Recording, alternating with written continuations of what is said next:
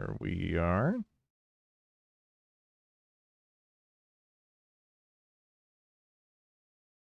But yeah, for people who don't know, this is a CRPG with kind of like a Commodore 64-esque as they describe it, art style.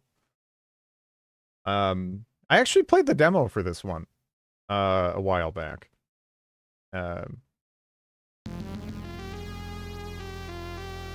God, it has some like Lovecraftian sort of vibes going on here and whatnot too.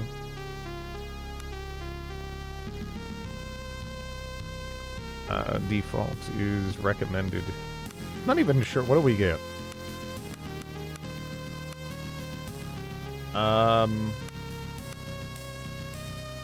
Description color. This is kind of neat.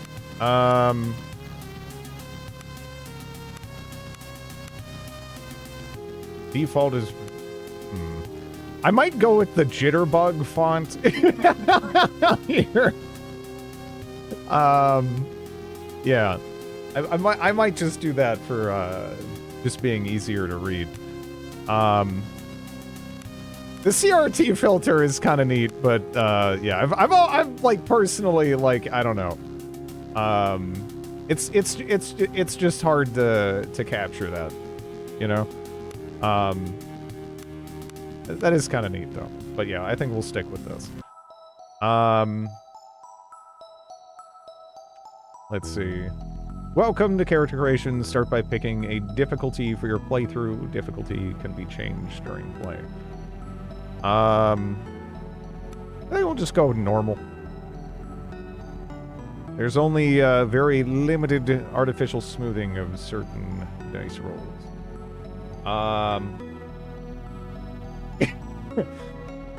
Yes, please. My eyes suck. Okay, next select a class for your character. Classes define a character's role in the party by adding certain exclusive abilities. All the combats enter feat trees, and they start with extra development points. They're martial expertise. I just specializing in destructive spells. What is this? A cleric who can develop different divine spell schools.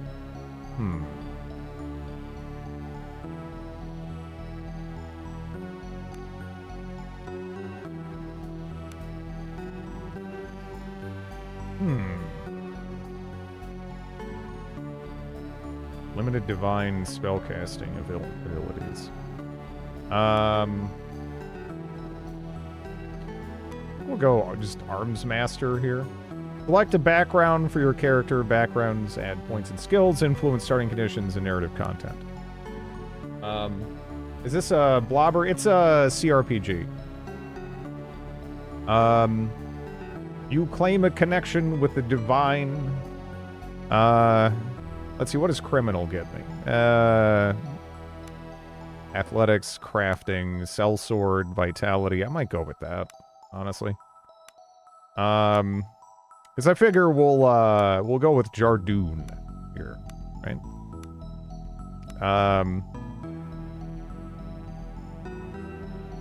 That seems right for Jardoon. That seems right. Distribute points to primary attributes and skills. These go a long way towards defining your character mechanically.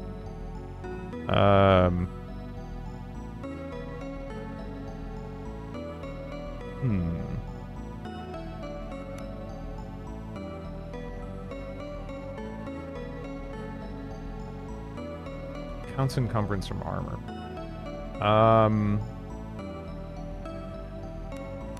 So what's the max I can raise it up to? 6. Okay.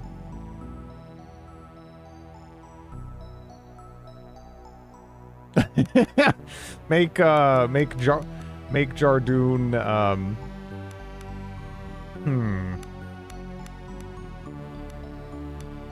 Yeah, I think we want to go, like, strength, probably hand-eye coordination, nimbleness, and dexterity. Let's see. How much does that affect? Let's see. Melee to hit. And this changes initiative. But melee to hit seems entirely determined by strength. How far did you get in Death Keep? Oh no, not that far. Death Keep is yeah, that was rough. It was funny. No fist thrower. Is this even a no, it's not actually. But let's see, presence. Diplomacy. I don't know how diplomatic Gardoon is. Right. But yeah, we'll go with that, and then we'll go fortitude, I guess. I think that makes sense.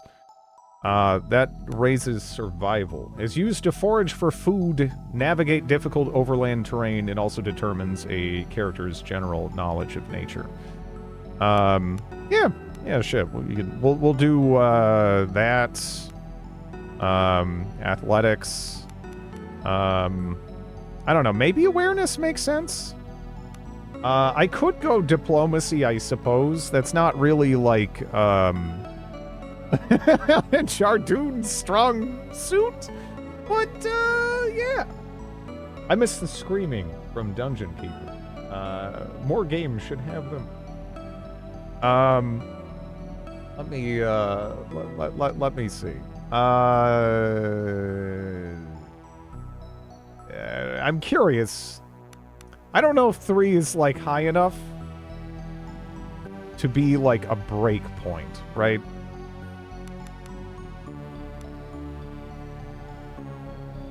Like awareness arguably would be good too, but ideally I'd like to have someone who's like more dedicated to it, right? So it probably doesn't matter. I'll just go diplomacy for now.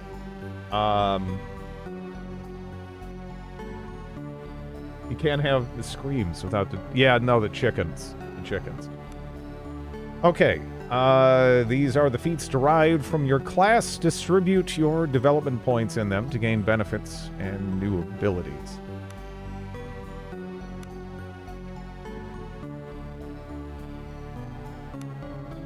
Okay. Bred for war. Increased toughness.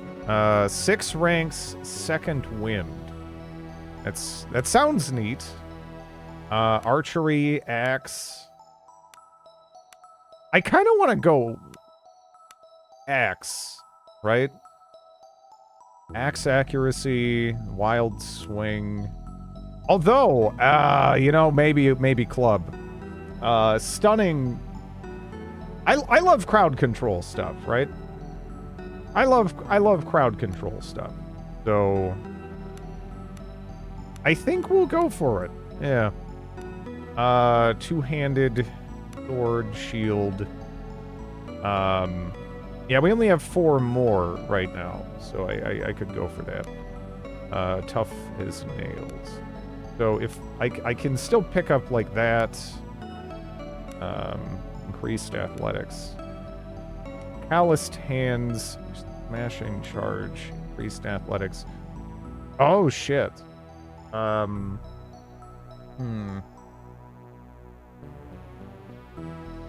Multi-attack. Yeah, that sounds pretty good actually. Like I was kind of more in... Not today. The first time you would... I like the pop-ups here. I wasn't sure if it would even do that. The first time you take wound hit point damage each combat, you automatically regain hit points.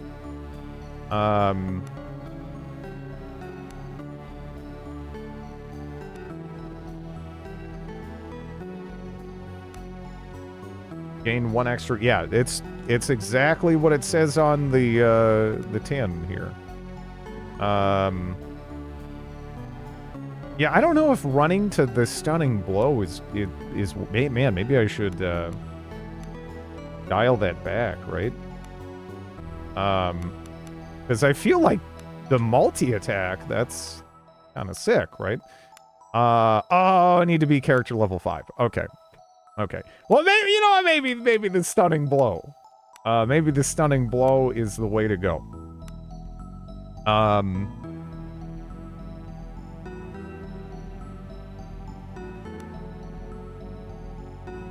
It would probably be better off going for the increased vitality, though.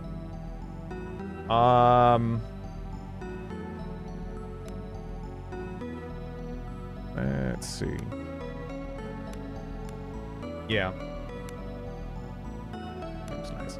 So what does second wind do?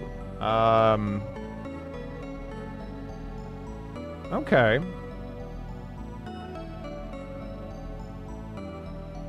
So that gives me an ability to, like, remove bleeding and everything, which I want to say bleeding was actually kind of rough. Yeah. Yeah, I guess we can do that. It should be fine.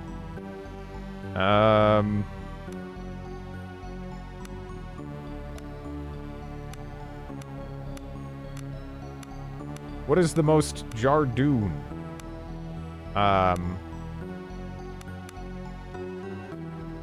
Maybe we should be like, What would be the feminine? What would be the feminine way to style Jardoon? Jardina? Jardine? Jarduna! Yeah, man, we'll go Jarduna. Why not? This lady looks like she doesn't screw around, you know? I'm not sure I'm getting the Jardoon vibe off of the other portraits. Let's see.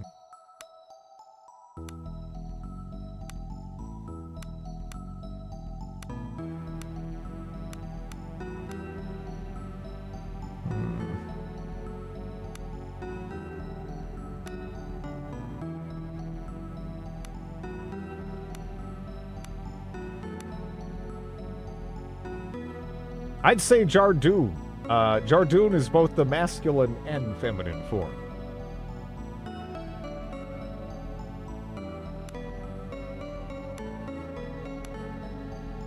Okay. Yeah. Yeah, we'll do that.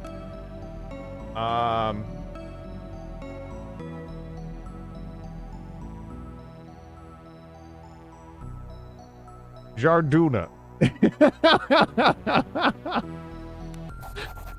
Okay.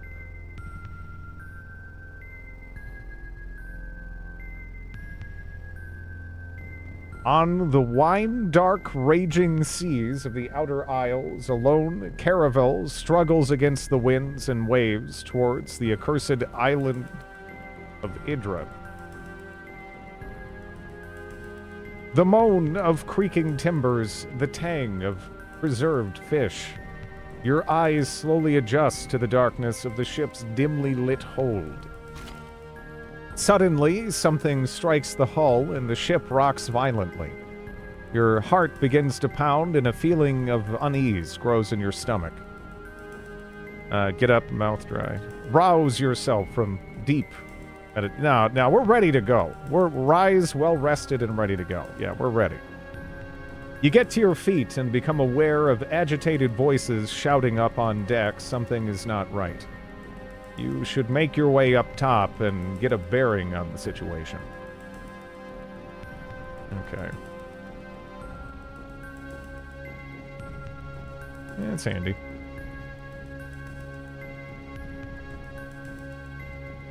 We'll make a yellow outline appear. Okay. Some objects are... yeah. Something struck the ship.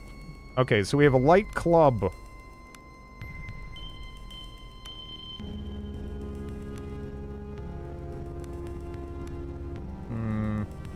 See.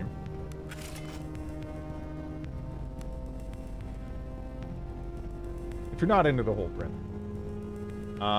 The ancient practice of putting A at the end. Make it feminine, yes.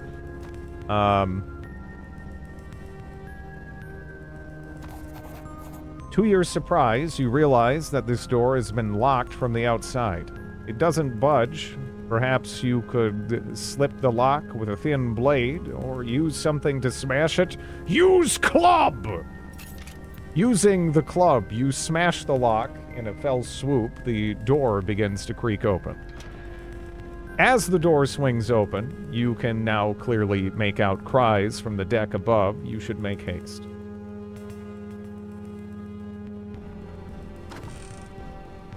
Ooh. Breaking and exiting. You know, honestly, I mean, I don't know if Jarduna needs to be overly particular. She can probably grab whatever she wants. Okay. Are we starting with a shipwreck? Hello, Wyvern. You stop dead as you narrowly avoid stepping in a rust-red puddle. The stench of blood fills your nostrils, and as you look around in the dim light of the hold, you realize someone or something fought for their life here. The same moment the thought hits you, a hiss sounds from the shadows. You squint towards the shadows as a hunched, feral-looking form slowly slinks forwards. Tiny, disgustingly human-like hands, yellow fangs, and a grotesquely dexterous pink tail leaves no doubt of the creature's rodent nature. Though, as it emerges from the shadows, it becomes abundantly clear that what may have started life as a common shiprat has now grown into something that has no right to exist. A second hiss sounds behind you, and the abominations lunge at you.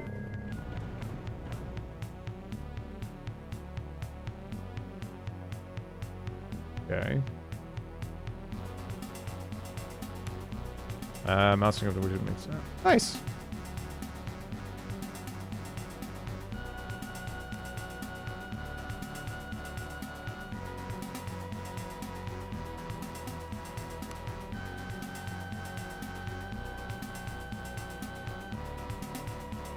Spending attacks to move means you won't be able to attack it. Okay. Okay.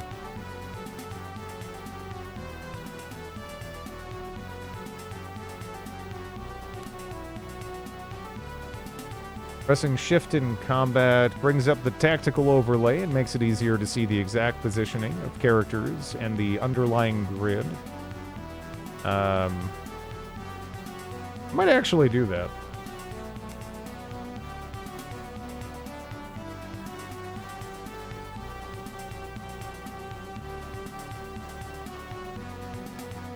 CUD really updated the game a lot recently.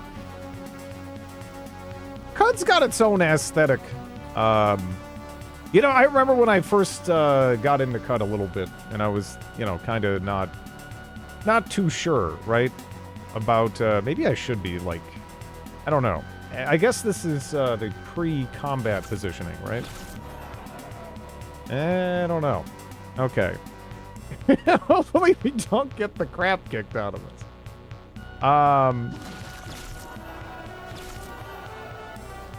Okay.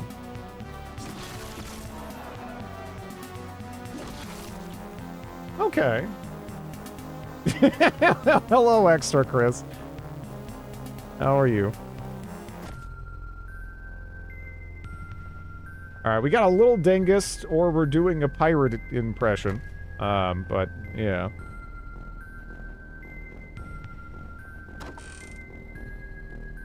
Yeah. Again, as a general rule, yeah, it's not like you know, I'm doing whatever. It's got to be something that looks cool to me anyway. You have contracted a disease from your fight with the rats. You may see what conditions are affecting you by opening your character sheet, click your portraits, or press E to do so. Negative conditions can often be cured by magic or rest. This disease can be cured by a potion. pick up and equip the lantern to search the area. Okay.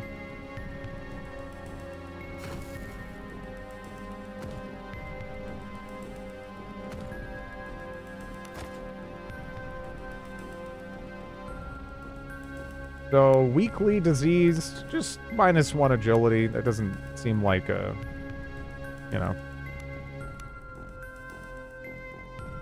deal breaker there.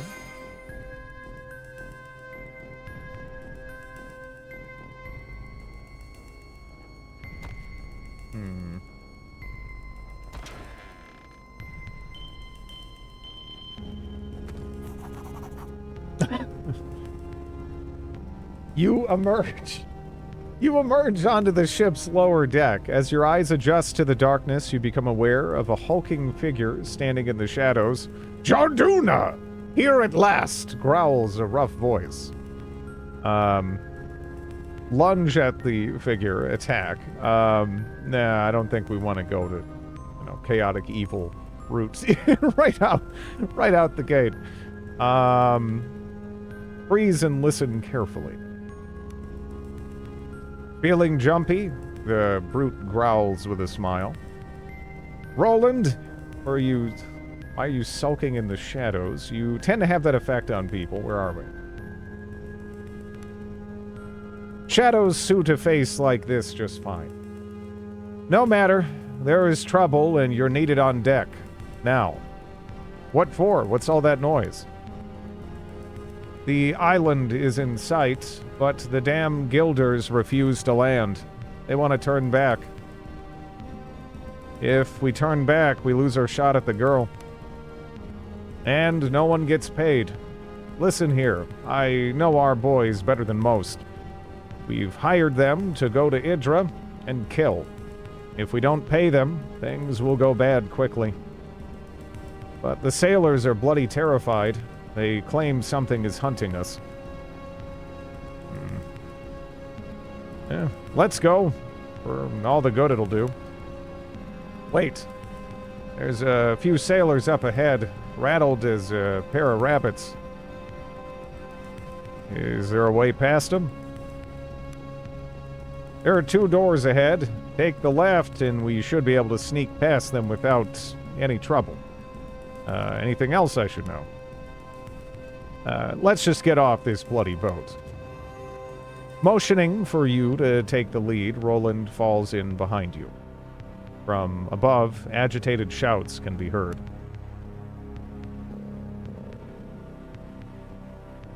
Rescue or portraits to swap the party leader. Okay. Current leader's attributes are used for tests outside combat, such as awareness or stealth. Familiarize yourself with the attributes and abilities of your party members and have the right character take the lead depending on the circumstances. When a new member joins your party, they level up to your current level. Okay, that's good. Because of this, we now see a level up icon on the new party member's portraits. This icon will show up whenever a character is ready to level up. I wonder what happens. Well, you probably lose out on a party member. Maybe you get a different one then. I don't know.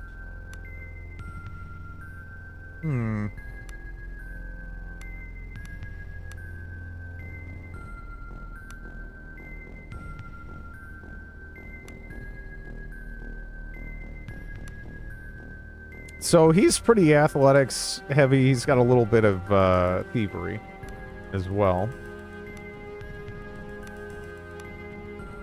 His armor doesn't really seem all that snazzy. The all-fighter party. Let's see. So he's a sword boy, right? Yeah.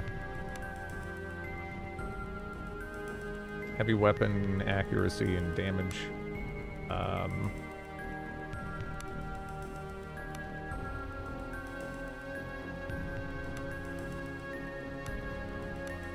Yeah, let's just give him some increased vitality. And let's see. Maybe just give him, like, heavy weapon accuracy, damage, all that stuff. Oh, okay. There we go.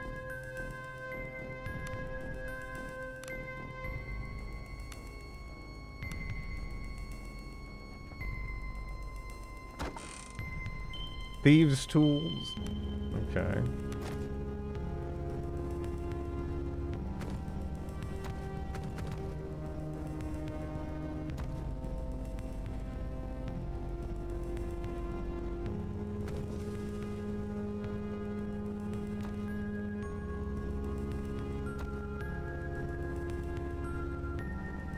This is the crafting screen to create new items. Double-click ingredients or inventory to place them in the workstation, then press craft.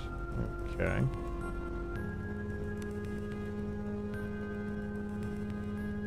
By experimenting or finding recipe books out in the world. Okay. I don't know if we have any crafters right now, and all I have is 3 potatoes. Which, I mean, if you just have to have one thing, I guess. Can we bake them? Okay. Yeah, all right. Well, there we go. I am a genius. Let's see. So if we go through that way, we're gonna have to fight. And we have already kind of been dingused up a little bit.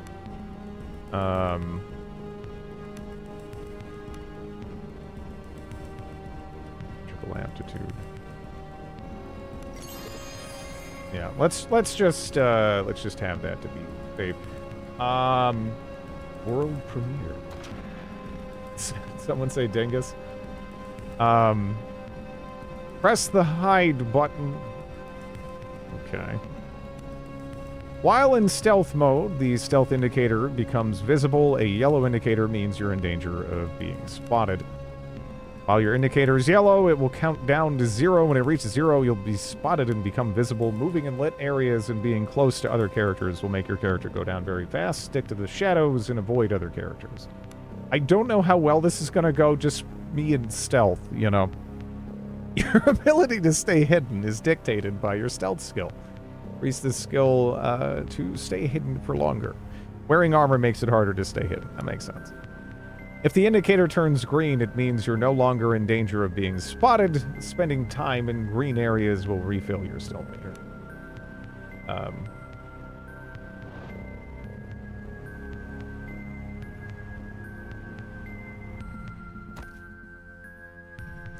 Oh, no. Are we good? Uh-oh. I am so stealthy. Can I just, like... Oh, crap.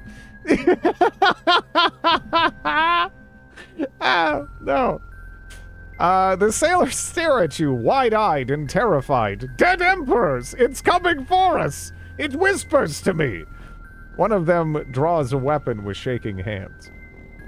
Diplomacy. Calm yourself. You're guild sailors. Dice roll test. Jarduna must roll 7 or above on 2d6 to succeed on this diplomacy skill check. Okay. You bring glory upon thine ancestors. Alright, nice. Okay. Okay. Jardun would... Well, I just figured I'd give it a shot, because, you know, I mean, being stealth, it's rough. But there might be some point where I, like, need to do it as opposed to just Jardun people.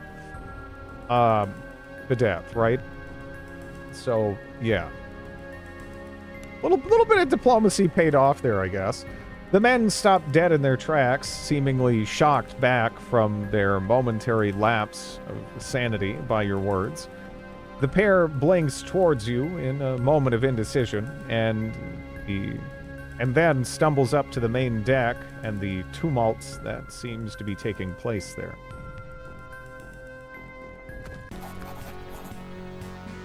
You emerge onto the deck and see 2 groups of men facing each other with weapons drawn. The ship shakes violently in the grip of a storm as lightning tears across the sky.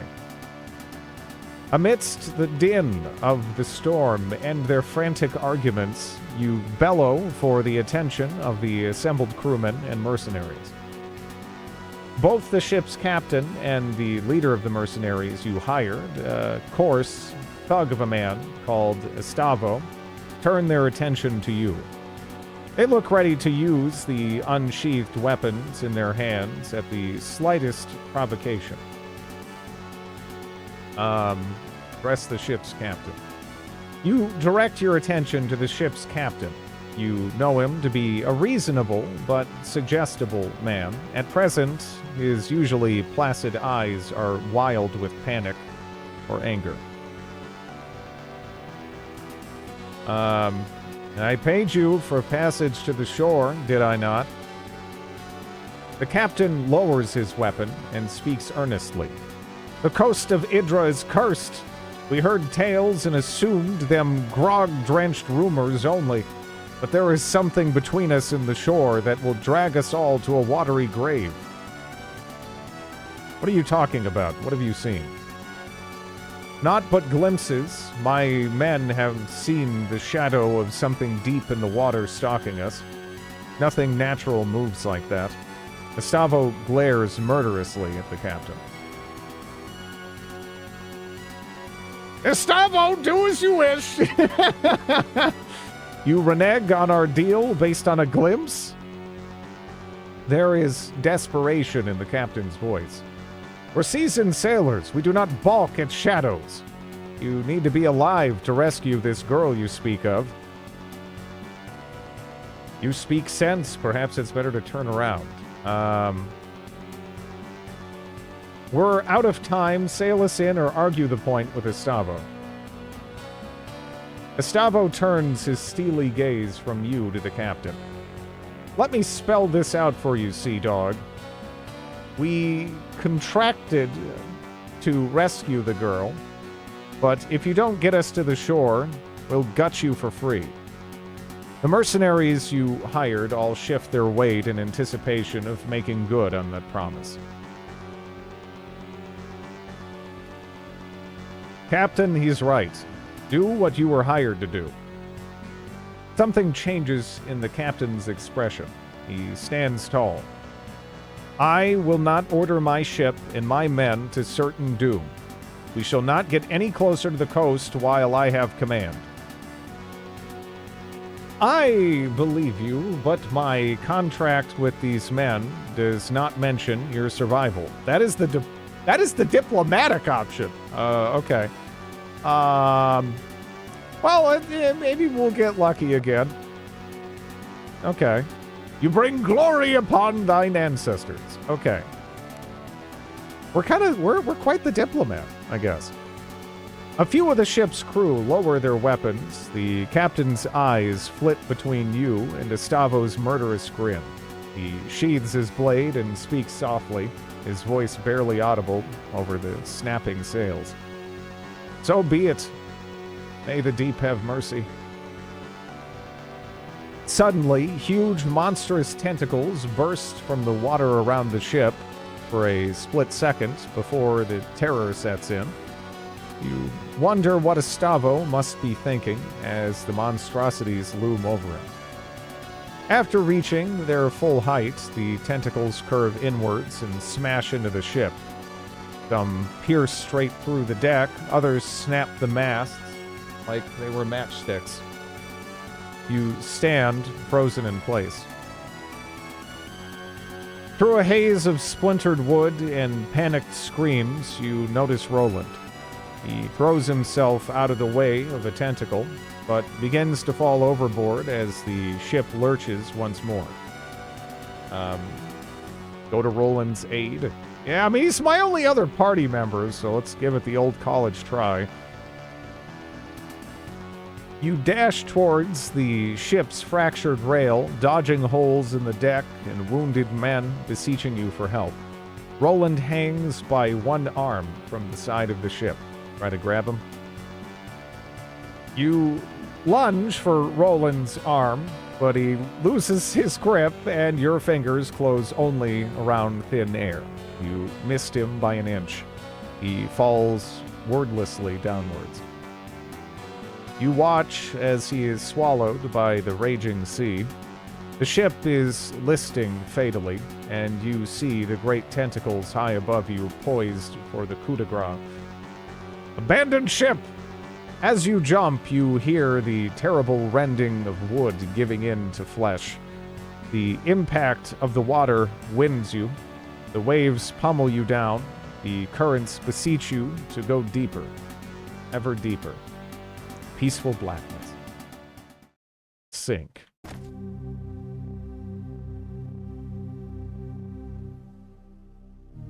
Isn't it a party in New Orleans? I think you're right about that.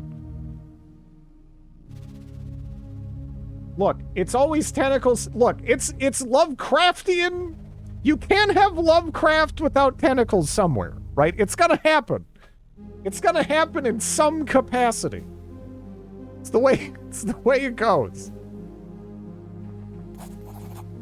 A guardsman, dressed in the livery of the noble house Baron. The guard scowls somewhat at you. Armsmaster Lyra awaits you at the main entrance. You best talk to her, if you've not already done so.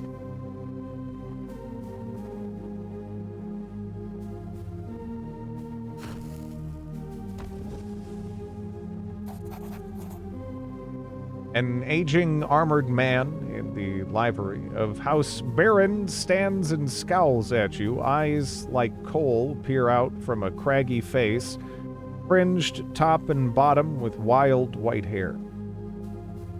Return his challenging stare. The older man crosses his massive arms, steps forward, and leans toward you. So, young sellsword, come looking for a scrap, have you? Though his voice is full of gravel, there is now a glint in his eyes, as though the old coals have begun to warm up. Stand aside, old man! Gideon, you old fool. A single bark of laughter emanates from the dense beard as he embraces you in a crushing bear hug.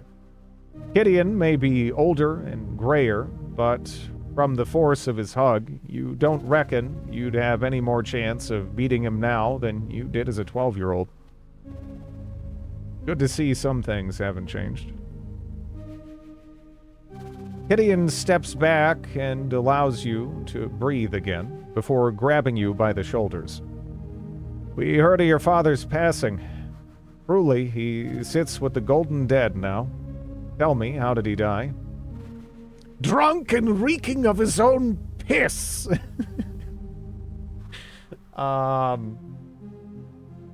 We played the. I actually played the demo for this a good while back. So that's yeah. It was kind of like the intro bit here. So that's probably why it seems familiar to you.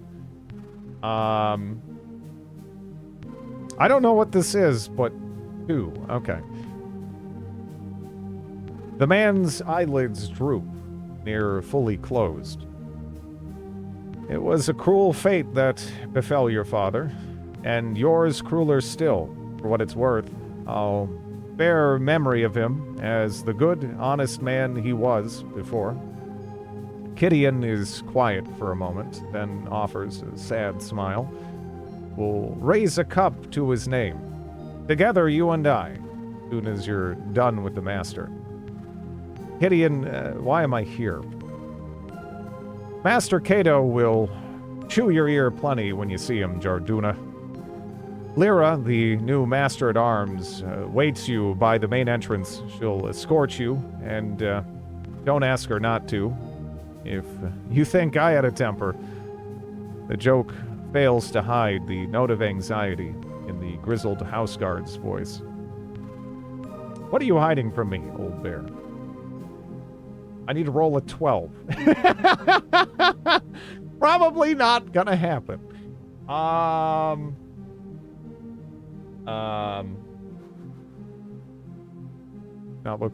Does not look like a bear. You have been found wanting Crap. I won't betray my master's confidence by saying more. Best you see him yourself. The man offers a smile, but it fails to iron out the concerned creases around his eyes. Very well. I'll go look for the Master-at-Arms. If you want to explore, for old time's sake, take this lantern. Lord Baron will wait, and we don't want you getting lost in the hedge maze again. The man laughs heartily and hands you a small brass lantern. Whatever may come to pass, it did this old warrior a barrel of good to see you again, girl. The old man slaps you on the shoulder in parting, almost knocking you off balance. He then seems to remember something as he leans in conspiratorially. My damn knees are acting up again. Can't hardly sleep on account of the aches. Let me tell you, I'd take an arrow in the leg any day. If you're going over to the kitchen later for a bit of grub, a bottle of brandy from the wine cellar would make me a happy man. Gideon shifts as if to emphasize his stiff knees. But first, don't keep Lyra waiting any longer. Talk to her first. I'll be here for later.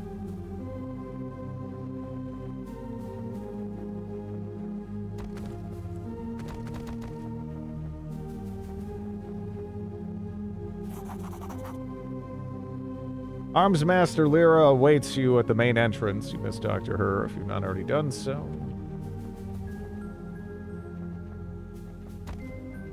Seeing where we can go.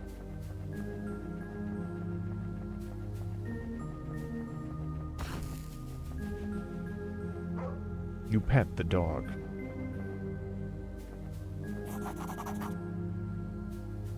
A woman stands before the main entrance to the villa. Her posture speaks of graceful, coiled power. That of a dueling ace. No doubt she is the new Master-at-Arms for House Baron. As you approach, she offers a quick, neat bow, just low enough to be respectful. Greetings, Jarduna. Master Cato welcomes you back to House Baron. The Master is eager to meet with you and is ready at your leisure. However, if you wish to refresh yourself first, he suggests you visit the kitchen for some food, and then perhaps walk the grounds and gardens. Why, the maze? Why? This estate was your home for many years, despite the circumstances you left it. Perhaps the Master feels it would do you good to revisit some old memories. Lyra's eyes narrow in a barely perceptible frown. Or some old ghosts. Perhaps it would. Excellent. Though I'm sure you still know your way around the gardens, the kitchen is in the building to the east, and the garden and hedge maze is to the west.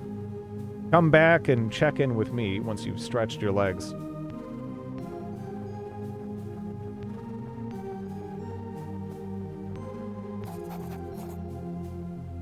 You enter the kitchen, and a pair of scullions offer a hurried bow. It's all so much quieter, emptier, and gloomier than you remember.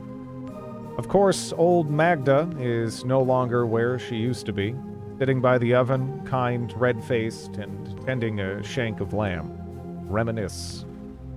You remember the matronly woman as she sat, humming to herself, pouring fat over the roasting meat. Child, come here, will you? Magda was always a beacon of kindness in a childhood where such qualities were few and far between. Go to Magda. Magda clasps you gently with her tubby hand. Have you eaten yet?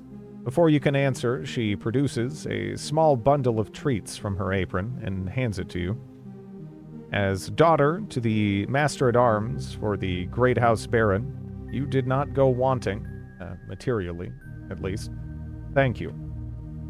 Magda looks at you with kind eyes as you pick at the bundle. He's here again, down in the cellar. He's not so good, my child, sleeping now. But it would be best if you got him to bed before his men see him like this again. The knot in your stomach is as real now as it was when you were 12. I'll go get him. Don't worry, he won't make a fuss. He just needs time. You know, Jarduna, deep wounds take a long while to heal. The old woman turns back to her meat and resumed her meandering humming. The sound of a man clearing his throat snaps you back out of your reminiscing. May I help you, milady? The man in a chef's outfit offers in a hoarse voice. Older Ultima vibes. Yeah, this definitely is kind of hearkening back to that sort of era, I think, stylistically and whatnot. The chef offers a short bow and a tired but sincere smile. I am Chef Armand, and my humble kitchen is at your disposal, my lady. Sadly, I was told of your arrival only minutes ago, and my oven must be fired up again. You must be famished? Indeed I am. My suggestion is thusly, while I stoke the fire, you run down in the pantry and fetch some cured ham and cheddar cheese. I will then teach you how to cook my renowned melted cheese sandwich, and you shall never want for an evening meal for as long as you live. Very well. Splendid. The pantry is west of the wine cellar, and the cheese is kept in the northernmost room. Return when you have the cured ham and cheddar, and I shall provide bread and instructions. Now venture forth into the underworld. Where's the cellar? Use the hatch in the floor over there. Armand points towards a wooden hatch by the wall. It's quite dark down there, but there should be a lantern in a chest near the stairs. Good luck! Chef Armand wanders back and forth, tending to the fire and keeping his kitchen tidy. He has the gait of a man who has been on his feet for far too many hours. Gideon has asked me to fetch him a bottle of brandy. The old wretch is too cowardly to come himself, so he sends you instead. The brandy will be the end of him, I say. Then again, who am I to deny the old fool his few pleasures? You'll find a crate of fine Gormian brandy in the northeast corner of the wine cellar. Okay.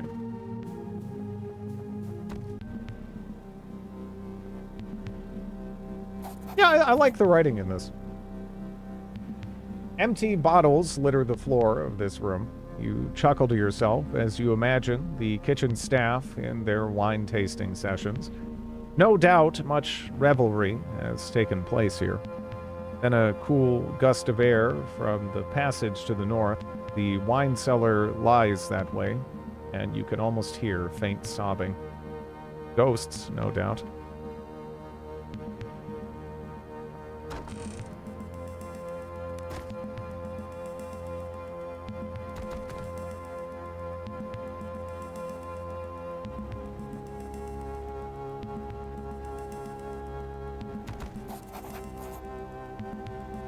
You're gripped by a long-hidden memory upon entering this part of the cellar. You sealed it away, but in so doing, preserved its strength.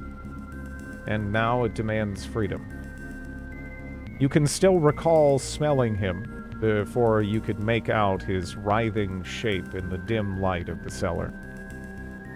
Mistress Valera, open the door! Your father doesn't even notice you in the throes of his intoxicated ramblings. How could they take her? Her chambers were locked from inside. Where is she? Try to shake some sense into him. Your father jolts upright, the bloodshot whites of his eyes glaring out of the darkness. We found her, wandering the forests outside the estate. Mistress Valera, help him stand.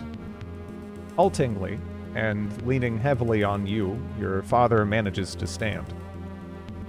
It was never the same. Whatever happened broke her. It was the girl, you know?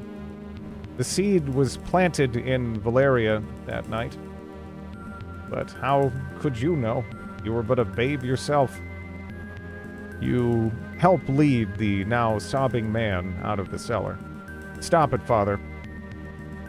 Lord Cato trusted me, and I failed him. But Valeria was the one to pay the price. Mind broken, and that spawn of a child. Your father's voice seethes with fury. Enough. Don't talk back to me, you bastard. What do you know about honor? As much as your harlot mother. Your father steps away from you, unsteadily, tears streaming down his contorted face. Whack him. You draw a ragged breath and snap out of the memory, your knuckles white. You're alone in the damp cellar and don't particularly feel like dwelling there.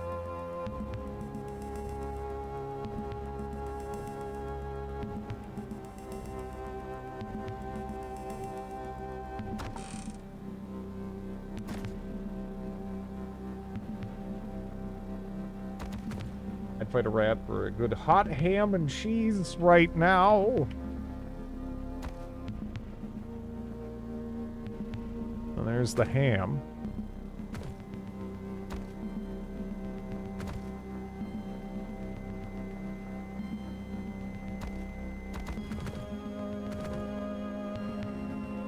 Seeing if anything pops up as I'm like kind of going around.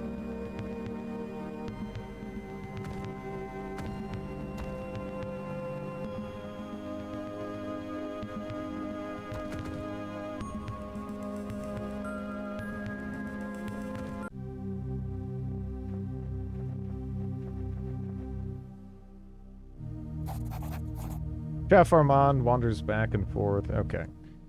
I have the ham and cheese. Perfect. First of all, here's some bread. Now, the cauldron is quite empty and just warm enough for you to use. Remember, you need both the bread, ham, and cheese to make the perfect sandwich. Now go give it a try and bring me the result. I'll see if you have it in you. I already made a baked potato. Thank you very much. I think I know what I'm doing.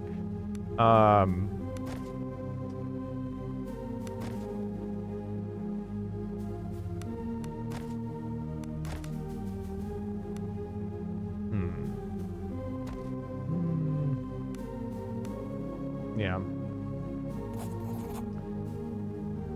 Present the sandwich for inspection. Armand wafts the scent of the grilled sandwich towards his nose. The crust of the bread, the softness of the cheese, the savoriness of the ham. Perfection. You shall indeed never again go hungry in the night. Thank you.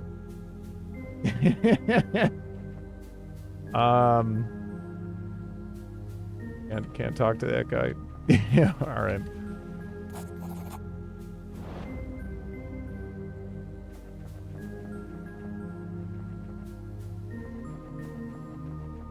Do they have ranch? I hope not. Medieval RPGs make me hungry with all their hams and cheeses. When was, like, the first, like, ham and cheese sandwich, like, historically speak, like, because, yeah, when did that happen? Like, I mean, probably, like, well before it was ever even recorded and written down and everything, obviously. But I wonder, what is, like, the oldest ham and cheese sandwich that we have in, like, the historical record? I don't know, because for some reason it almost strikes me as, like, obviously, like, a more modern kind of thing, but it you know, I mean, it's pretty basic ingredients, really, right? The Earl of Sandwich. How come we never loot some butter-fried chicken? I have some pretty old ham in my fridge. I have your medicine. Ah, that's some fine foraging, young whelp. Before you can get a word in, Gideon snatches the bottle, uncorks it, and drinks deeply. The old man, eyes closed in relief, lets out a deep sigh. May your sleep be dreamless. He speaks as if to himself. May your sleep be dreamless? Gideon smiles sadly. An old soldier's greeting. Something one mercenary would say to another as a prayer to not dwell on painful memories. A kind that comes with the work. Your father and I... Gideon halts momentarily and looks at you. Your father and I would always part with those words. Now I've held you long enough. Be on your way.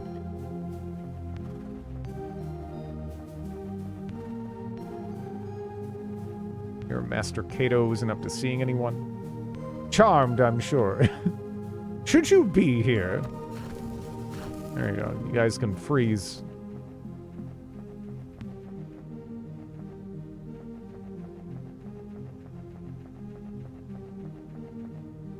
Yeah, no, it's got to be a really evil. It's got to be kind of an old combo, because it is. Again, relatively basic. I mean, ham and cheese have been in existence for quite some time. I'm just curious, when does it first show up in the historical record?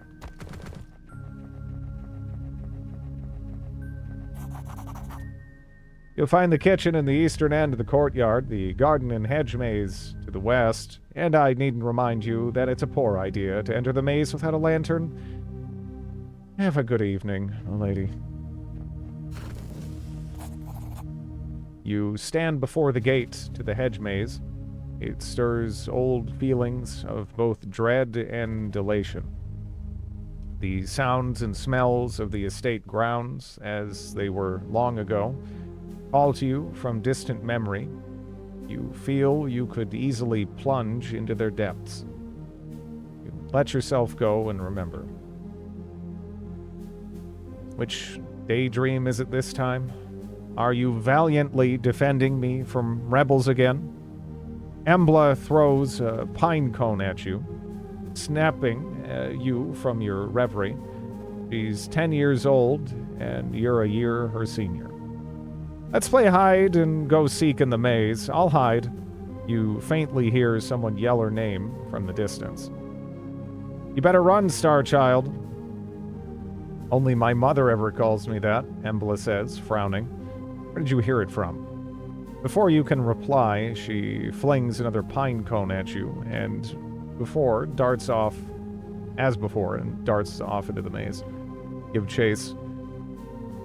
You hear a man's voice yell Embla's name again, much closer now. Either way, she's lost to you in the winding passages of the hedge maze. Your memory tugs at you, urging you on to the center of the maze.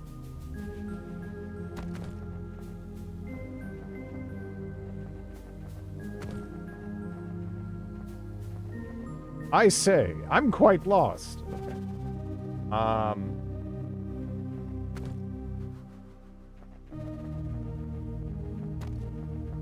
Yeah, they made the comment actually about that. Let me see. Let me just dual wield lanterns. I guess I'm not allowed. Dual wield lanterns.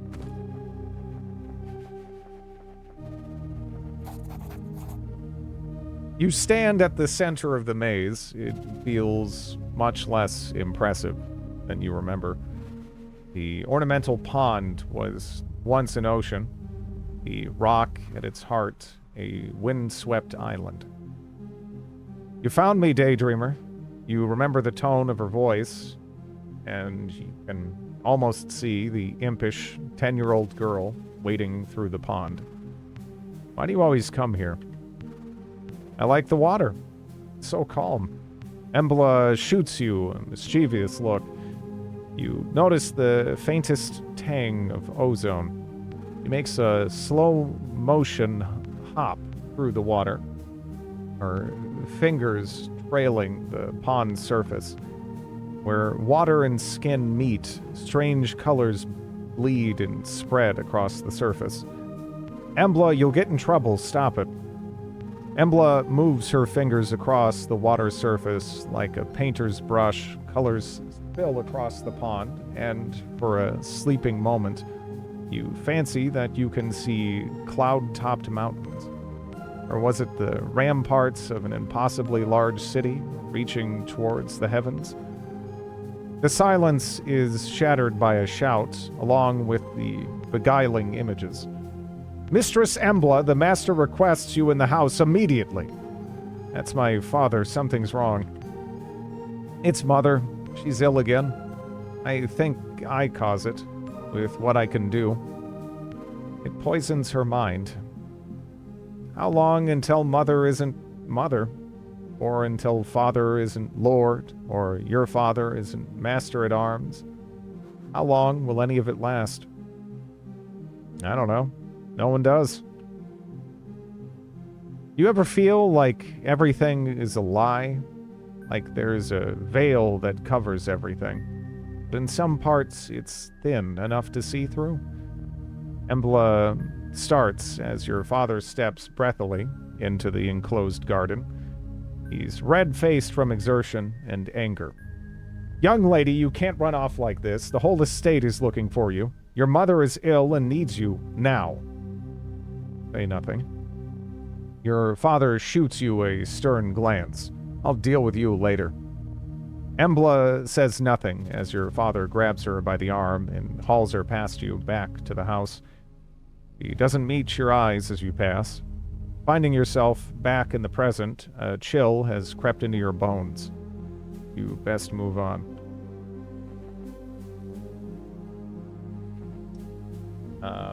She shot you! She shot me!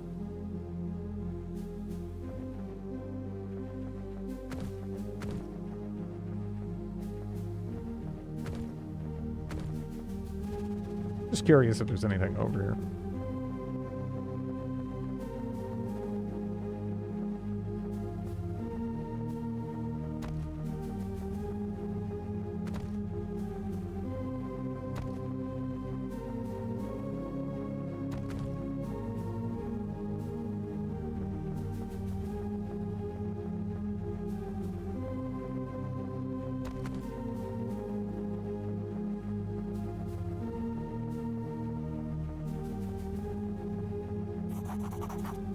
There you are.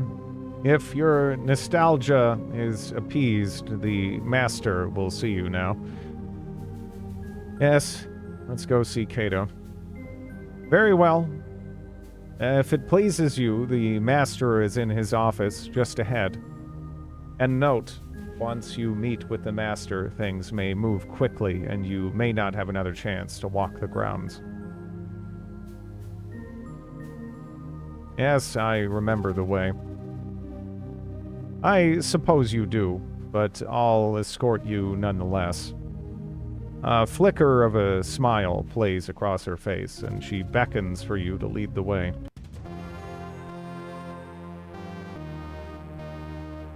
You're not going to help the person stuck out of the maze? Screw him.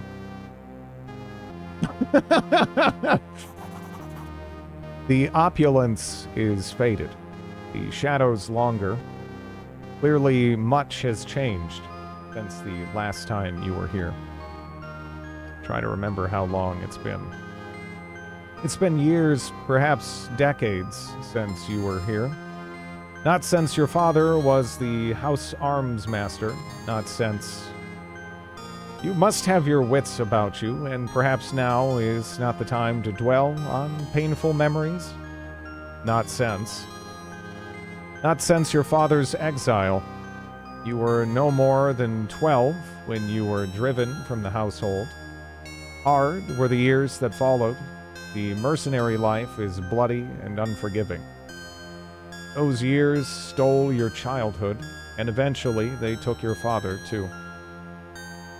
But your father had always insisted, to his dying breath, that his failure had been his own, and he had gotten the fate he deserved. Memories are painful nonetheless.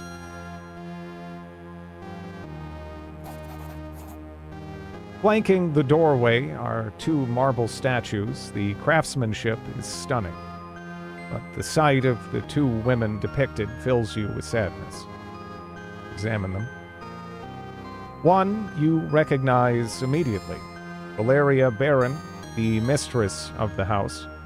You remember her as a gray ghost, absent and unwell. The other statue depicts the girl you once knew so well. Embla Barron, daughter of the house, and now a woman grown strong and clear-eyed. Her likeness has none of her mother's cowed timidness. How fares Embla? Lyra's eyes flicker ever so slightly. We should hasten to Master Baron. He's long been impatient to see you. But what of Mistress Valeria? The mistress is vacationing in the countryside, Lyra answers curtly. Be on your way. How's it going so far, Drid? This is Sam. Going well. It's been a lot of fun. Definitely enjoy the writing in this.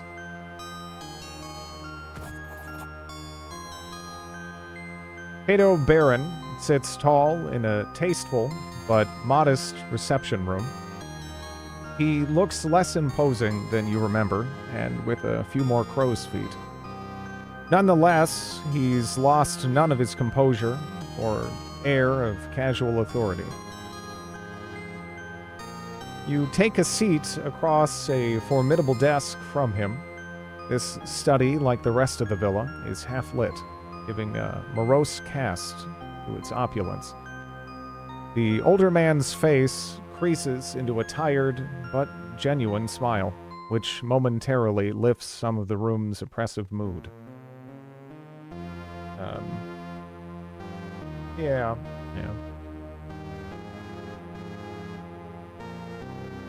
It's a mercy to see you again.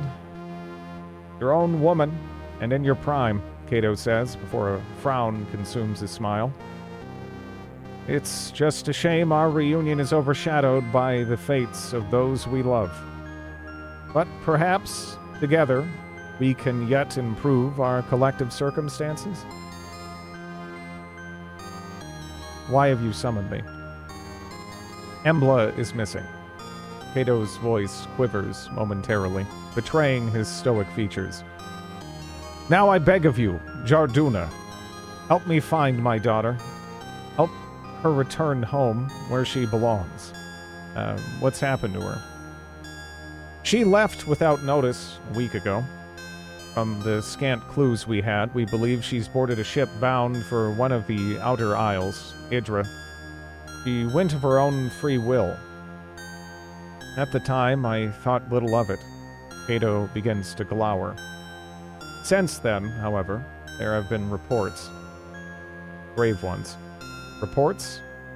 No one and no word has left Idra in days. Rumor has it even the Imperial augurs are in the dark. I know not how this touches the fate of my daughter, but she must be returned to me one way or another. Any idea why she left? Something has been building in her for years, an aptitude of sorts. But I suspect you already knew. In any case, it's grown much stronger lately and drives her in ways I cannot understand. I suspect she is looking for answers. But why Idra? Why indeed? There is little on the island save the port of Horan. If Idra was her destination, she must have landed there. Horan? Yes, an old imperial port and home to a few hundred whalers, traders, and the occasional smuggler. We can only speculate as to what drew her there, but it's our only lead. You mentioned her aptitude. inaptitude of the worst kind. It does not spring from the canonical imperial praxis. Instead, it comes from elsewhere. It is the kind the Empire does not suffer to exist. I hope it's only answers that she seeks. But why Idra? Okay. What of her aptitude? Foreign. Was there anything else under that? How can I help her? Hire mercenaries. Travel to Idra and begin your search in the port of Foreign. Jarduna! Yes. Yeah, I keep it made me think of Idra from StarCraft as well. From there, I trust you to do what needs to be done. Spare no cost, just bring back my daughter. Yes, if nothing else, the port will be dangerous enough. That is why I've summoned a Roland Grey-Eye to me, a crude but effective sellsword that I've made good use of before. He shall accompany you on this task. I work alone. Roland Grey-Eye? The man is a grizzled veteran. He may have slowed with age, but his experience and reliability more than make up for it. He's also much respected by similar men, and so will be instrumental in hiring a reliable crew. I'll take it into consideration. Cato shows you his upturned palms beseeching.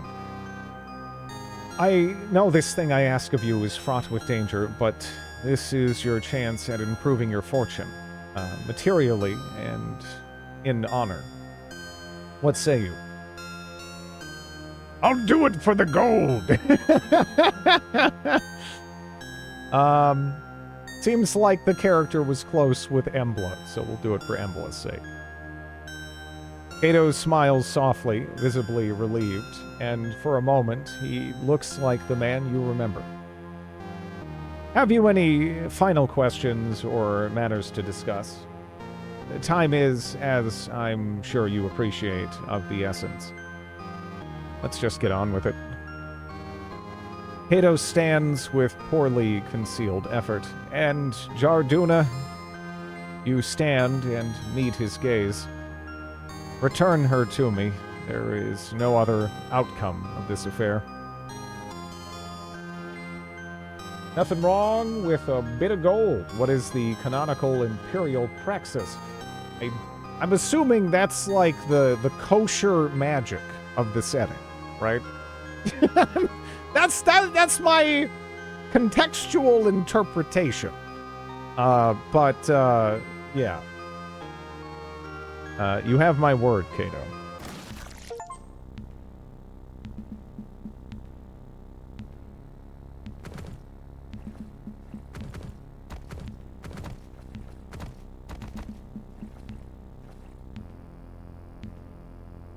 What class did you roll? Arms Master.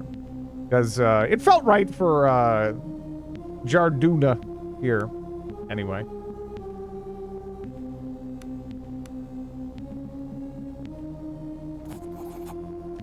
Slowly, you drag yourself from the cold water onto the relative safety of solid rock.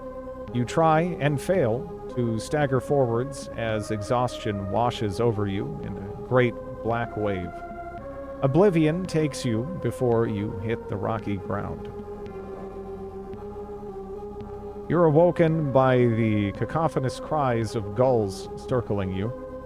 Your body is a mess of pain and exhaustion, covered in 1,000 cuts and scrapes. The large, white birds gather around you in eager anticipation. What a magnificent feast your bloated corpse would make. Not today. Minutes, or perhaps hours, pass as you lay unmoving, trying desperately to will some warmth back into your body. Finally, you manage to force your eyes open. By some miracle, you are not only alive, but you find yourself on the shores of the cursed island of Idra. Strewn around you is the wreckage of the Zephyr. You see no other survivors. Lest you find equipment and companions soon, you may have cheated death in vain. This means you have taken enough damage to reduce both your vitality and wounds. The green bar under your character's portrait represents your vitality score. Vitality is a buffer for wounds. As long as you have vitality left, you won't take serious wound damage. Vitality is easily lost and easily regained. Okay. The second purple bar represents your wounds. Losing wounds is much more serious than losing vitality. Reaching 0 wounds means your character falls unconscious. Wounds can also only be recovered by resting or leveling up. Whenever you take wound damage, you can injure... Okay, so... Yeah. Making camp and resting is the surest way to restore an injured character. Note that resting is not possible in every location, so plan accordingly. Okay. Interactive portraits, they seem to change depending on, like, status effects and stuff, yeah. Not so bad. Man, I missed the start of this now. Yeah, no, it's neat. Definitely digging the writing. Old shears and a bone comb. You know, I don't know what those are for, but I'll just grab them.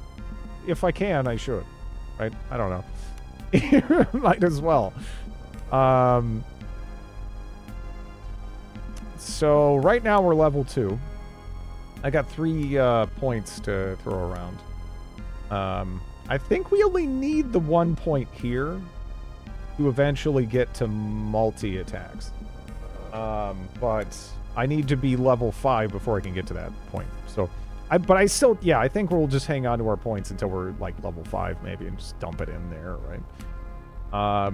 Alternatively, we could hit the second wind, which that might be useful. I mean, we are only level 2, so, I mean, we'll probably, seems like, what do we get, 3 ranks per level? I did! Yes! Barbecued chicken wings in sadness. Ugh.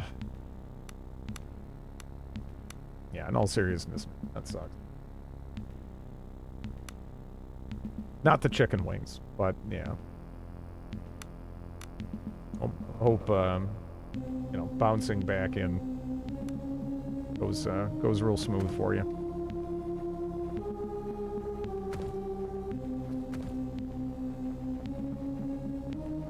I go this way? I don't know if I should go that way right now. I can't remember. Because I did play this very beginning bit in the demo. Wading out of the freezing surf, you lose your footing on the slick stones and fall heavily to the ground. There is a sudden blur of movement in the corner of your eye, and as you frantically try to get to your feet, you slip again. Standing above you on a large rock is a young woman, dressed in nautical guild livery. Wet, auburn hair clings to her face in the cold wind.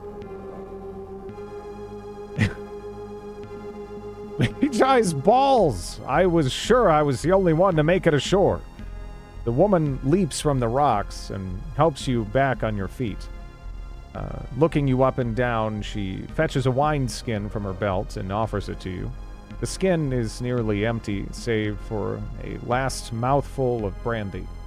You drink it down greedily, and slowly you feel a modicum of warmth creep into your bones. You recognize the young woman's face now. She must have served on the Zephyr. What's your name? Katyana's my name. The crew calls me Kat. Or rather, they did, I suppose.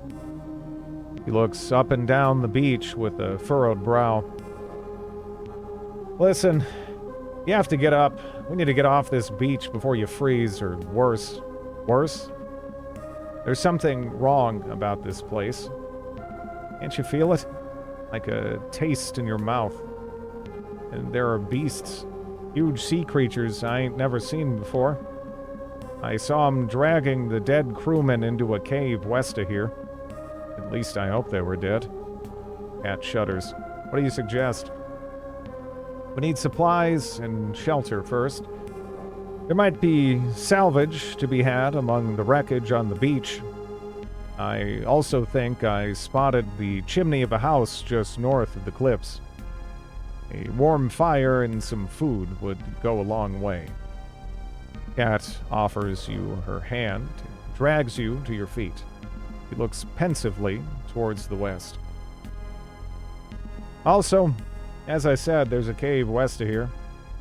I think the crabs dragged off most of the corpses there, but what if they're not all dead? Might be other survivors like you and me. What's more, there's a chance one of the officers was carrying the seal when the boat sank. If we can find it, the Nautical Guild would give anything to have it returned to them. An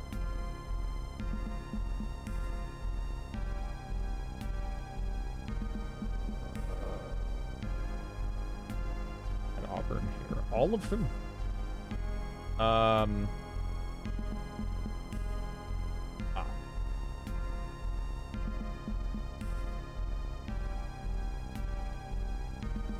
Yeah.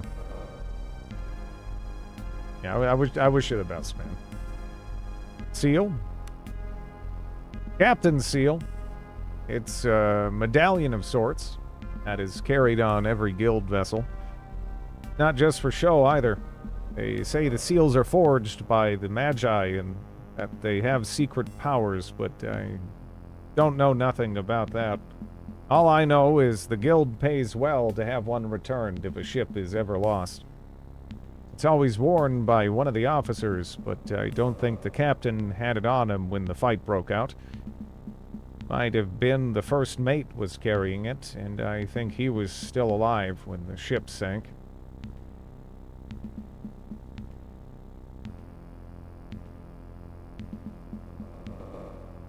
So I would say that cave to the west is where we should start looking. Ready to go? Yeah, let's go. Good. I found this bow in cargo crates. We best find you a weapon, too, as soon as possible. I suspect we'll need it before long. Together, you begin to move off the beach and towards whatever darkness dwells in the island's interior. Can't remember, actually. Let me just, Okay, so it does autosave, but, just, make another... Not another save, just, to have one. Just me dropping some frames. Yeah, I have 0 drop frames on, OBS at the moment.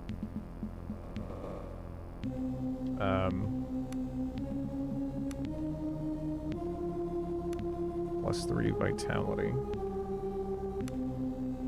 Okay, well, she's a thief.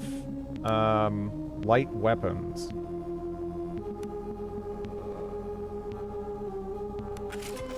So she has a crude club.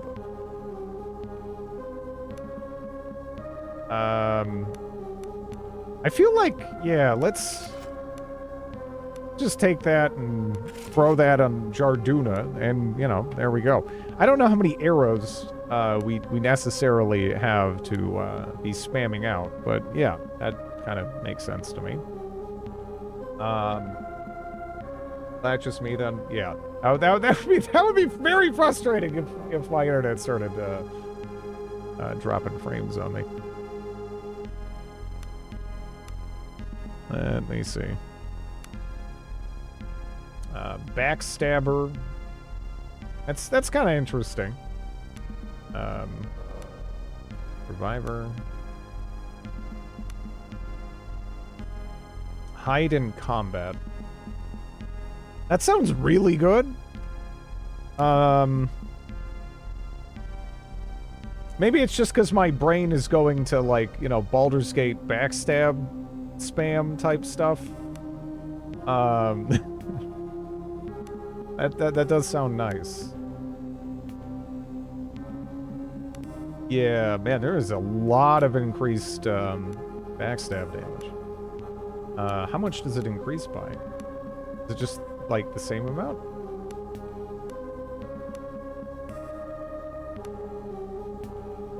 Increased initiative, increased movement, fancy footwork. Swapping places with allies no longer causes your turn to end. That actually seems like that could be rather significant. I mean, we're not going to be able to pick that up for a little bit, but yeah. Lesser haste. Okay. I gotta say, I really do appreciate how you can, like, be like, hey, what specifically is this? And then you can click on that, and then you can say, oh, it adds lesser haste. What's that?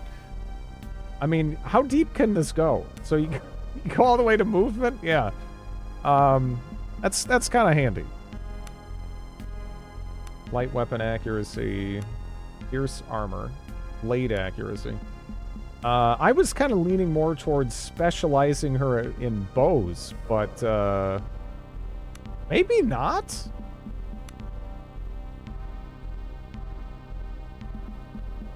Dance build.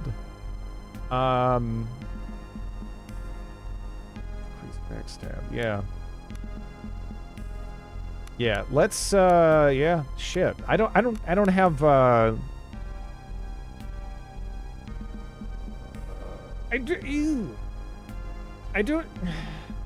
I don't really have anything for her to stab with just yet, but yeah.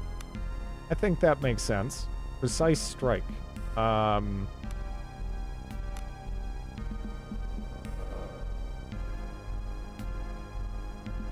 Increased. Allows the character to perform backstabs against vulnerable targets. Okay. Yeah.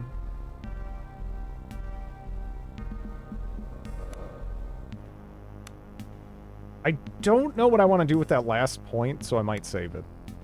But that seems nice. Is the combat turn-based? Yep.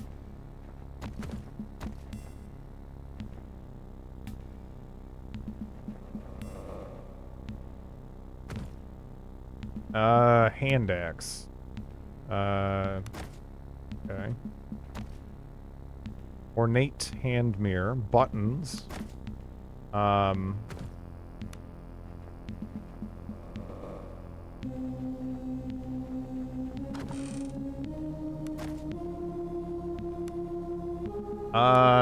Obviously Jarduna is rather specialized already.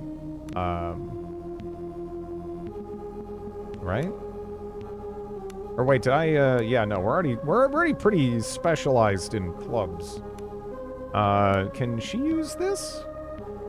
Melee, light axe, flashing. Okay. Yeah, that's not too bad then. Let's see.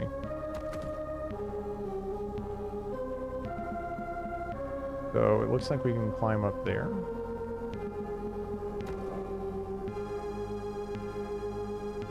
Difficulty 10.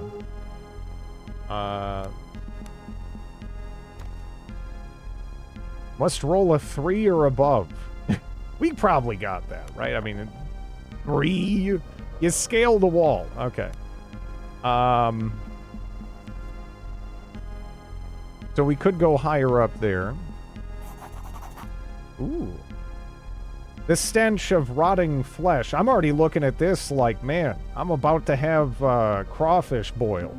But the stench of rotting flesh fills your nostrils ahead of you. Grotesquely misshapen crustacean horrors feast greedily on the corpses of the dead crew of the Zephyr. Blasted horrors, cat spits through gritted teeth. What manner of force has spawned these creatures? Could spawn more of them. Get a whole boil going, you know?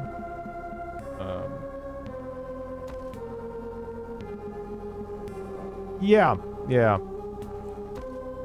I just saw that I could climb up here, and I want to say that last time I didn't have any ability to do that. So I was just curious to see what was up here. And again, we can actually keep going. And it seems like there's rope there, which this is an RPG. I want the rope.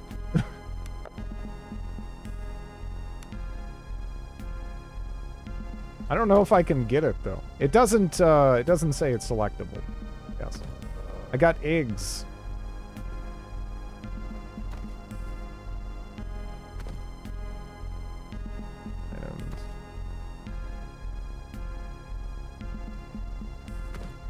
Oh, those are, yeah, that's actually an empty nest. Okay.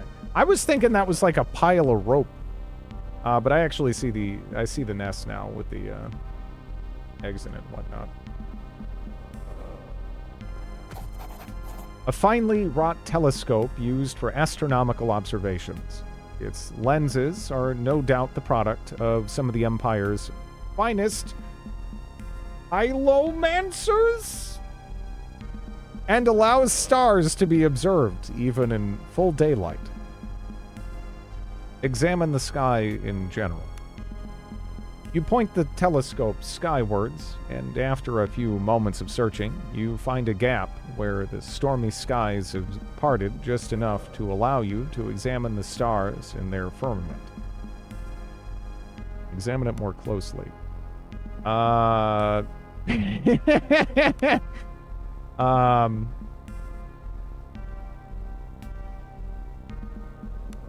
We're too big of a dingus to use the telescope, I think. Effectively, anyway. Resting. This is the camp screen. Use it to feed party, and then select camp activities to party members before resting. That's interesting. To fully recover from injuries, your party members must be well fed. Normally, 10 points of food is required per party member to recover 100%. Add food from your inventory by double-clicking it. You also need to select camp activities. Oh, okay, so we can fletch more arrows and stuff. These provide bonuses based on your character's skills, because I was wondering about how expensive and whatnot procuring ammunition for the bows and crossbows and stuff would be. Eggs! Don't put them all in one basket.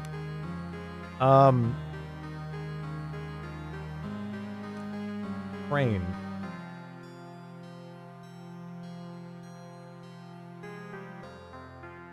That's interesting. So if we had someone who wasn't like a dingus, they could be like a professor for everyone else.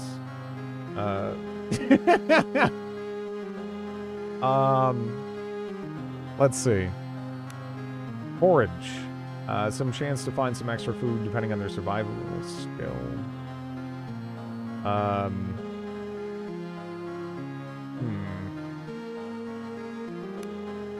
Fletch.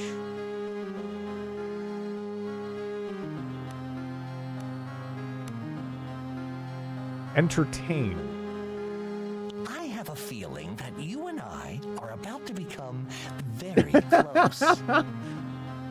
Thank you so much for the tier 3 cliche. 90s games, good vibes, masochist gameplay strategies, and quality content. Thanks for everything. I don't know about that last one, but yeah, thanks for being here, man. Let's see. Do we want to? I mean, I guess I don't know. Yeah. I mean, it's content. Yeah, I don't know about quality. But, you know, if your standards are loose enough, it might qualify as content. Holy crap! Thank you!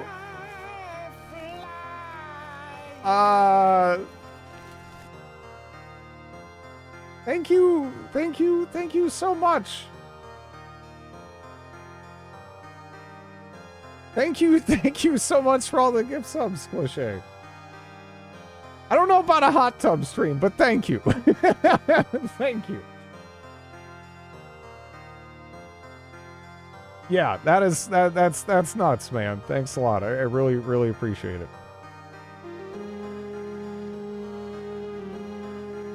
Tries to lift their comrades' spirits using their diplomacy skill. Oh, you know, that might actually be kind of important then, right? I guess Jarduna can try to do that. Maybe she can make arrows. Taking Lovey to the dog park. Lovey is like, she is an inside dog, right? Like she appreciates like walks and stuff, but like her ideal day involves about 95% like being in my lap, pretty much. And then like the rest is like eating. I mean there's a lot of sleeping too, but yeah, that's that's most of what she's gunning for. Okay. Jarduna failed to entertain, and we made one arrow. Okay, I mean, look, you can't. I've been there, Jarduna. I get it. It doesn't work all the time. Picked up Star Spawn. Come again?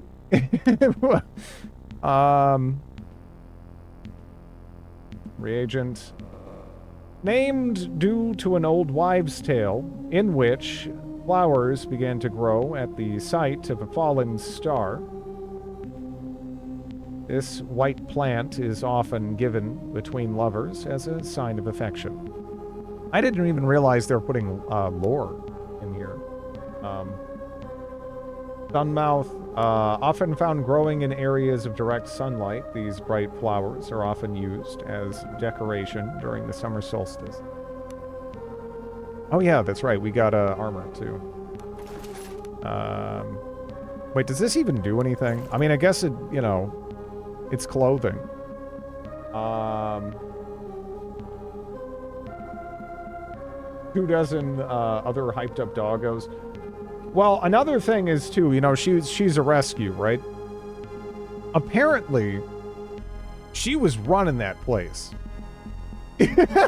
Like the rescue place with all the other dogs. She was like the queen of that area, which, you know, is might be hard to believe at like 8 pounds. But yeah, every other dog was apparently kind of yeah. Yeah, no, she was, yeah, no other dogs were messing with her. Now she rules over you. I mean, I guess.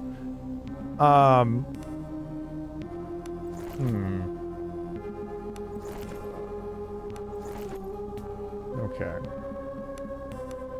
Sorrow Eater. Typically given as a gift to those in grief, it is said that if the plant is placed near your bed, it will gorge on your despair. Rot crawler insect. Lesser regeneration. While most citizens of the Empire would be disgusted by its presence, this larva-like insect can be useful to those who know what to do with it. Legionnaire's Rest, a delicate flower that is said to grow on the sites of battles over the graves of dead soldiers. Firewing insects. Whilst this small insect is a popular alchemical ingredient, its fire-like sting makes it one of the Empire's most hated pests.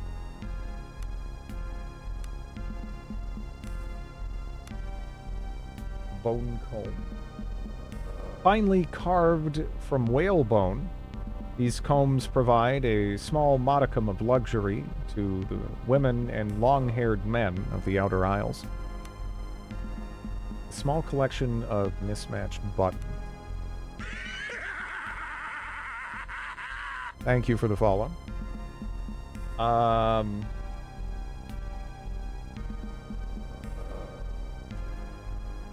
Progeny. Ornate hand mirror. Commonly used by members of nobility to check their appearance, these handheld items are believed to, by some, to be mirrors to the soul.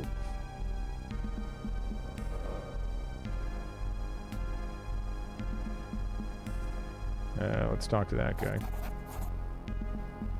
Standing on the edge of the cliff is a crewman from the Zephyr, lucky enough to have made it ashore. The man is swaying and looks in shock. I saw it, by the dead. I just saw it out there. The thing that sunk us, it's still out there.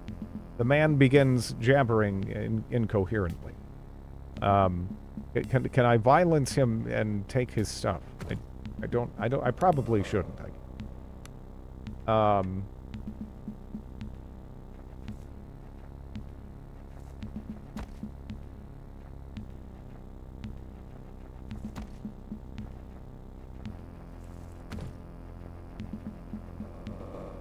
It's Skyped.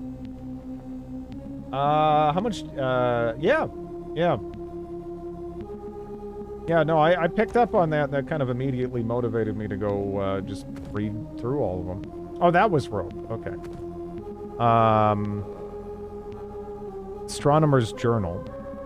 Okay. That seems like something I should also probably read. A small, well-used journal. The journal contains a large amount of tabulated data that appears to be astrological in nature, interspersed with notes. The final entries appear to have been made only days before your arrival. Observed strange dancing lights in the sky, not unlike those sailors to the far south described near polar regions, yet somehow different. Colors indescribable, mesmerizing.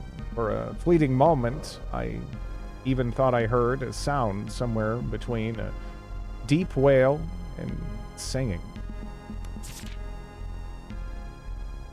Could not perform observations tonight. Charts or instruments are off, and I cannot make sense of the sky. There are bodies there. Bodies that are alien to me. It must be some form of comet storm or some other extraordinary astronomical event that has not been predicted in the Imperial charts. They are wrong. I have done the calculations over and over, and I have come to the same conclusion. The stars are wrong in so many ways. As I observed an alien cluster in the southeastern quadrant, it dawned on me with absolute certainty. I am not watching them, they are watching me. I dread to look again, yet I feel compelled to do so.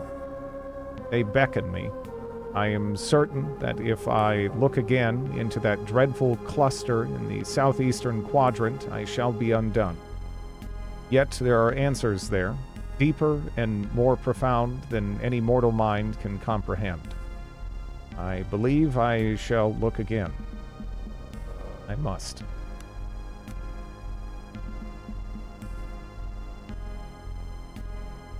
I don't know what those are over there. Some kind of enemy, I think.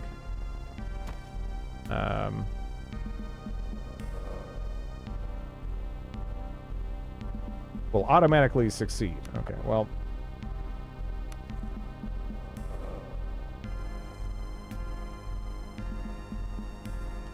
There's someone down there.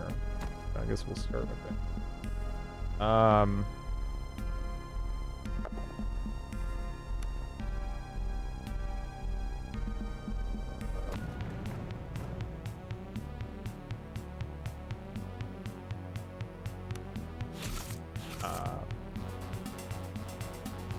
Dire Hound. Okay.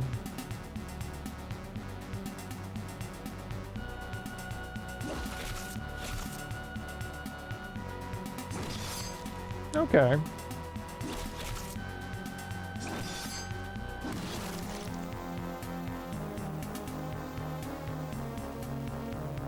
Hound ear. We didn't take too much damage there or anything. Our spawn. What do we have here? A body lies broken upon the ground. Though it has been gnawed by hounds, it seems clear that this person fell or jumped from the cliffs above.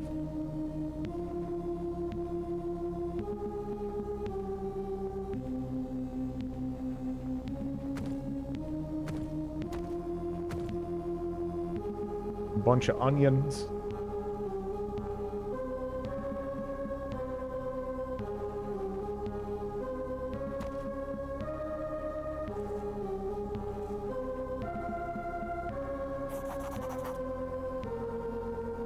A blood-curdling howl cuts through the fog.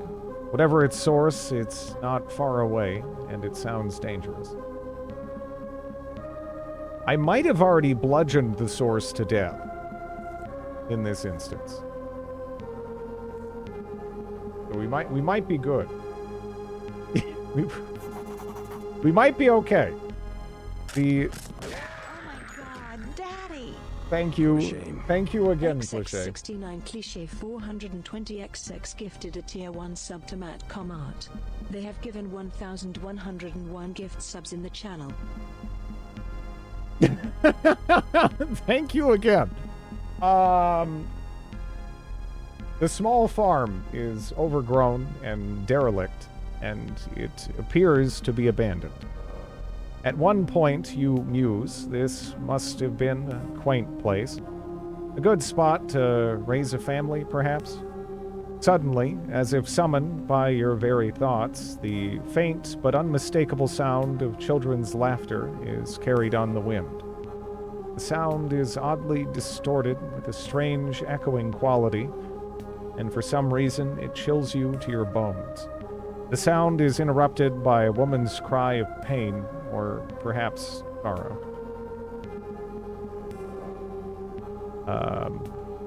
Let me see.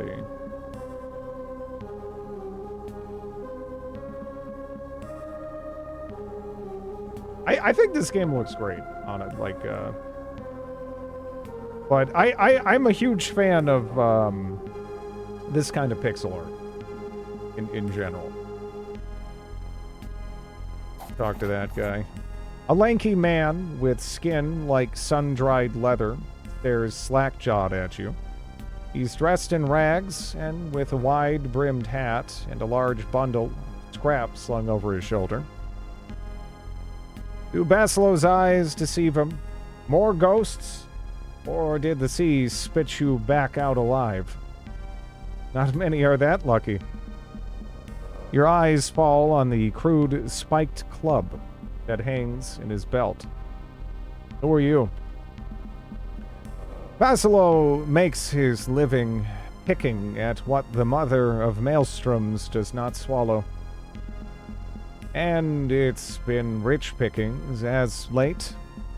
Crates and barrels, and even the odd fleshy morsel. The man bears a row of blackened teeth and what you assume is a smile. What's the club for? The club is caked in dried blood and of crude design. It has the look of a tool used well and often. Basilo offers up a chuckle that is chillingly out of place as he pats it. Every now and then, Mother Maelstrom offers up little fish that have a bit of fight left in them. All Basilo does is help put them to rest. How many fish did you put to sleep today? He looks taken aback by the question. Don't worry, Basilo did them all nice, just like Father taught him. Anyone still squirming gets a knock on his shell till he's good and floppy. Not to worry. Been doing it for years. Used to help my da hold him down while he did the knocking. Quick as you like. Basilo offers an eager smile as if to reassure you that he's very good at what he does. You murder survivors to steal their belongings? Basilo fidgets in obvious discomfort at not understanding what you're trying to get at.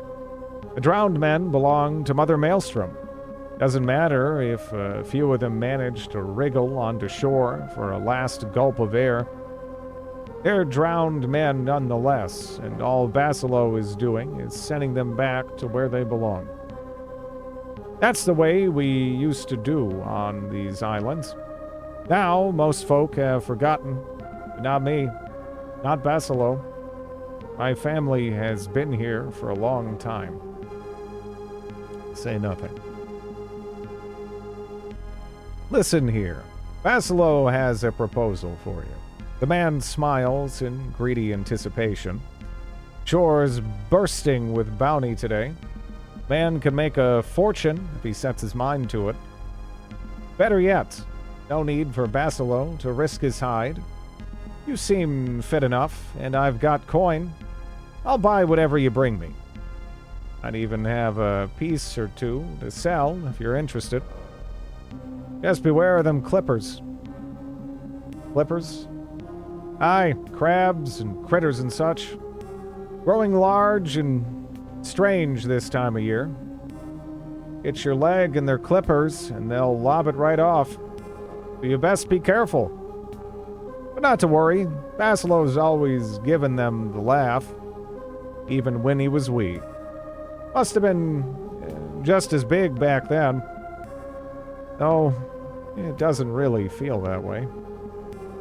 The old man's brows furrow, and for a moment he's lost in deep thought. In any case, Basilo will be warming his bones up at the old abandoned farmhouse right behind us. Find me there. We'll see. The man slinks off into the fog, heading north. As his form dissolves into the nothingness of the mist, you can hear him muttering to himself excitedly. This is a CRPG. Yeah.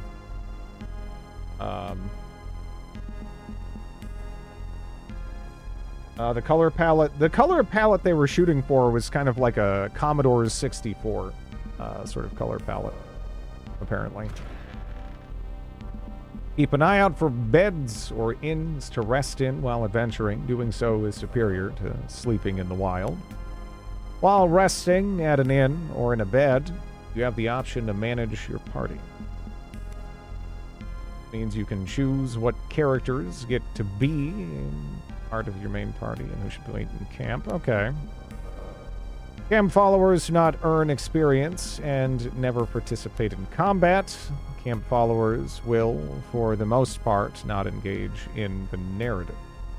There are a few exceptions to this, however, and there are some cases where even characters outside your main party may chime in during conversations.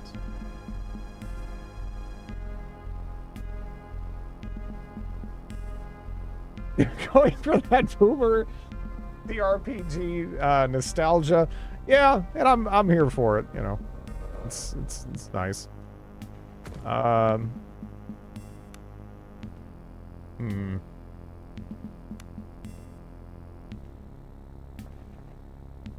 think a lot of the nostalgia for these is actually having the colors render. I don't know. I feel like with certain like limitations, sort of from like a technical perspective, like it kind of creates a little bit of an opening for your brain to kind of pick up the slack in some cases, right? And you know, depending on, like, you know, the what in particular we're talking about, that can kind of add to things a lot for me. It's also kind of one of the reasons for me why, weirdly enough, like survival horror games, I feel like they kind of work best with, like, almost like, yeah, like PS1, kind of like PS2 sort of era technology. Because, like, you can kind of make stuff out, but at the same time, you kind of have to almost fill in the gaps with your brain. And for me, that kind of makes it like a richer experience than if it was honestly just, like, crazy detailed. So I don't know. You're gonna play Bloodborne Kart. I also think tank controls for survival horror games in particular, they are nice. Yeah. I feel like they do actually really assist in like establishing an atmosphere and like making you uncomfortable if controlling your character feels kind of like clunky, right? It yeah. We've been there before. The chest ahead of you is wet and covered in seaweed. It also looks familiar.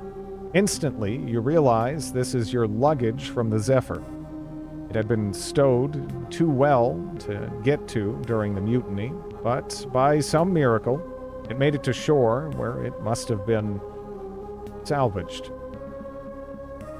Better yet, the combination lock remains sound, meaning the contents of the chest are likely still unmolested. You best not be getting any ideas with my property, little fishy. Basilo growls as he eyes you suspiciously. I think you mean my property? What old Mother Maelstrom saw fit to bequeath upon me, eyes keeps. Basilo's eyes narrow as he fiddles the strap of his club. Then again, that's not to say I mightn't be willing to make a deal with you. What'd you have in mind? See, there's this man. Stargazer he is. Came here a few days ago. Perched himself on that cliff right over there.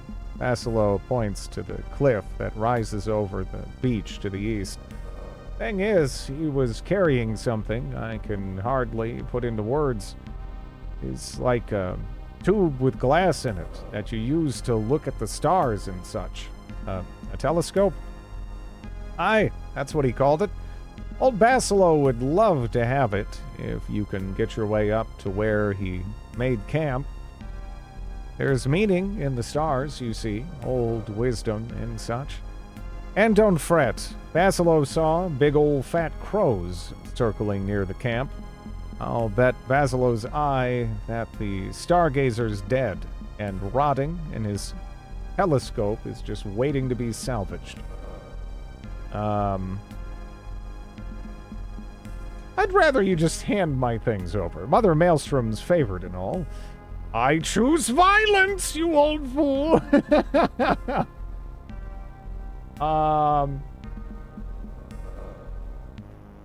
It didn't just feel clunky. Yeah, again, like, but yeah, I mean, I kind of like that. But we already cleared it out, you know. I mean, it's like we just walk over there and grab it. It's done. That kind of a non-issue. I do like the option though. I'll see what I can do. I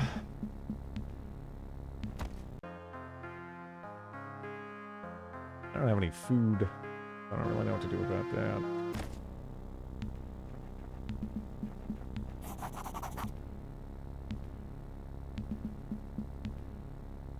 There's the one who cheated Mother Maelstrom. And loaded with trinkets for old Basilo, perhaps? There might be some fine coin in it for you. The old man takes a worn leather pouch at you that clinks with the sound of coins. Stay as long as you like. Just don't drink the water in the well. The fireplace casts a warm glow across the piles of old fish bones, broken furniture, and strange trinkets that litter the ruined home. Basilo hums contentedly to himself. Where'd you get all that coin? The old man reaches into the leather pouch and pulls out a handful of strange coins that look nothing like standard imperial coinage. Though they are, no doubt, valuable, they're covered in greenish grime that make them look more like seashells than coins. Bounty from the deep, handed down from Midah, who got it from a Granda. He used to say Granda was so strong in the old faith that Mother Maelstrom would let him go down into the deep and visit with them who lived there. Came back with sacks of this, he did. I see. What's wrong with the well? Best not drink the water there. It tastes funny and gives you strange dreams. Besides, the children mostly use it for their games these days. There are children here? Hi. Rita's little runt, Oleg and Anya, I think, spends most of their time playing with their mother in the well. Oh no. Don't worry, little ones are right as rain. Sometimes I even hear them laughing and singing rhymes all night down in the well. What happened to this place? I've chosen to end you! Nice a place as ever, you'll see. Warm fire, roof over your head. It is good to old Basilo, letting him stay here. Take care of her in return, Basilo does. She spends all her time playing in the yard with her kids these days, and she forgets to eat. Some days I have to feed her to make sure she don't waste away. The old man smiles warmly. I see. Well, what do you got to trade? Crude mace.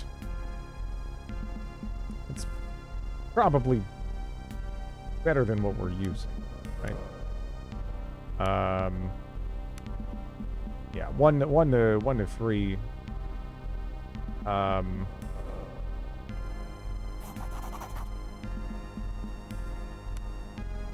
much does that trade it? Let me ornate hand mirror. Ooh, I don't know if I'm gonna need that for anything. Hopefully not. 1 gold piece, huh?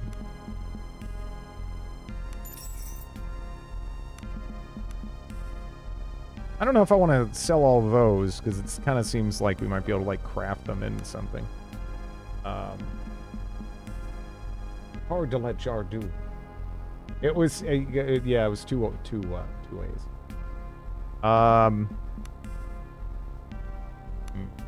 I don't really have anything of tremendous value right now, do I? I guess we got the lore out of this. So, we can trade that, because, yeah, he wants 31. I mean, I guess I probably don't need buttons, or I really need buttons. Those are the only options there. It's one or the other.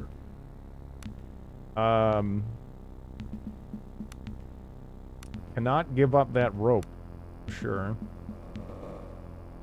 I guess I could sell the, brandy, right? Fortified will, intoxicated, removes conditions, afraid. Okay.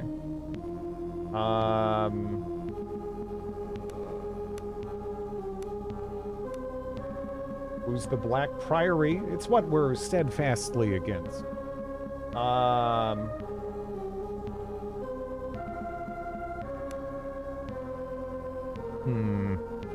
That almost seems like something that could be important, too. But, on the other hand, I can get something to whack people more effectively with. I think that, that wins out.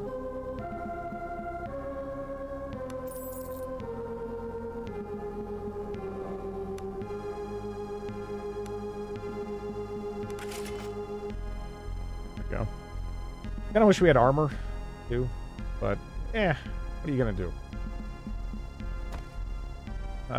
So I have egg. Can I... Don't put them all in one basket. Well, crap. I just want to put one. Craft? Okay, so... I was just wondering if I could make a boiled egg in this trying time. I have 3 rations, I guess. I mean, I could... go to sleep here. Lots of eggs. Yeah, we got lots of eggs.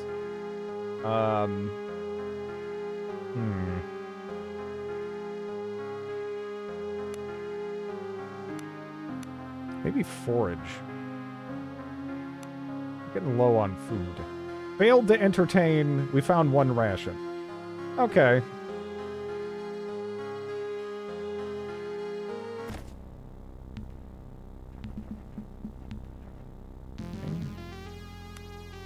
Let me just make another save here.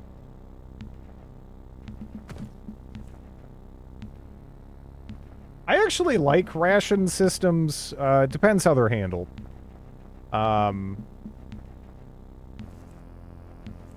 But yeah, I don't really mind that in games at all. Does depend also on the kind of game. That's right. Something that's a good fit for one genre or whatever might not be a good fit for another. Let's see. So I could climb down there if I wanted to, but I guess we might as well just go get the telescope, right? Nighttime. I definitely like party management stuff. Does each party member need a ration? It seemed like they needed 20 food, and the rations are 10 apiece, so I think so.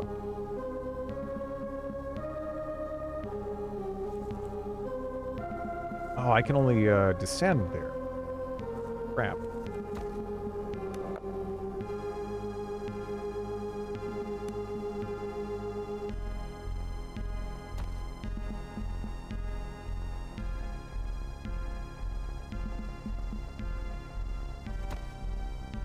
My favorite ration system was broken down into milliliters of water consumed.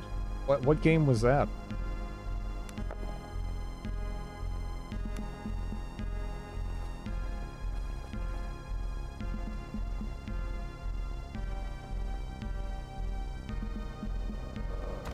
Real life? Nah, CDDA is kind of whatever. You shove calories in your pie hole and you drink every now and again and you're like, you know, you're good to go. It's actually not too particular on that front. What if you fail the roll? It might take damage or something, I would assume. Okay.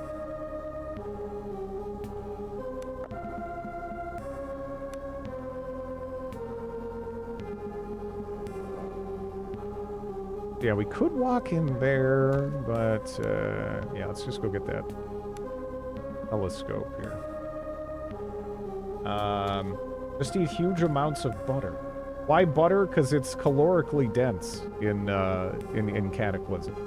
And for a long time, at least, there really weren't downsides to it. So you could just eat, like, enormous quantities of repugnant things, like cooking oil or butter, and your character would be fine. It'd be fine. Maybe, maybe take a multivitamin with your, like, meal of straight butter. And you're good to go. It's cool. Take the telescope. Okay. No problem. You, little bit, yeah. I mean, generally speaking, if you consider the diet of the average Cataclysm Dark Days Ahead survivor, it's not appealing. But you could eat it, unlike in CUD, where it's like, I'm gonna eat some concrete or something? Like, I don't think so. I don't know if that's happening. You know?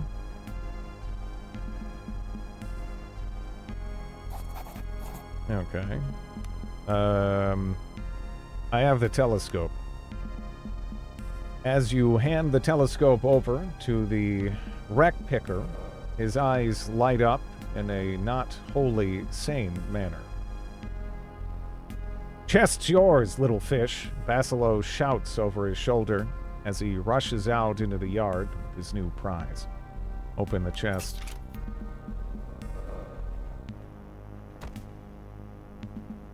Yeah, I got a shield and $100. Okay, cool.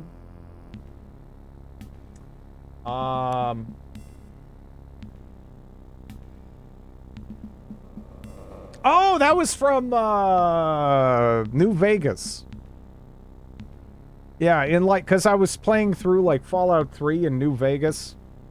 And yeah, you can just like drink out of toilets and really any old random, things.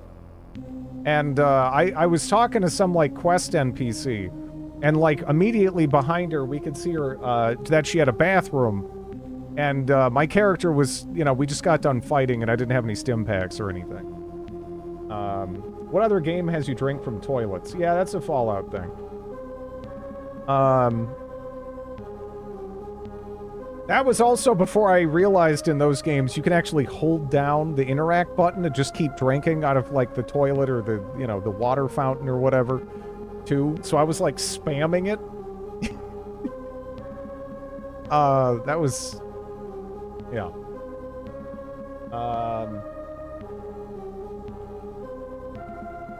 Anyways, let's see. So we got 3. Yeah, let's probably hang on to that still, right? It's worth equipping the shield, I'm sure, though. But yeah, so we got a war axe and a long sword, which, you know, that's neat. But yeah, again, I feel like going for the mace is probably the way to go here, because we can just gun the crap out of people. Never understood how there's still water in toilets. Look, Fallout has a certain aesthetic where if you think about it in any capacity, it all kind of comes apart. So just don't think about it. It's fine. You know? It doesn't really make sense, but that's okay. Might be a good time to level up. Yeah, I think we're okay, right? Unless, do I get, I don't know if I get, like, attributes every so often. 'Cause that'll be something. Otherwise, I'm mostly looking forward to, picking up brutality at level 5. That'll be nice. It is the literal definition of willing suspension of disbelief. You need to do that. Yeah, yeah. It's, you know, it is what it is, right? It's fine. So, you know, not everything necessarily has to make sense. Because it doesn't. It doesn't. Can we drink from toilets in The Sims? I don't know if you can. We stole toilets in The Sims. You know, that was great. But, yeah.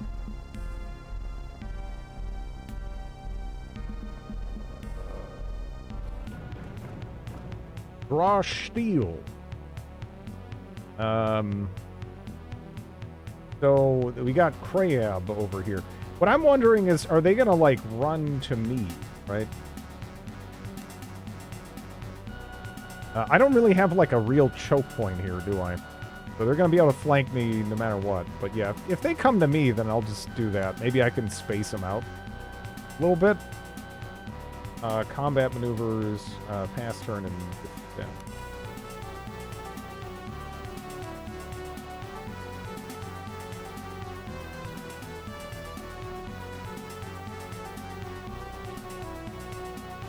Look like Junktown and be filled with skeletons. Look, the original Fallouts had stuff that was goofy and made no sense too. I mean, I prefer the original Fallouts, but yeah. There's honestly a lot of inconsistencies even between like Fallout 1 and 2 in some ways, right? It is what it is.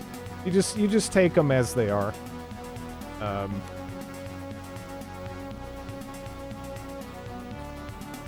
Okay. Yeah, we'll just let them come to us. Or the crab's not going to go in the water. Nope, there they are. Okay.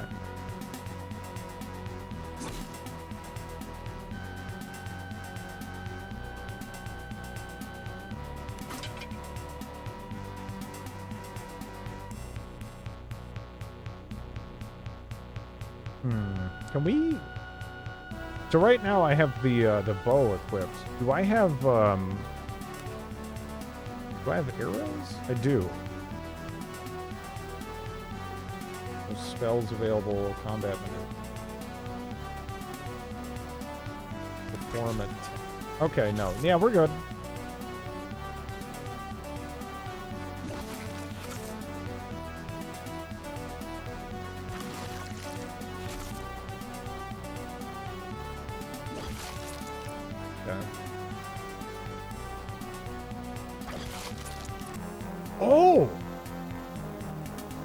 She just backstabbed, air quotes, with a bow. All right. Man, that's sick. I'm down for that. Oh, that sounds disgusting. Very few games, so it almost functions more like sneak attacks or something in like Pathfinder, maybe. Or if you just need, maybe I just need the adjacency with like one of my party members, and then that kind of like opens up backstabs. So that's cool. Use the bow to backstab. Sneaky archer in Skyrim.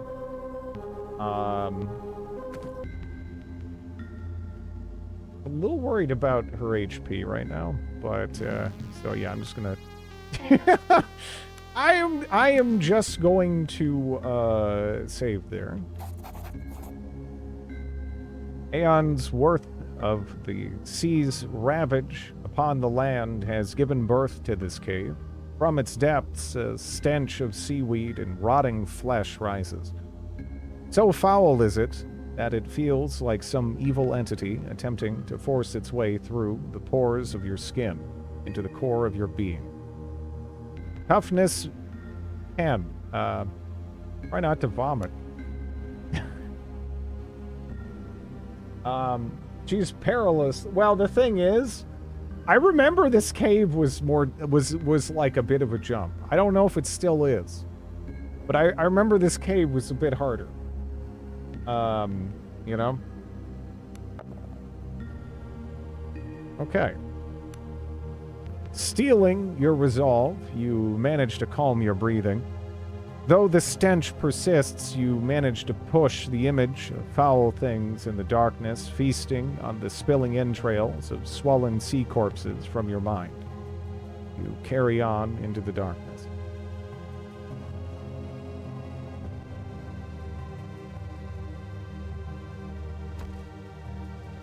Cave child.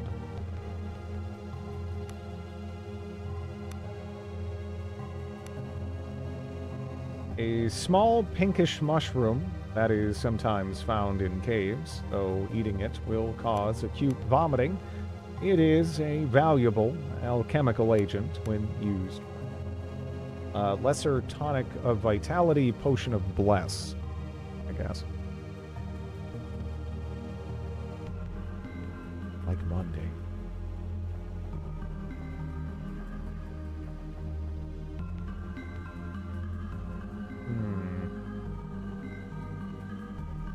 I'm trying to, like, pull them here. You know, like, right here. Okay, lady. Yeah, no. You go there.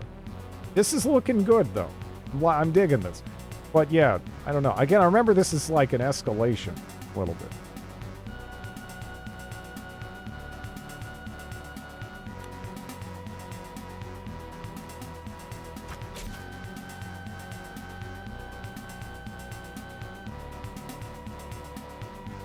I'm not sure if, I'm assuming it's only like this already, but I'm just gonna play it safe.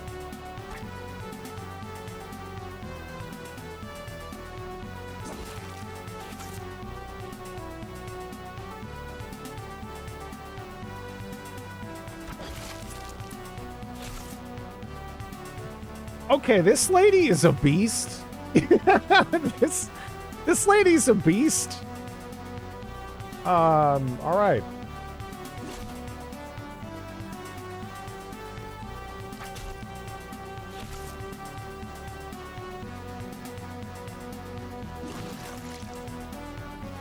And that thing's still going. It says defenseless. Yeah, that's actually really big. Yeah, the backstab damage. No matter what, you're really gonna want that backstab damage. Like, that's crazy.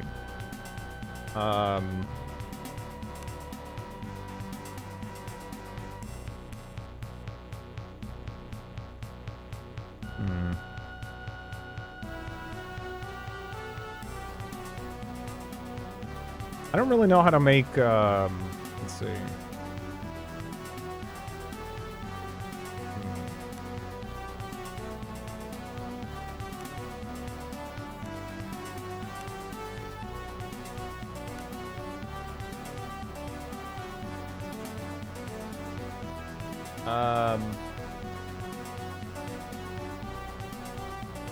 Please give us a review of a game you were paid to play after only playing it.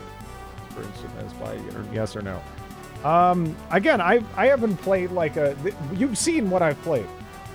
Yes, in the past I streamed the demo, and now I've streamed this. I will say so far I really like the writing in this. There is a fair bit of writing, I would say. So if you're maybe if you're depends on how adverse you are to that, but yeah, I mean if you've been watching and you've been enjoying the writing and whatnot as well, I don't know, why not? It seems seems neat to me. I think they've also changed up the combat a little bit. From what I remember in the demo, I'm kind of enjoying the dynamic I have here. Although I'm a little concerned about the HP situation. Yeah, all I have is brandy. Ooh. This is a brand spanking new one.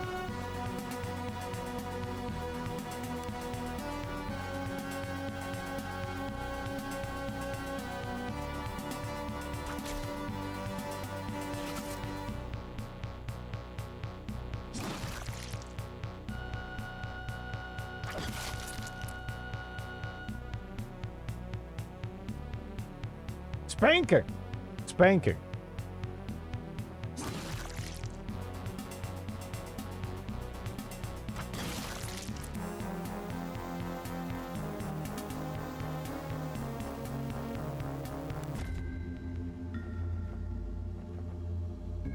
Also been enjoying the soundtrack so far.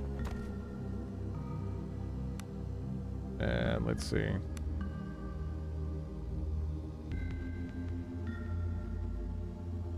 Okay, so pick or force the lock until its HP reaches 0.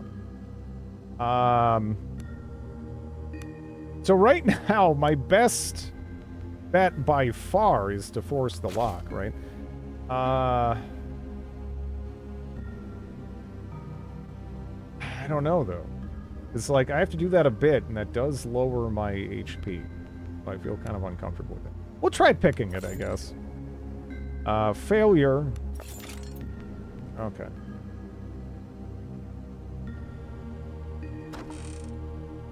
Scale mail, nice. Rude club. Crap, Okay. Imagine dying because you punched a lock. Let's see. Okay, so soak is a measure of damage absorption. Is usually conferred by armor. Some creatures also have natural soak due to thick hides. For every physical attack scored on the character, the damage is reduced by a random amount ranging from 0 to the character's combined soak. Okay.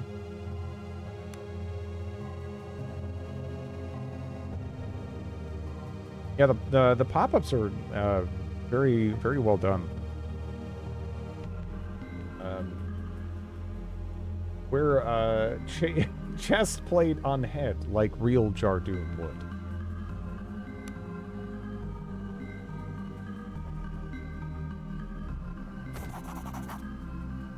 Old and ruined shipping crates litter this part of the cave.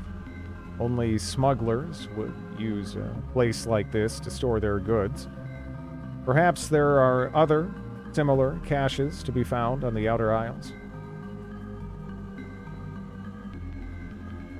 Are there pop-ups inside? Yeah, like, again, it's something that kind of impressed me, right? Is you can click on, like, let's see, what would be a good example of this, right? I could click on encumbrance, right? And then I could be like, okay, well, what is dodge within the framework of this game, right? And then, like, you can go to that if you're like, hey, what is stealth specifically in the framework of this game, athletics, etc. And you can get extra information that way. So it's not, yeah, or like dodge to hit, and then like, yeah, you can kind of just keep going through it. So yeah, that's pretty well done. A lot of the time, you just sort of have to like intuit these things, or it might say it somewhere, but you know, you can't necessarily like chain through it like that. Let's look at the crit mechanics in this. For each successful attack, there's a chance to... It's upgraded to a critical hit. The percentage of chance equals to the attacker's crit chance attribute. If a critical hit is confirmed, the damage dealt is multiplied by the weapon's crit value. Okay. Nothing too surprising there. But you never know. I was actually kind of surprised by the way backstabs functioned in this. A character that has activated the ability to backstab will automatically perform backstabbing attacks against opponents that are either flanked or vulnerable. Yeah, so it almost works more like sneak attacks in like Pathfinder. A successful backstab attack adds the character's backstab bonus multiplied by the weapon's crit mod. Okay. Oof. Okay. This seems nice. Yeah. I have a feeling we're gonna have this lady be doing work. Here. Like, geez. It might be a good idea for me to go back and, like, heal, though. Because, yeah. Jarduna is, well, he's Jarduna better. I guess.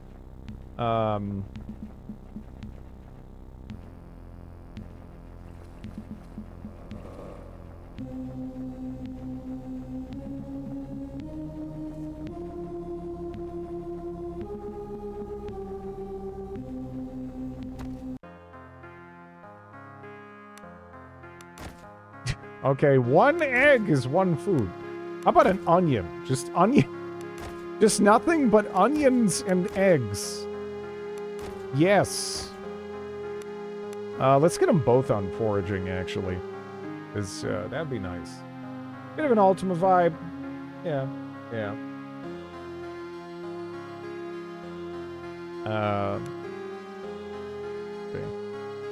Okay. All right.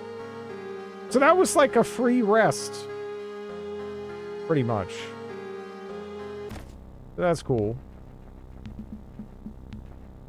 Not Ultima 9. Ultima 9. Oh man.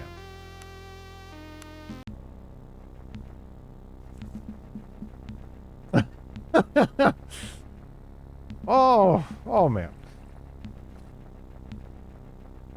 Ultima 5-ish.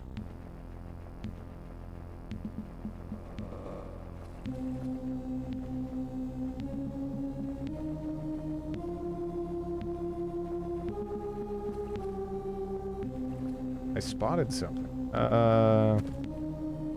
Rusty stick pin, weaving comb. Okay.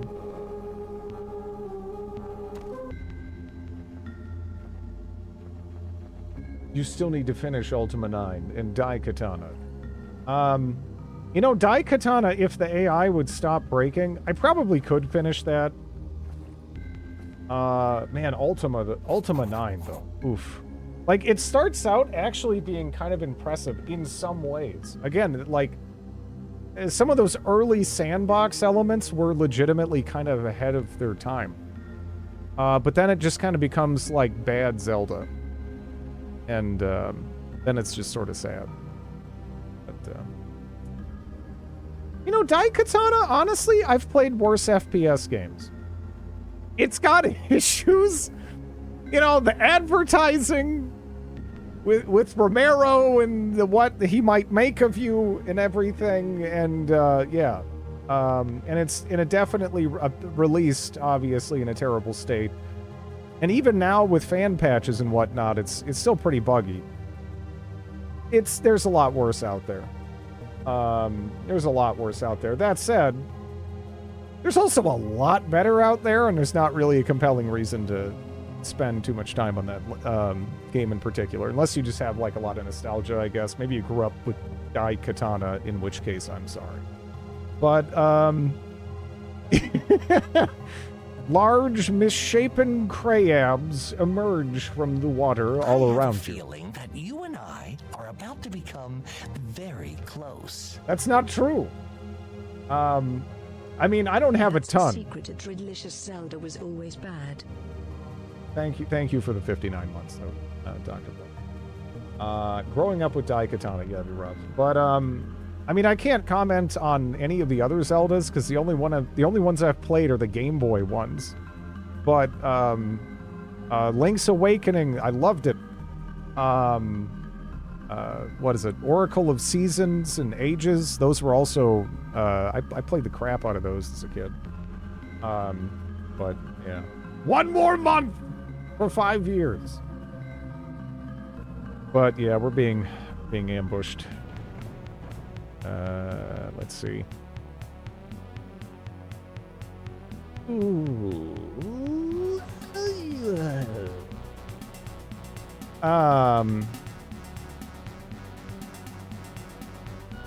This is not great.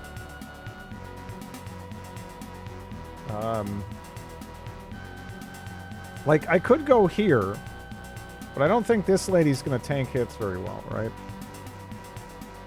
Steel thyself! Twilight Princess, best Zelda. Link's Awakening, I really enjoyed it, yeah. I really enjoyed it. I had an NES, was not a fan. Never played past that, never tried the GBA ones. Yeah, I just played what I think were they original Game Boy, or because I don't think anything was Game Boy Color exclusive, right? I played it on a Game Boy Color, but yeah.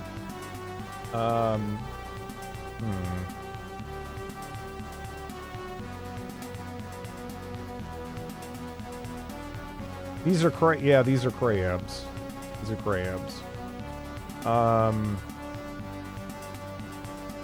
Yeah, I think I have to, I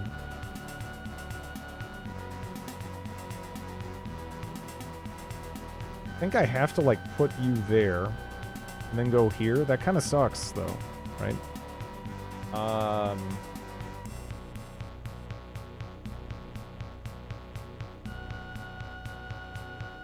Yeah, I'm really just not going to be in a great position for that. But yeah, we'll do this. The new Dark Souls crab, like, yes. Not, oh, can't fire in melee. Okay. Crap. Wasn't really sure how the mechanics there worked.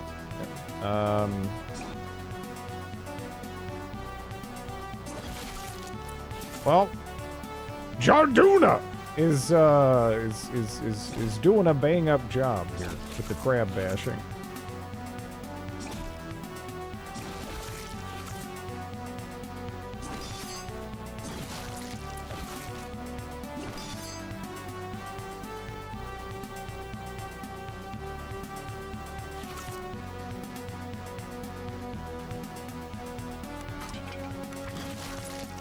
Nice. So, she kind of got dingused up. Yeah, no, Cat. Cat's, not exactly perfect. I don't know, Cat fun. I'll take the chitin.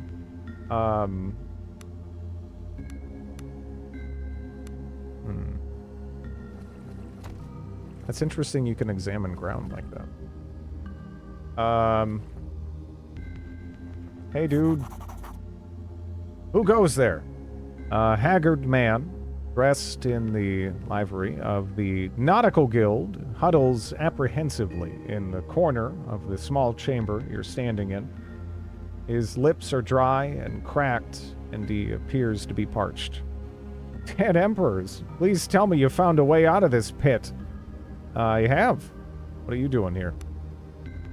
They took the bodies of the drowned, men and women I've known for years, all blue and swollen, dragged them into this cave. Crabs as big as horses. How can such a thing be? What's wrong with this place? In any case, I was too weak to fight back when I landed, and they must have thought I was dead. Dragged me into the darkness, but when I heard those sounds, claws rending dead flesh, something awoke in me. I kicked and screamed as best I could, and they let me go. I ran as fast as I could, but I took a turn in the darkness and ended up here. I could hear them moving about in the caves around me, and I didn't dare try to make it out.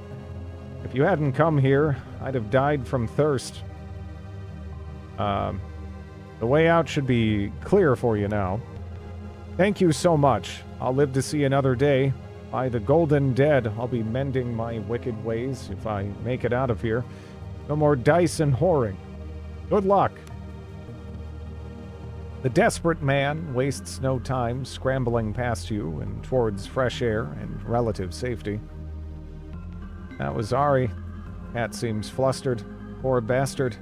Sounds like he's losing his mind the way he was talking. Trapped down here for days? He's an arse, but he didn't deserve that. None of them did.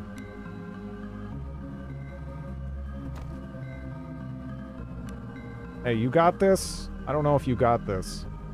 Are you okay? You're looking kind of rough.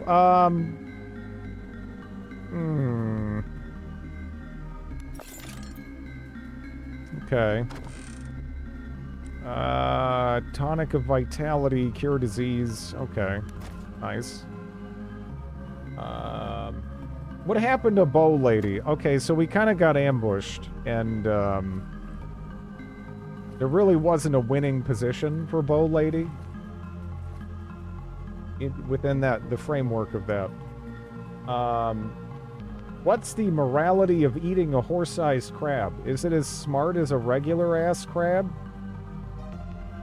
Or, is it like almost human levels of intelligence or something?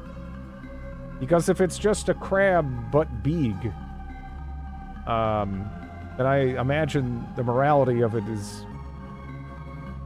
gonna say it's gonna you know, it's gonna be exactly the same. Well, you know, all right, you know, maybe not ass crabs, whatever. I don't want to think about it. Just hit him with shampoo.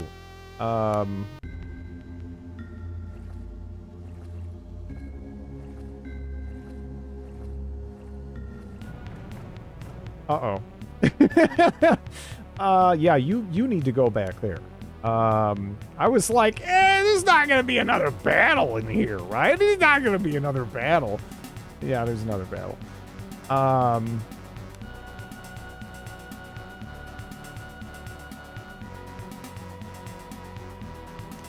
You'd have to move, right?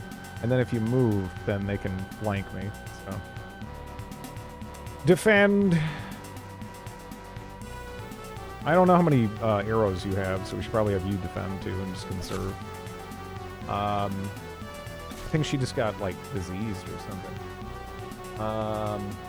I'm not sure I could bring myself to slaughter a horse-sized crab. Well, that would take some doing. Yeah, I mean, yeah. You know? That's yeah. That'd be rough. How agile is a horse-sized crab? Probably depends on how scuttleable the terrain that this takes place on is, right? I mean, if you're in Scuttletown, you're in trouble, I think, in this hypothetical.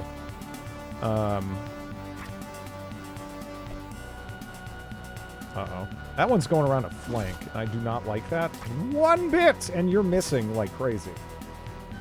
What's wrong with you? Oh.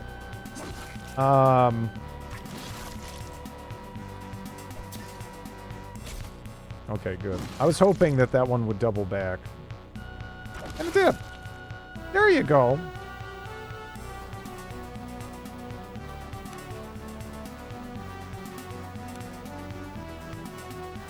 Is it, like, afraid?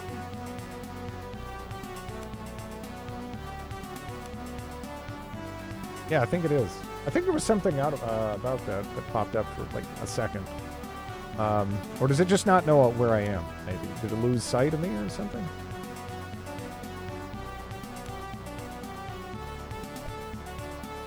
Okay. It was panicked. Yeah, yeah.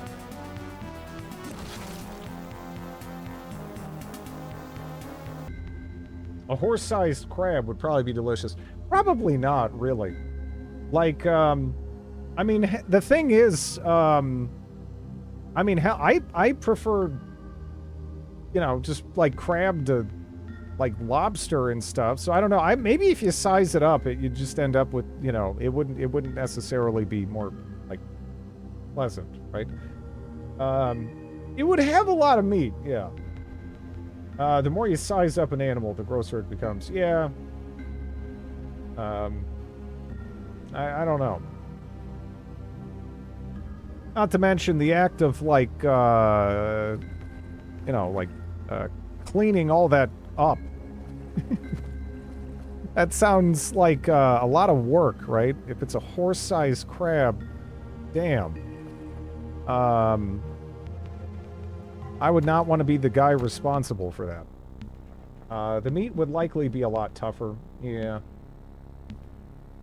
Yeah, generally with seafood and whatnot, you don't really want something that's huge. For a variety of reasons, but also just taste. Did we not loot this? We did. What the hell is a scrimshaw? Wait, what is this? What is a scrimshaw? Should I know what a scrimshaw is? A small carving made from walrus teeth. Yeah, that doesn't sound like something that'd be relevant in my day-to-day. It's a carving on bone. Yeah, my scrimshaw knowledge is embarrassing. Like, I think I recognized the word, but I really couldn't place it. Like, the actual meaning of the word.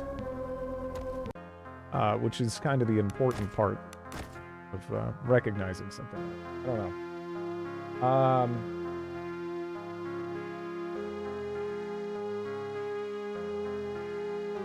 It's been your job? Yeah. Yeah. Yeah, no, I think crab is better than lobster, personally. If you get a good crab, anyway. Which isn't to say lobster is bad. But if I had to pick... Too heavily wounded to work.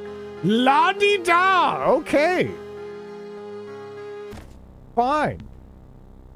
Have we leveled at all? Or what are we? Still level 3. Okay. I prefer salmon. Salmon's pretty good. Yeah.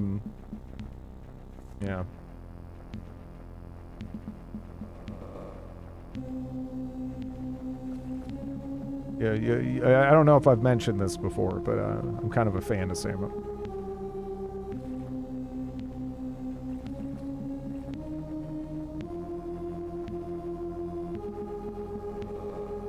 Do tell!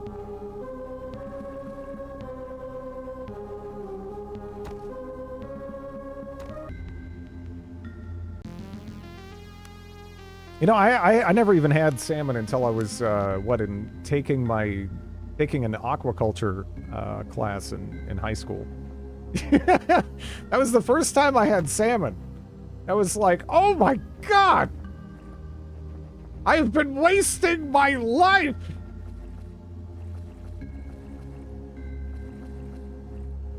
And not just for the usual reasons for that, you know, just the salmon, you know, that took clear focus in that regard. A strangely haunting piping can be heard from the caves ahead. Surely it must be the wind. Then again, it rises and falls with an eerie sense of musicality that does nothing to set your mind at ease. I had my salmon awakening in high school. I did.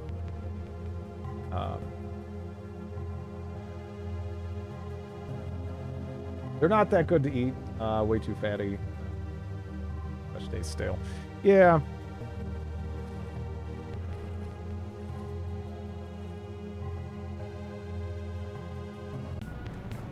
Uh-oh.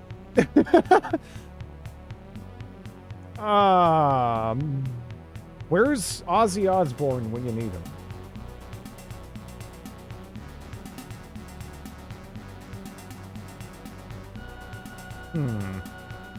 I don't think there's any winning there necessarily. I can put you more forward, I guess. I don't know. Go with that. If you eat the bat, does it count as a ration? We smoked them and canned them.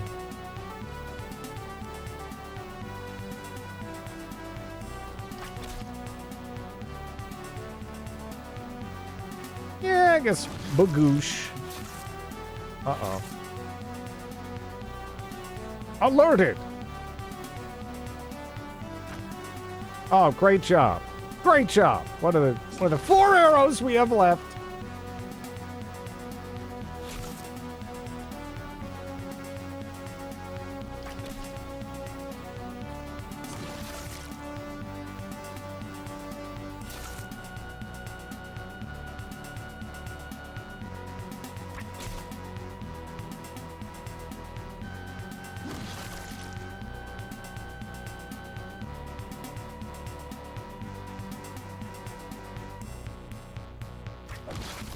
Nice. Capybara size.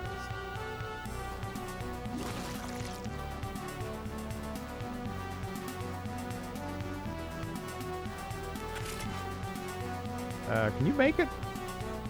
Yeah. Stab. Wait, no stab. Need to work on that cardio.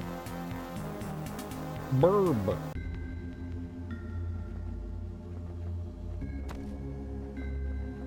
Very, very moist vats, yeah. A glowman. The glowman is so called for its faint bioluminescence. It grows naturally in damp cave systems and is commonly used as an alchemical ingredient. Medicated the cat.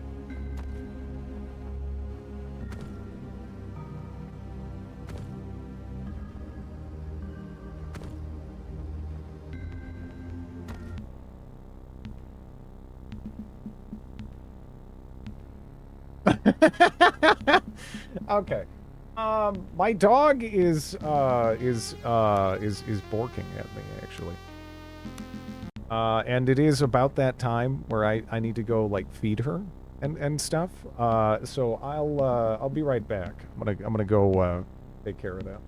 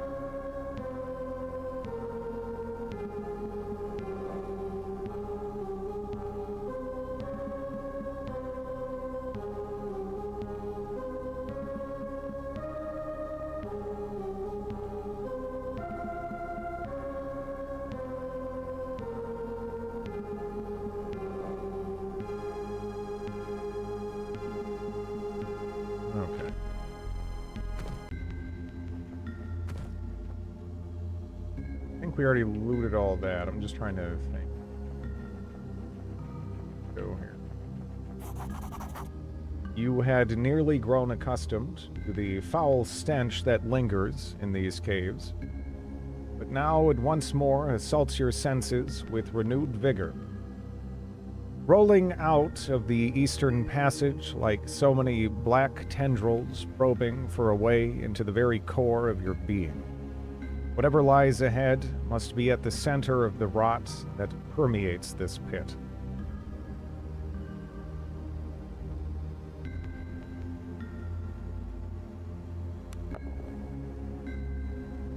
Oh.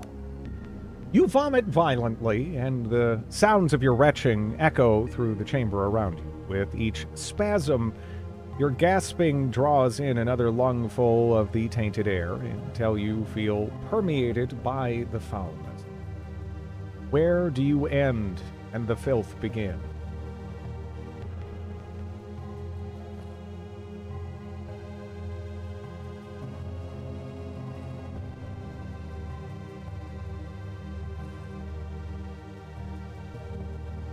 There's some wiggly bits over there on the wall.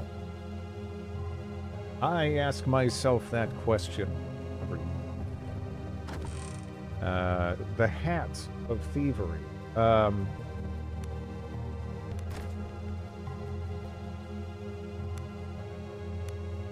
Well, I found something for you to put atop your dome. There you go. What's the skull icon? Something good, I'm sure. We're nauseous. -1 ring. Not too bad. Can be removed by magic. Or ginger. I think ginger works well, too. Yeah.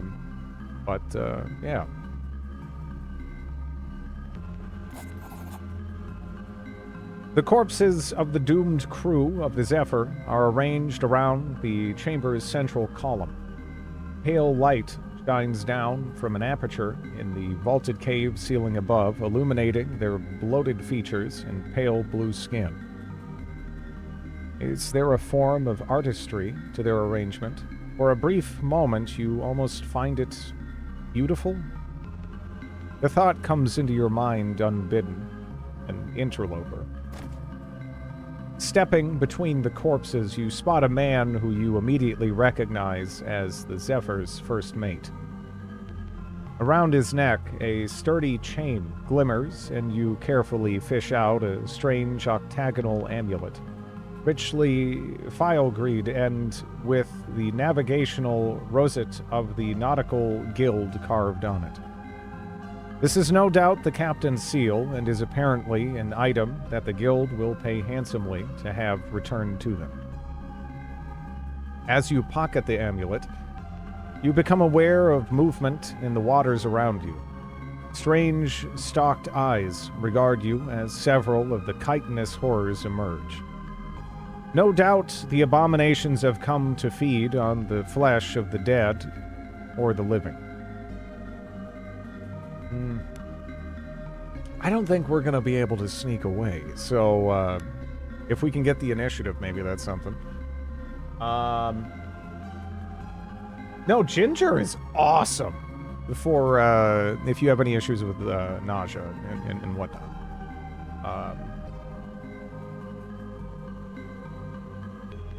Okay, the abominable creatures snap their claws greedily as they advance towards you, no doubt intending to make you part of their gruesome display.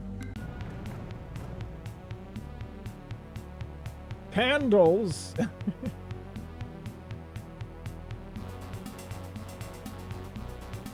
I love Candle. I could wax on and on about it.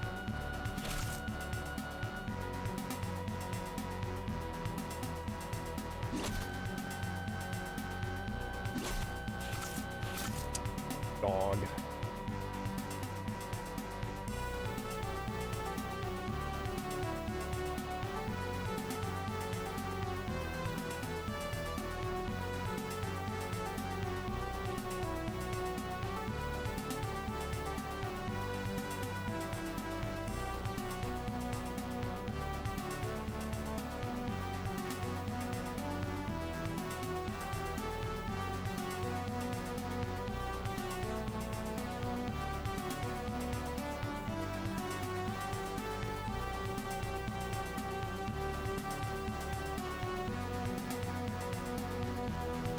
Yeah, again, this thing demanded attention.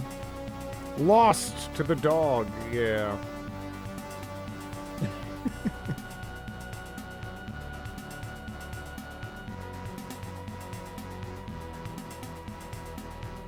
Okay.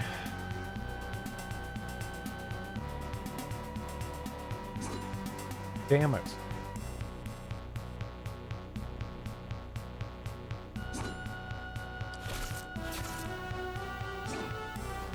Ooh.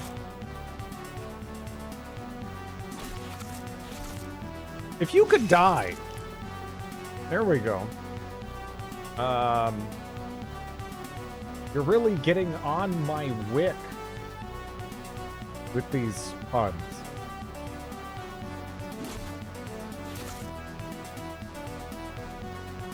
Can I get that? I don't know if I can get that. Oh wait. Disengages. Am I targeting the, I think I'm targeting the body. I think I can get around that by pressing the attack button. Cure disease, vitality.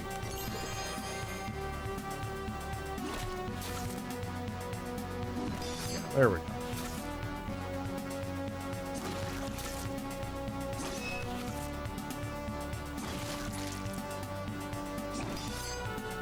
Yeah, that backstab mechanic for the thieves, that's actually pretty cool.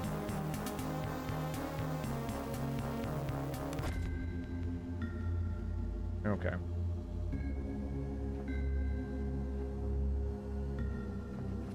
Can I get the...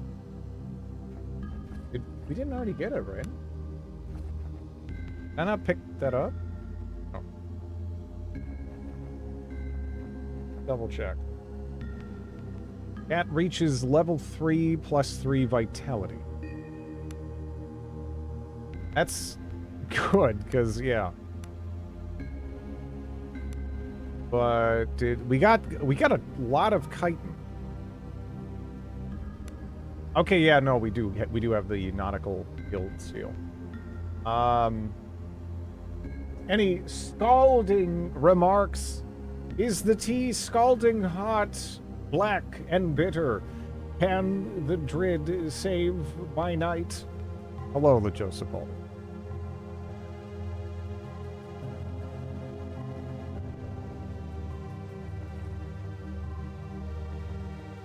I think we got everything.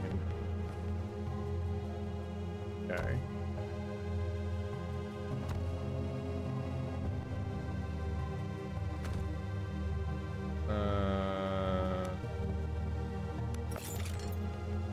Nice. Ooh.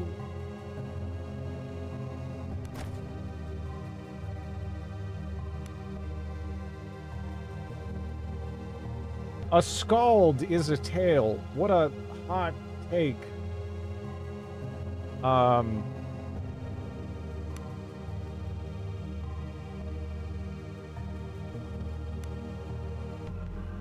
We'll have you wear them.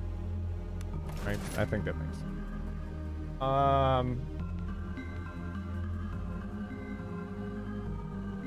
Yeah, I know.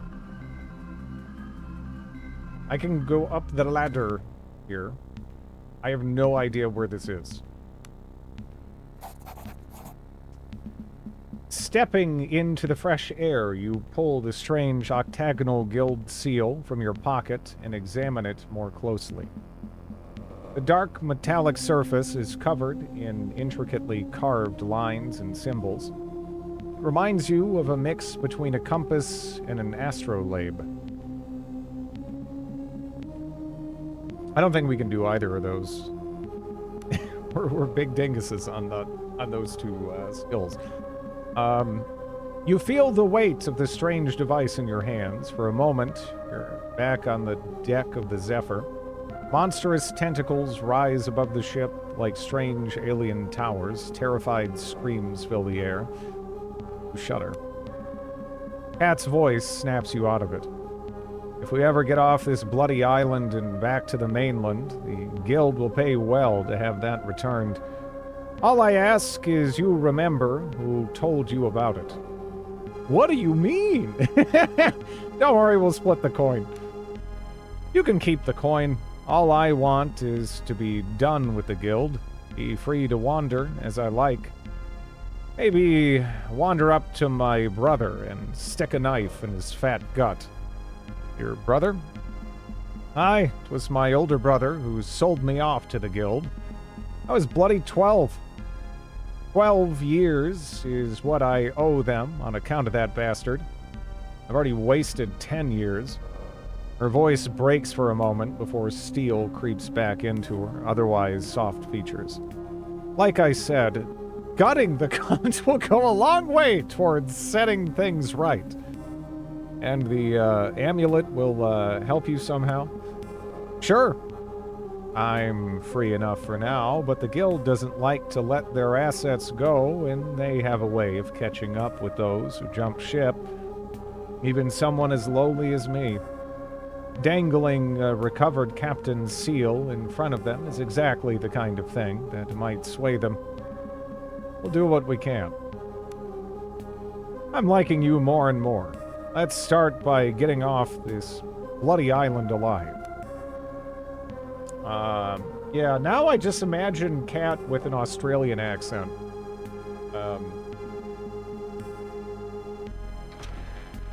I can't really do an Australian accent, though. I don't think I should try, either.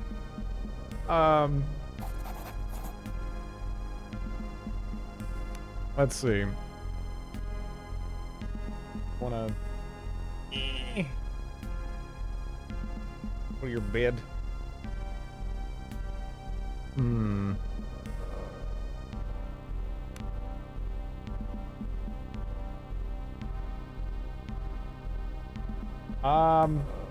It would probably be offensive to the ears. That's fair.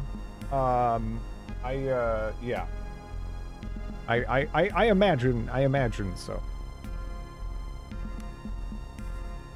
I could get a shield. I don't know. I could try stealing. No. I'm gonna steal all of this jerk's pumpkins.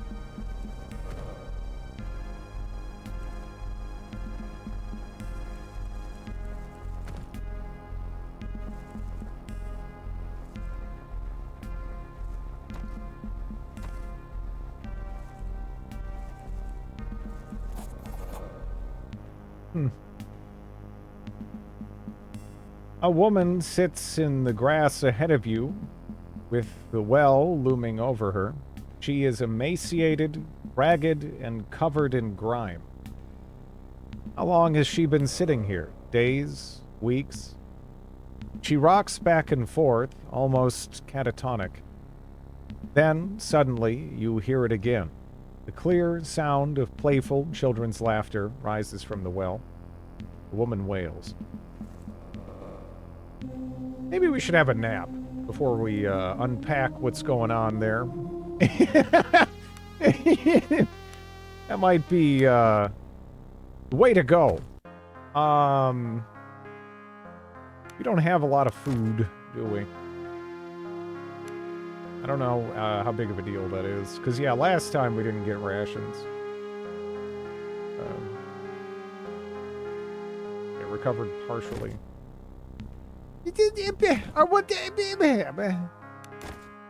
Okay, well now you can do it again. And recover fully. And then you both get rations. Okay, nice.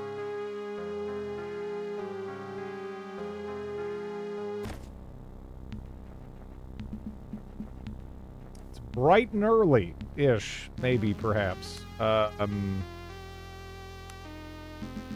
Right. Sure.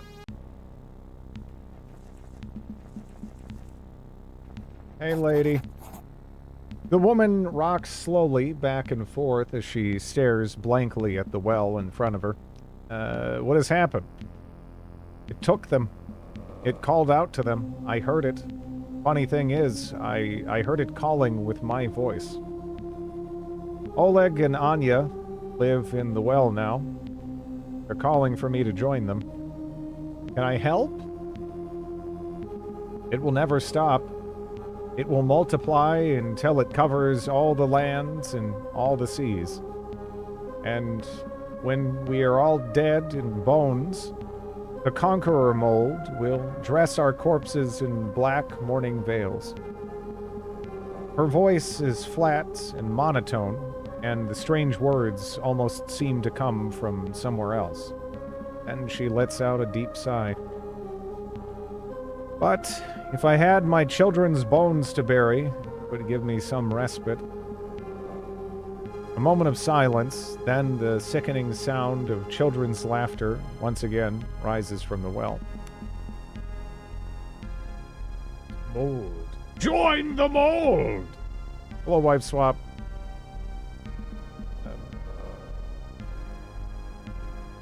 There are more species of stinging nettle. Yeah, no, apparently stinging nettle's pretty good. Yeah, that's not a good idea. It apparently is pretty good. But yeah, I mean, you could probably, you know, want to know how to properly approach that. The name should intimidate a little bit, right?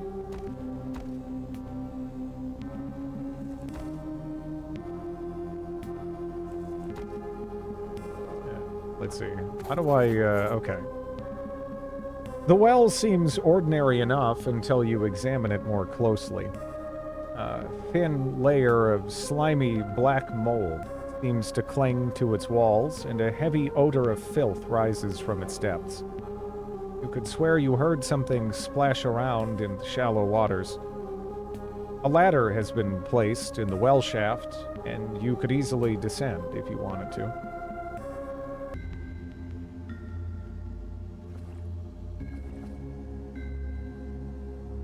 I don't think so.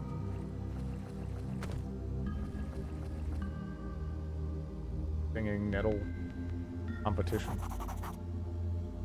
As you descend deeper into the earthy cave, you realize that the black mold covers most of the walls. Even the air is thick with floating black specks. Here and there, the mold seems to form nodules. Your mind fills with images of the nodules bursting open in an obscene mockery of birth, and black worm-like tendrils of mold spilling forth into the world. An irrational urge to touch the nodes begins to grow inside you. Yeah, I'm a not touch it, thanks. Gonna pass.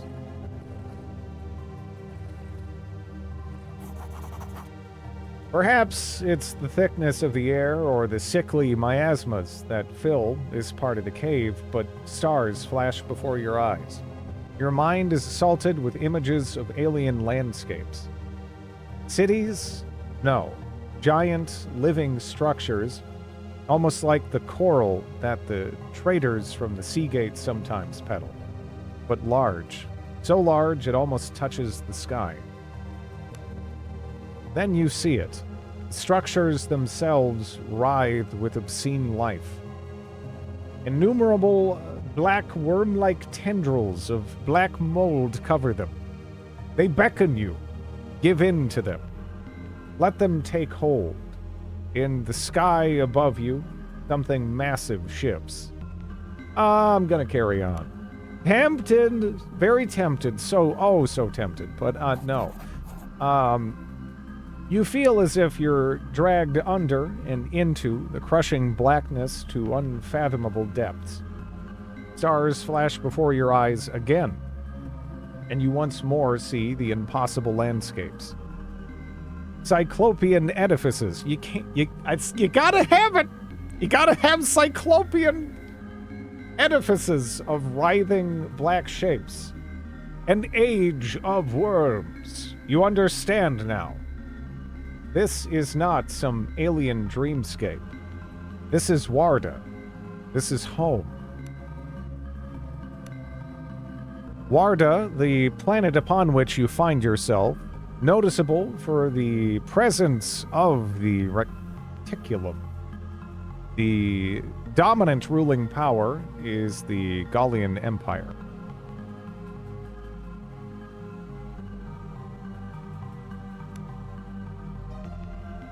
And you're a high priest, the god regent of a perfect world.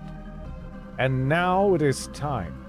The sky sunders, 7 eyes see, it comes.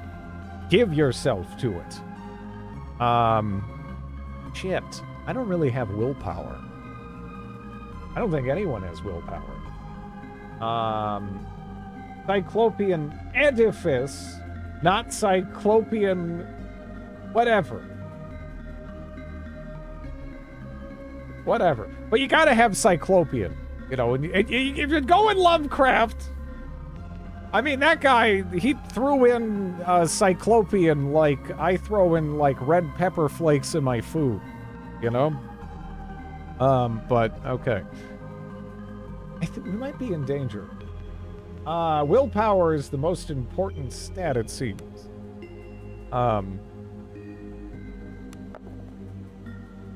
You bring glory upon thine ancestors. Okay.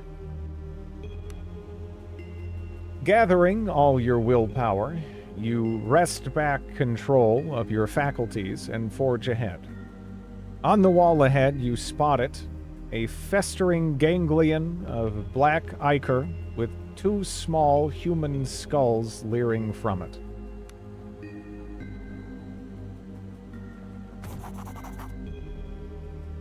The mass of glistening mold pulsates with a grotesque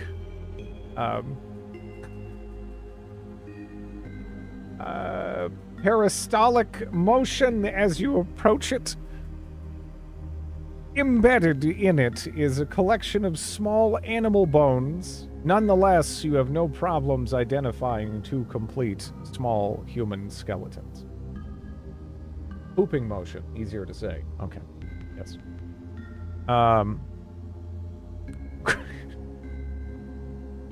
Grab the bones. One by one, you pry loose the bones from the writhing of the ganglion. Its motions become more and more agitated as you work, and a wave of relief washes over you as the last piece comes loose. Now you must make your way out of this death trap.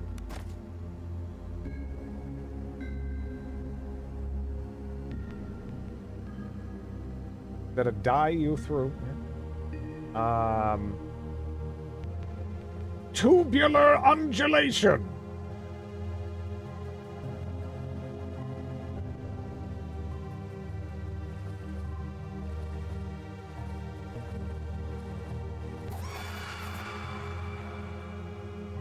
The 2 diminutive shapes materialize as if forming from the very walls themselves. Bodies alive with writhing mold, their blank, idiotic faces stare up at you in a grotesque imitation of life. Your blood runs cold as organs that should never shape human voices spill forth the sound of children laughing. A loud shriek escapes from the horrors, and in a maelstrom of writhing blackness, the 2 pathetic creatures reshape into lean forms that tower over you. They do not intend to let you leave. Later, nerds! Yeah. Feigning left and dashing right, you manage to slip past the mindless creatures before they manage to regain their bearings. You have clambered up the ropes and escaped the well. As you flop over the rim of the well and onto the ground, a faint "Mother!" escapes from below. Nice. I have a sense of balance yet. The skeletal figure of Marita sits in front of the well, rocking silently back and forth. I got your kid's bones. Marita looks up at you and blinks as if waking from a dream. Without a word, she gingerly takes the small bundle of bones in her arms as if it was a swaddled infant. She cradles it for a moment and then looks up at you with grateful eyes. She gently strokes your cheek once and then turns and wanders into the fog. You've set her free. Falling to your knees, you retch violently. If it is from the conqueror mold or the emotional moment, you can't quite tell. Kneeling in the grass, you notice a satchel lying where Marita was kneeling. You get a feeling it was left there for you. Slowly, you regain your composure and get to your feet, shambling away from the well. You suddenly stiffen. You just hear something? Child's voice, perhaps. Or was it just the wind? Let me see. That means that we have points to spend, right? Like, we just hit level 4 on Jarduna. However, I noticed that at level 5, I unlock this. So I am saving all of my points for level 5 so I can just immediately jump to having multi-attack, because it sounds disgusting. There's a sack on the ground, yeah. Napalm down the well immediately, yeah. Vicious, 2% crit chance.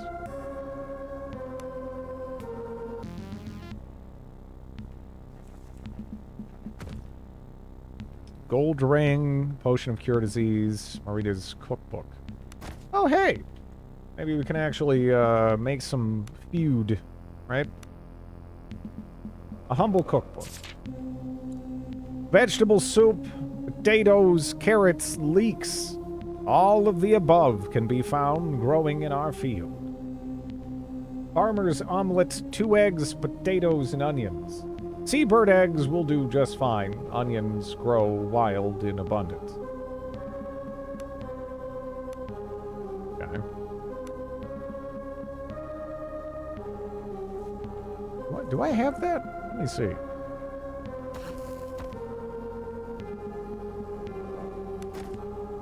Oh, yeah. Nice. All of the omelets. Okay. Make some vegetable soup. Yeah, we had a lot of food, actually. Yeah, it's hard to beat an extra attack, right? I was looking at all those options and extra attack. Like, damn. Now, for this lady, I was also saving up on her, but maybe I don't necessarily need to be. You start hidden in combat. That is cool. But yeah, I got what? Increased backstab damage.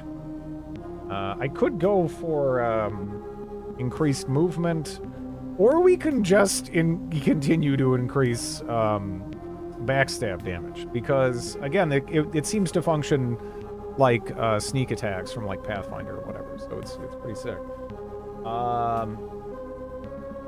I certainly hope you'll play more of this game because it's fun.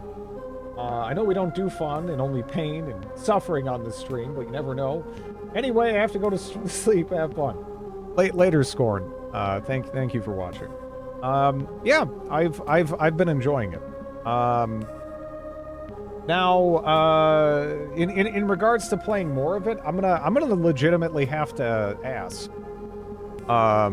because there was like a certain threshold, that I was asked not to, you know, throw out there for like, go beyond for spoiler reasons, right?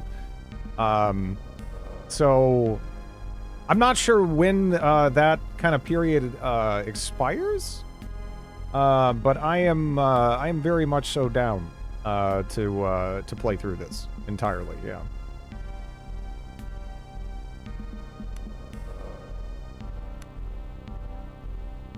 Disengaging from melee does not cause your turn to end. That does seem kind of important.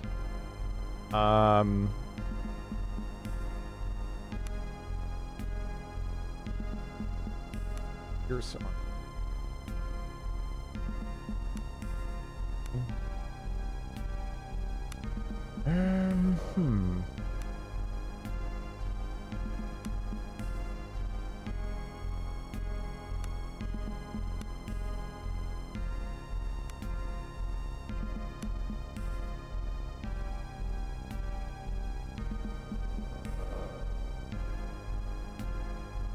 Executes an attack. If the attack is successful, the following effects trigger, and target all opponents in the target area.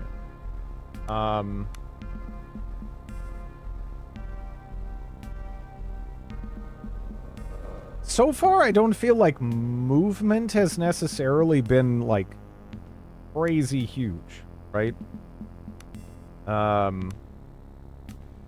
This is a level 5 right here. But it might arguably be worth going for the increased backstab damage at 3, right? We could also just hang on to the points. I don't know. 'Cause it does seem like I can hang on to the points if I want to, and then just, like, kind of grab up some stuff. But, yeah, that adds bleeding. I think I remember bleeding being kind of crazy. Yeah, bleeding causes the character to lose 10% of their max vitality at the start of each turn. That's not bad. That's not bad. So probably saving up for that makes more. It makes more sense to me anyway. But yeah, we'll take what we grabbed here at one point.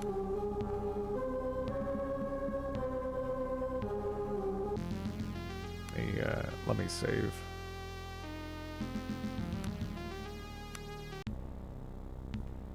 Interesting soundtrack. Yeah, no, I've been enjoying the soundtrack too.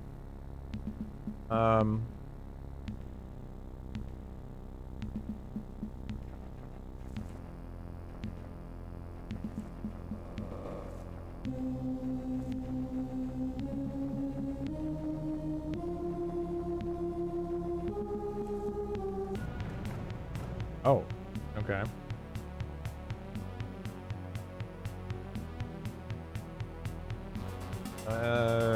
Let's maybe fall back a bit then.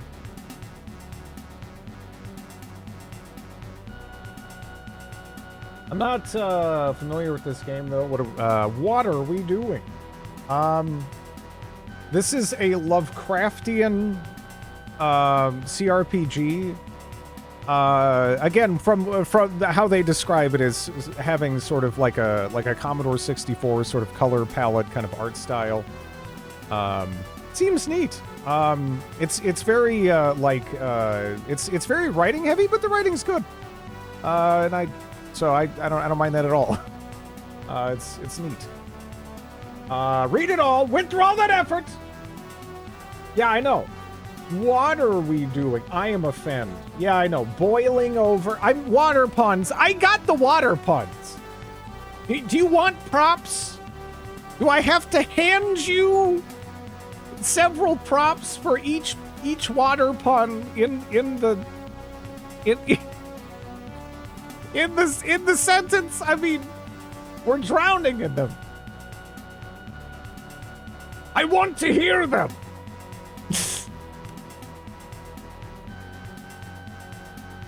Oh, she's out of arrows, isn't she? That's right. Yeah.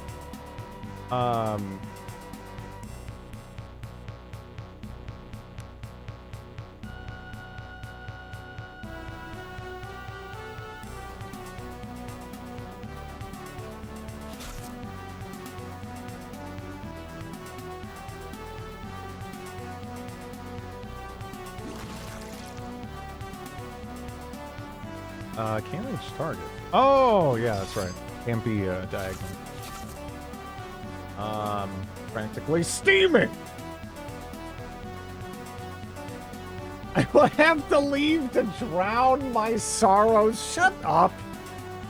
God.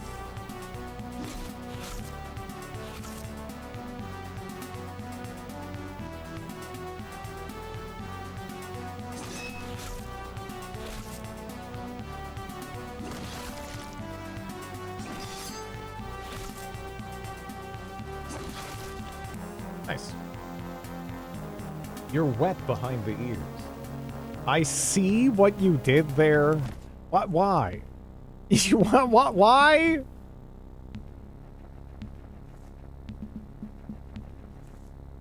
Ugh.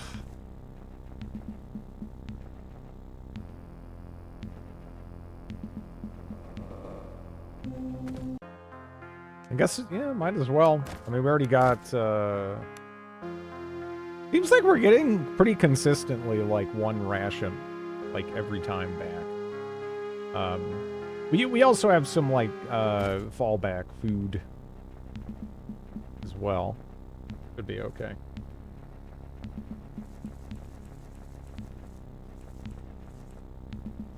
It's like a screen transition? Okay. Emerging from the rocky shores, you survey the dreary interiors of Idra. Rolling hills and moors cover much of the surrounding areas, and tall, jagged mountains rise towards the north. East of you, a lighthouse can be seen, its faint light flickering against the gloom.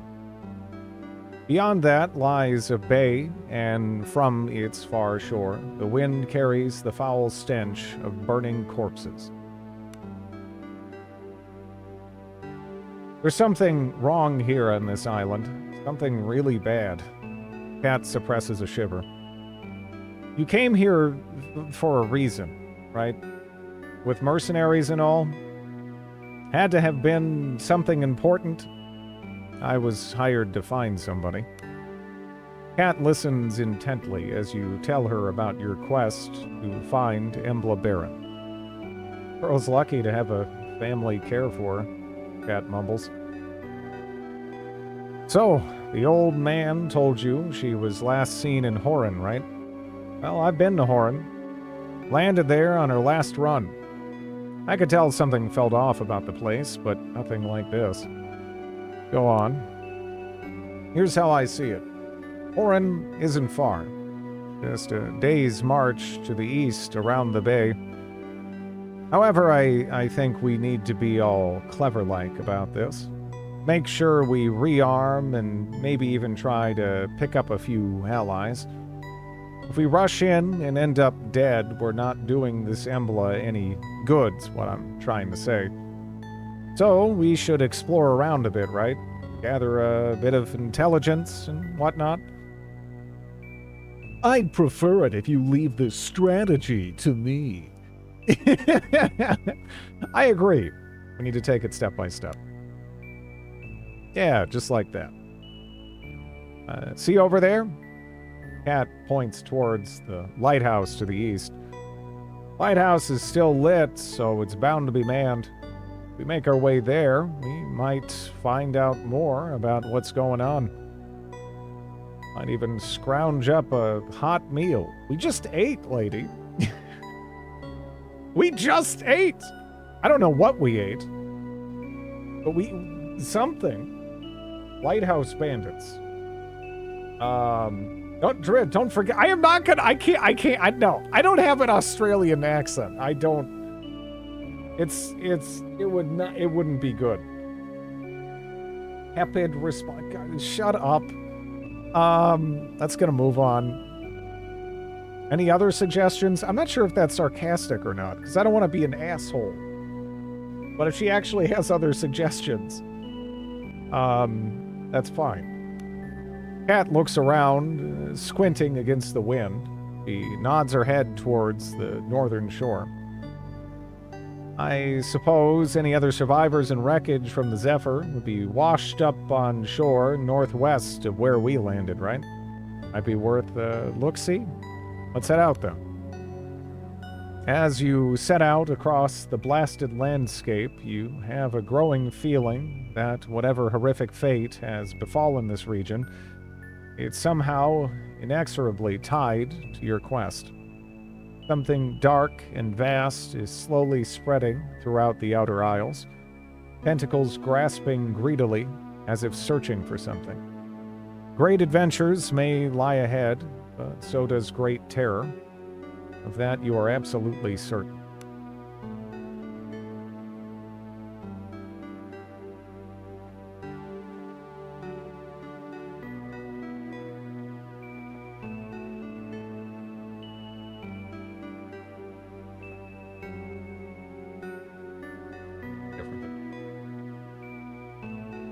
Cat is always hungry.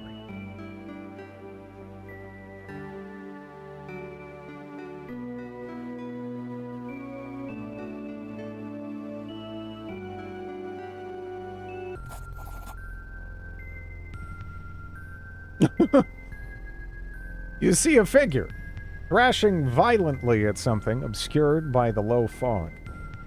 Whatever this person is doing, it's producing loud, crunching, wet squelches, a stream of curses. Move closer. You see the scene for what it is. Roland, soaked through and spattered with ichor, is laying waste to a number of grotesque-looking creatures with a piece of driftwood. He snarls like a wounded beast and his eyes are black with rage. As the last of the horrid beasts falls, twitching back into the shallows, Roland snaps his gaze to you. Dead eyes staring at some distant point on the horizon behind you. Eventually, the tension drains from his muscles, and he lowers his makeshift weapon. Thought I was carrying, they did. I nearly was. I didn't think you'd make it. Seems I've got a few lives left in me, for all they're worth. Roland sighs deeply and slumps down onto a nearby rock. You tried to save me, you bloody idiot. Not exactly the thanks I was expecting. There's no room for being a bloody hero in work like this. It's just shit, blood, and bad men doing worse things to others. He looks around at the driftwood and chunks of flesh bobbing around your ankles. It's about time I paid my debts. You sound like you didn't want to be saved. Roland looks out across the uncaring sea. Not many get to be my age in our line of work. The things that I've seen, that I've done, memories like that prey upon you, like bloody wolves circling a camp, the fire dying out. The second you let your guard down, they pounce. Why don't you retire? Your time isn't over yet, old man. Time to sleep, 2:40 a.m. Thank you for a great... Thank you. Sleep well. Sleep well, Brady. Sleep permission denied. Why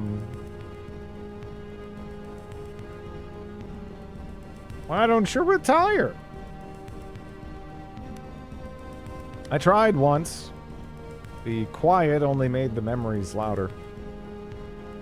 You wait, expecting Roland to elaborate. He merely stares blankly ahead. We need to be on our way. As you say, but heed this. If you want to survive, you need to drop the bloody heroics. This business makes your hands dirty, and nothing gets them clean again. Trust me on that. Speaking of which, I suppose I still work for you. You should get going. I think it's best we part ways. I'm counting on you. Let's get going.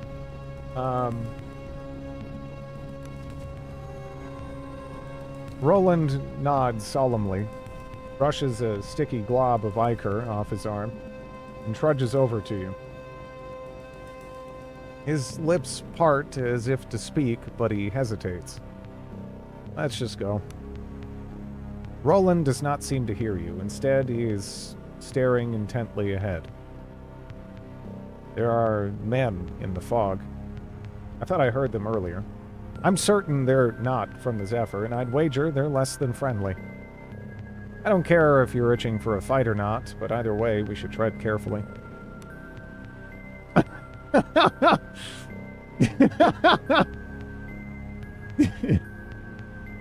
These guys look sick. Straining to see through the dense fog, you finally spot them. A group of men prowling. Look at those dad bods. Yeah. That is a beer gut. Real men. A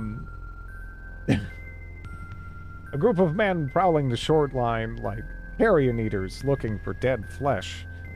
They are unkempt and dressed in rags, with bare torsos and broad shoulders adorned by a strange mixture of sailors' tattoos and crude symbols. They carry an assortment of cruel-looking, rusted tools turned to weapons. Gibbering chatter, laughter, and whimpering drifts across the fog in a steady stream. Whoever these men are, their minds are long gone. You sit still until a group of them passes you by. Perhaps you might be able to flip past them? Yeah, call out to them. The men fan out and regard you with a cruel glare. I'm going to enjoy this, one of them snarls as he draws a rusty dagger. Let's be civil about this. I'll have you talking once I stick this knife in your gut. The largest of the group steps menacingly toward you. I'm here to join you. What? I have to roll a 9 on a 2d6.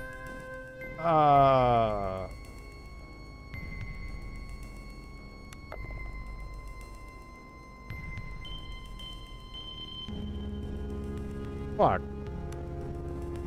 Howling laughter fills the air as the madmen charge towards you. Oh. I mean, these guys are eating well. You know, maybe they got something figured out. I don't know about the tattoos, though.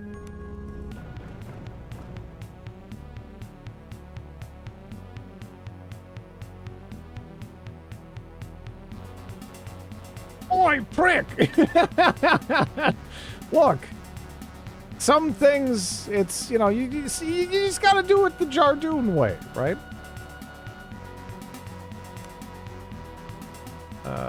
Let's see. Definitely, I think, want an arrangement like that. Pretty sure. The people died. The sprites don't have a bouncy gut.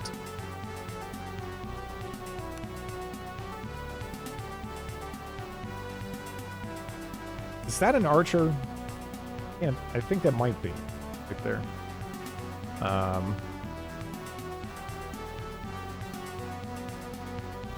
Yeah, this is nice being able to see the turn order here. So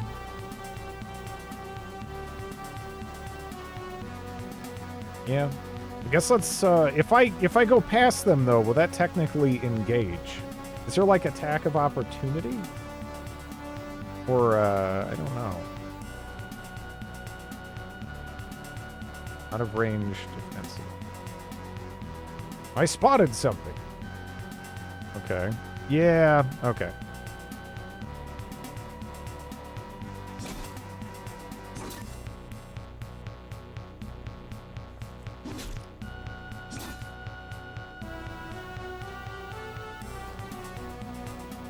Now we got that guy working on the two-handers. Let's see.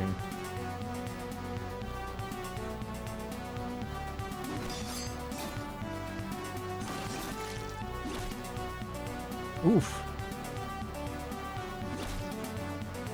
That guy needs to go. Because, what do I even have to heal? Not much. Not much.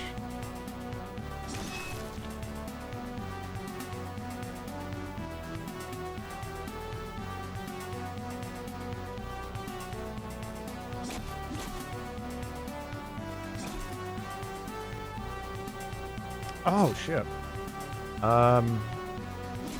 Although, honestly, maybe that's fine.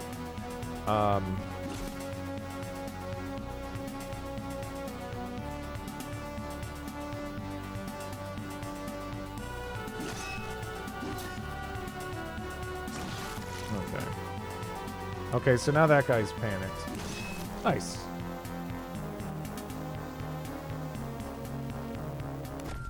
I'm always a sucker for morale mechanics. Games. Crude rapier. Okay. Can we camp here? What is this? What is that? It's a pumpkin. Alright, I don't know. Let's eat 2 things of vegetable soup and 2 pumpkins. That seems to do it. And we'll forage for more.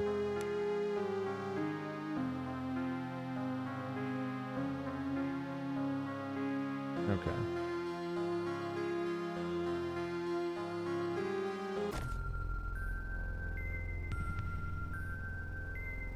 Let's take a look at his gear and stuff. He doesn't have any feats.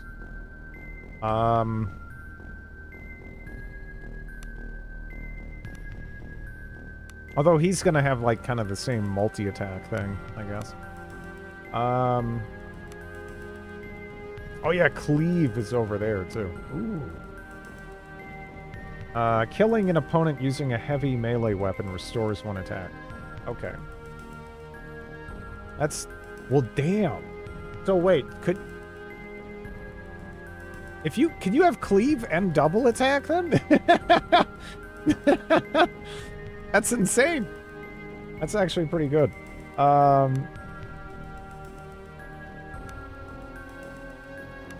because, yeah, getting the multi-attack, I mean, that's... I feel like that's gonna just be... That's gonna be a no-brainer. So we'll put a point in over there.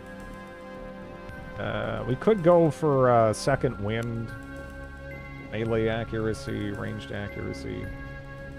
My lawnmower has those. It's great.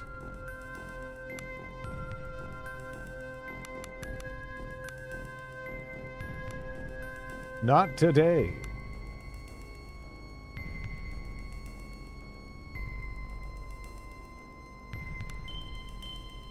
Okay.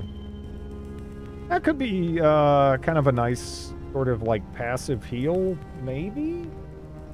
We don't know though.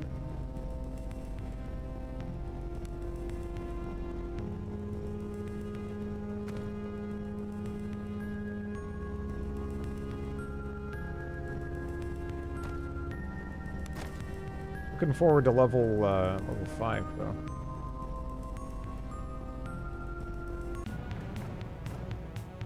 Oh, man, that's a lot of dudes.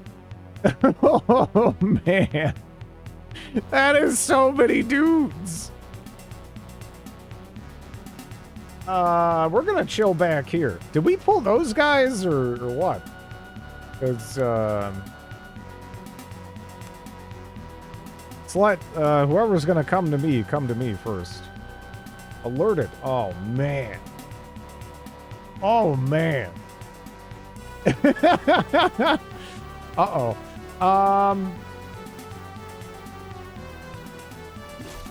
This guy's gotta go. This guy's gotta go.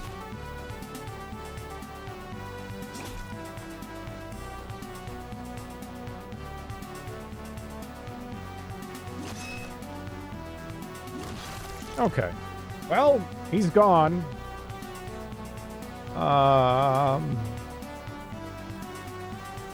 Yeah, rotate you over. Alarm!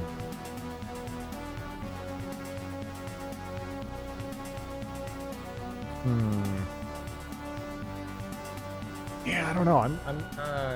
He's so squishy. Like, part of me wants to run up and, like, just whack him. I guess I should, right? Like, I don't know. And then this guy's gonna get mulched. One way or the other. Maybe go for him? I don't know. Oof. Oh man, that miss. That hurts.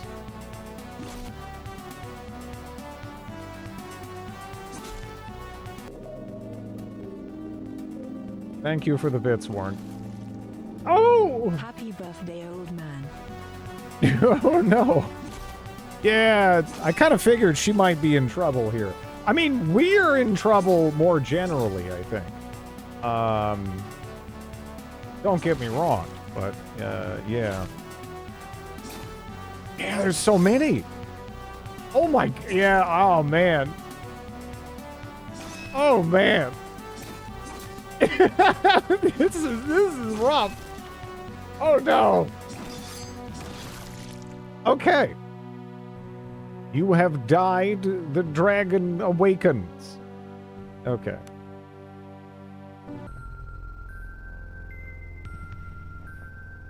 I think we just have to rest again. But man, yeah, no, we might actually have to employ stealth. Unless we can find like an excellent place to chill. Maybe we can manage like, a little bit more. It would also help too if this lady had arrows, because yeah, being able to like backstab. Backstabbing with arrows is delightful.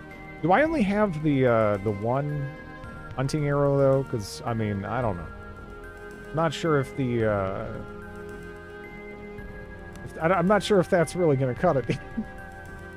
It seems rough.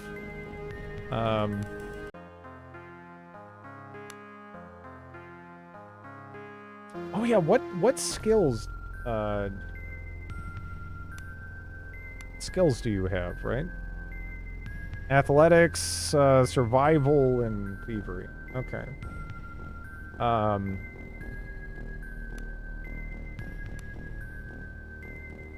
Yeah, You could probably... I've seen stealth when Drid played thief. Yeah, but we can't just bonk everyone in the back.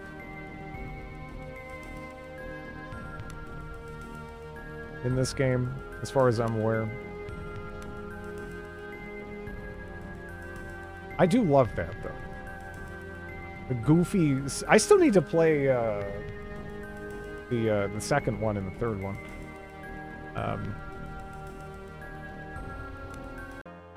Yeah, let's see.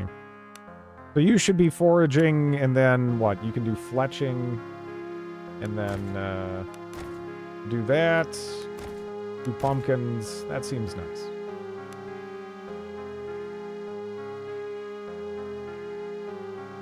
Oh.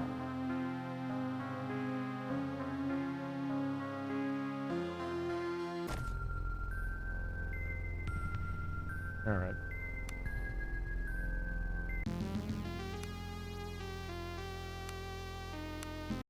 Let me save there, and then we'll try stealthing by maybe. I don't know. There's a lot of guys. Like if I found like an amazing choke point, right? Like maybe we could finagle that. But I didn't really see an amazing choke. Oh shit. Oh god.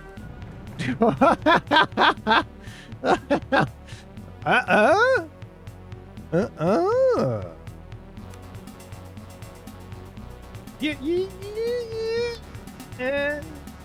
You know, this might work, actually.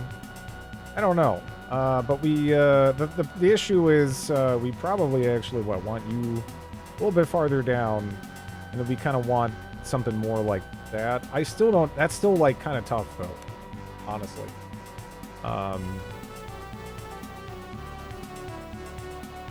So we'll see, right? Hide in combat. I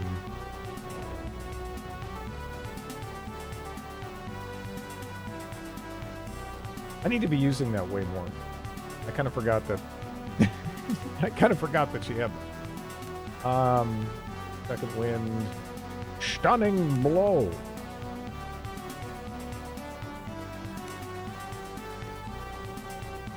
I don't think we pulled everything. So I guess maybe that's better. I don't know. Oh, now they got alerted. Okay, now I pulled every. Okay.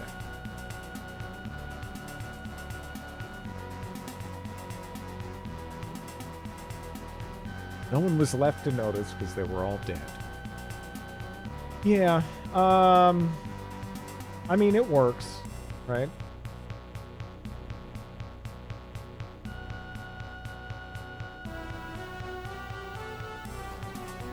Let's just go like right there. See what they do. I don't know.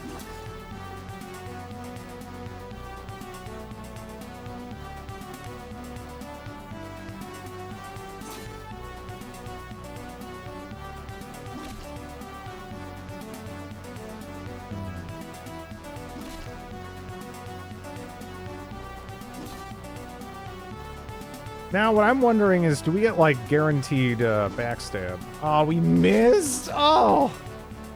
Yeah, I don't know. We're in danger here. I think I need to not mess up the sneaking. Because either that or I need to find the right spot. I need to find the right spot to do this. Damn. Because, yeah, we're just getting melted. We're getting melted right now.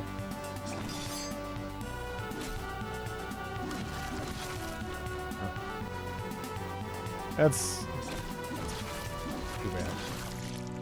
Okay. So maybe that... Is that direction a no-go, almost? I don't know. Hmm.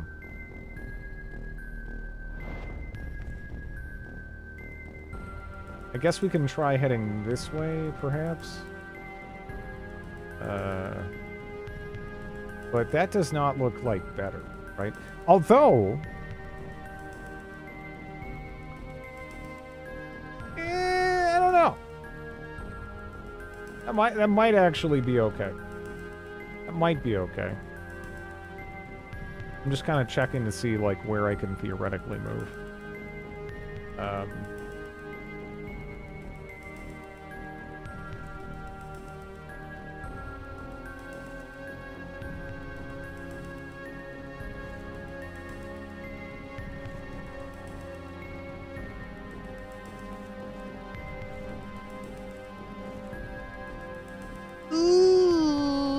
I might already be, like, caught, right? Oh, no, I can't move up there. Oh, no. I didn't see the... Oh, no. Oh, no. Okay. All right. This is all right. This is all right. This is all right. We'll be okay. For glory. Nice. Okay. Now, can you do, like, fat damage on this guy? Just do fat damage on this guy. I'm seeing a lot of missing. And, I need that to stop. Okay. Let's see. John Duna is doing okay. Okay. But, yeah, I don't...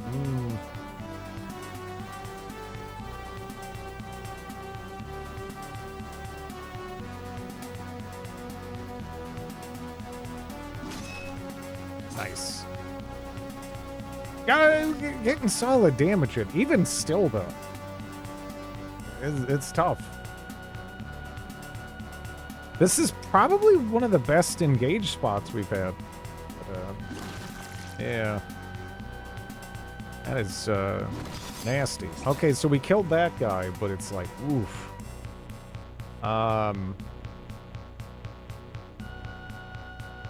Can she go finish off this guy?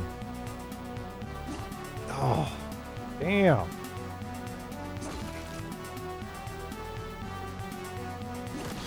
Okay.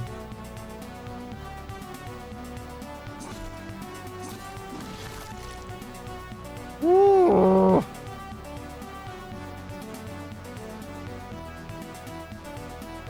Oh, man. That is... Oh! Yeah, that's rough. That was, like, better, but yeah, it's still just, like... It's, like, a bit too rough. A bit too rough. We definitely need to go with sneaky, I think, as far as the approach we need. We also should check and see how far out I can walk here.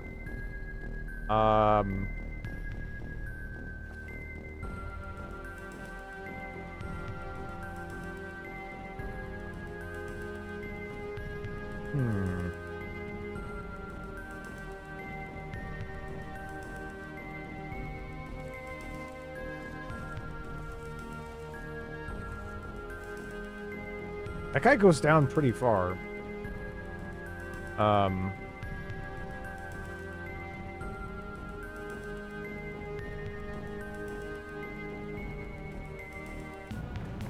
Now what blood will flow. Okay, so since I just initiated, does that give me like man, Jarduna's still last? Shit. It might be an issue of initiation as well. Like just mattering a lot here.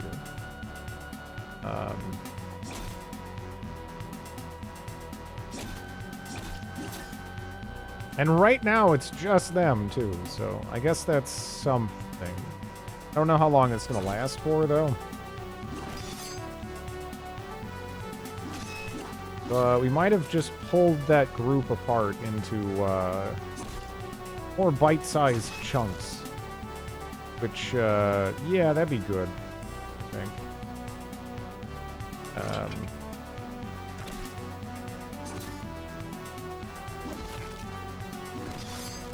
Okay. Yeah, we did. Cool. Yeah. All right. So we just made that way easier. Yeah, you have to be really careful about how you initiate, otherwise you might end up pulling way too many guys at once.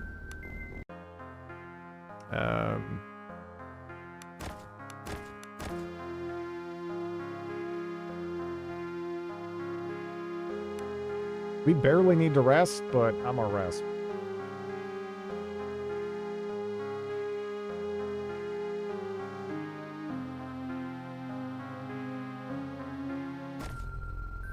Okay. I wonder if, like, time of day and stuff like that, you know, like, actually affects it well. Like, are you incentivized maybe to wait until, like, darkness falls, maybe? Or, I don't know. Got 2 potions, though.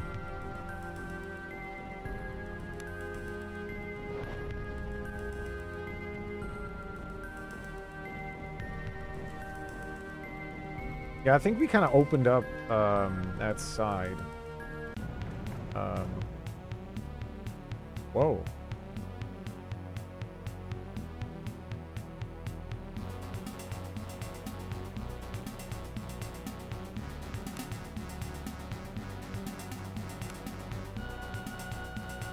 Okay, let's go.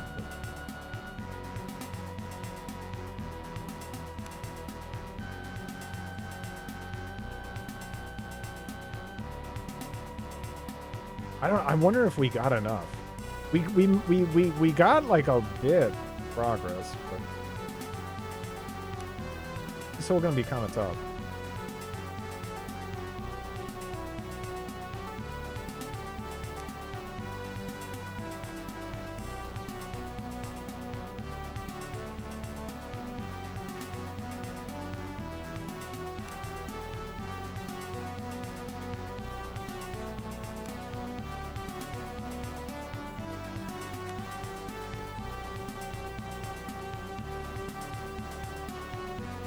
There being 2 less of them matters a lot, though.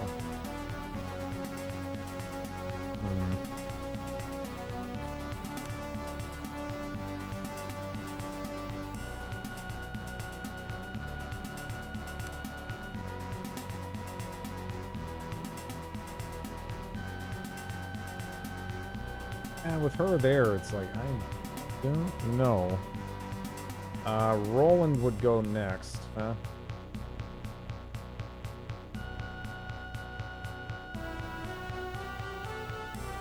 I think we could have Roland attack the same guy. Right?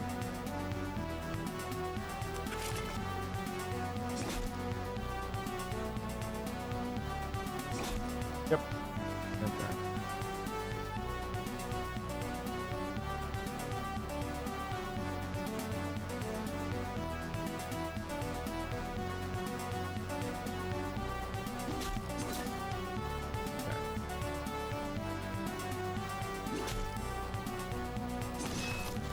Okay, well that's one down.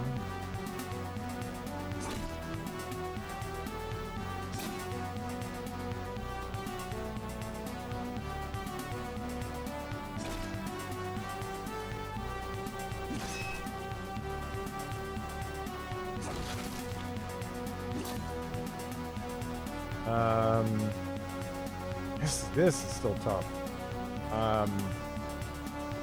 And that guy gets to go before Jarduna does, which is concerning.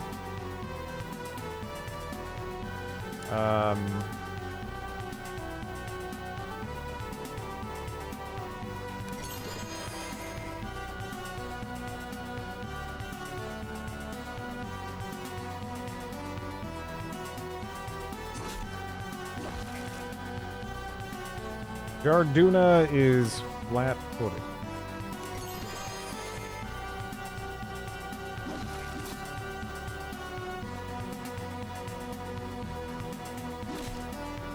I'll take that.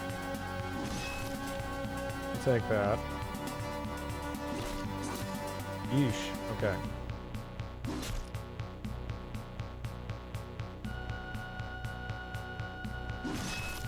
All right. Woof. We don't have any way for Jarduna to heal. So I'm kind of hesitant to move up. Or, you know? We have 2 fighters and a thief right now. So I'm hoping we meet some kind of cleric-y class individual. That would be ideal. That's what we want to see in our next party member. I'll tell you that.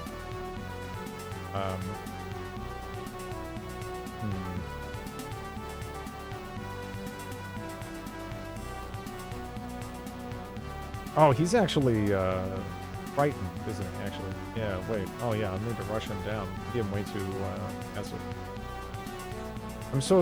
I wasn't used to. I'm still not used to the morale system in it.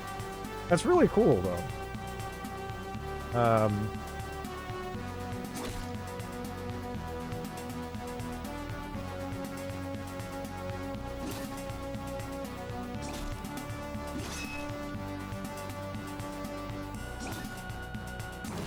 Okay.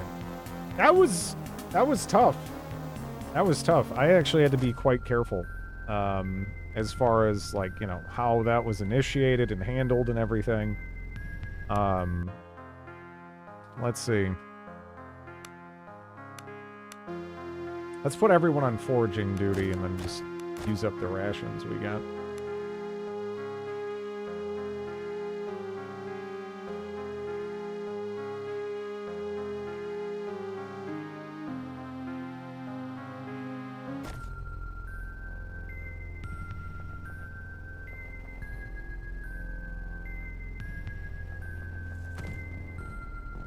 Fine composite bow of defense.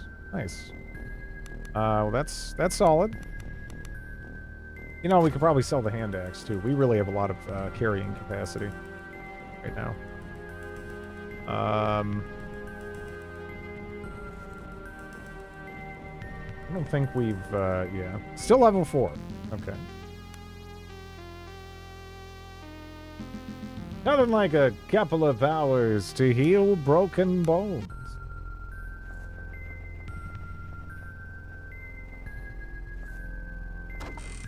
Leather armor. Ooh. Okay, so what are you using, if anything? So it looks like you got... Is that leather armor? Studded leather. Wait, can she not use this?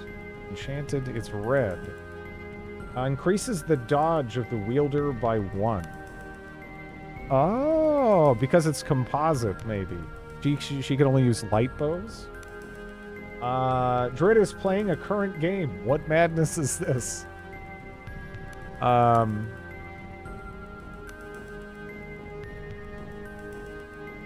that's cool. Yeah, we can just have Jarduna wear the bow, and then that gives a boost to dodge, so, yeah. No brainer. Let's do it. And then you can wear that, because I don't think you had any... Yeah, you didn't have anything that provided any benefit, anyway. Oh yeah, that's right. We also got a rapier. Because right now we're using a hand axe, so let's take a look at the... Yeah, I mean, not terribly surprising, but yeah, the critical multiplier there is way better on the rapier, so it probably makes more sense to be using the rapier. Does the extra weight that's actually a good point. Like, is it like a gradual like encumbrance system? I don't think so though. At least I'm not seeing where that would come into play. But I could be mistaken.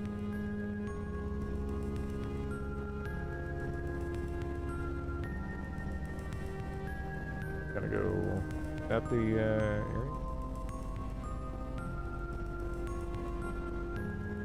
That's just that, yeah, Taylor's corpse.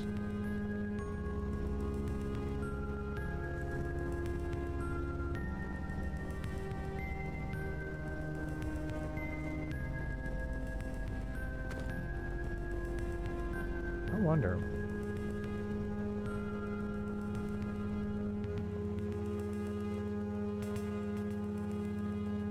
What is the road? Is it, do I just follow the road up in the corner? Yeah, okay, I'm done. There we go. Go to the lighthouse. An ancient lighthouse rises steeply from the bluffs ahead of you. The beacon is still lit, though it flickers weakly.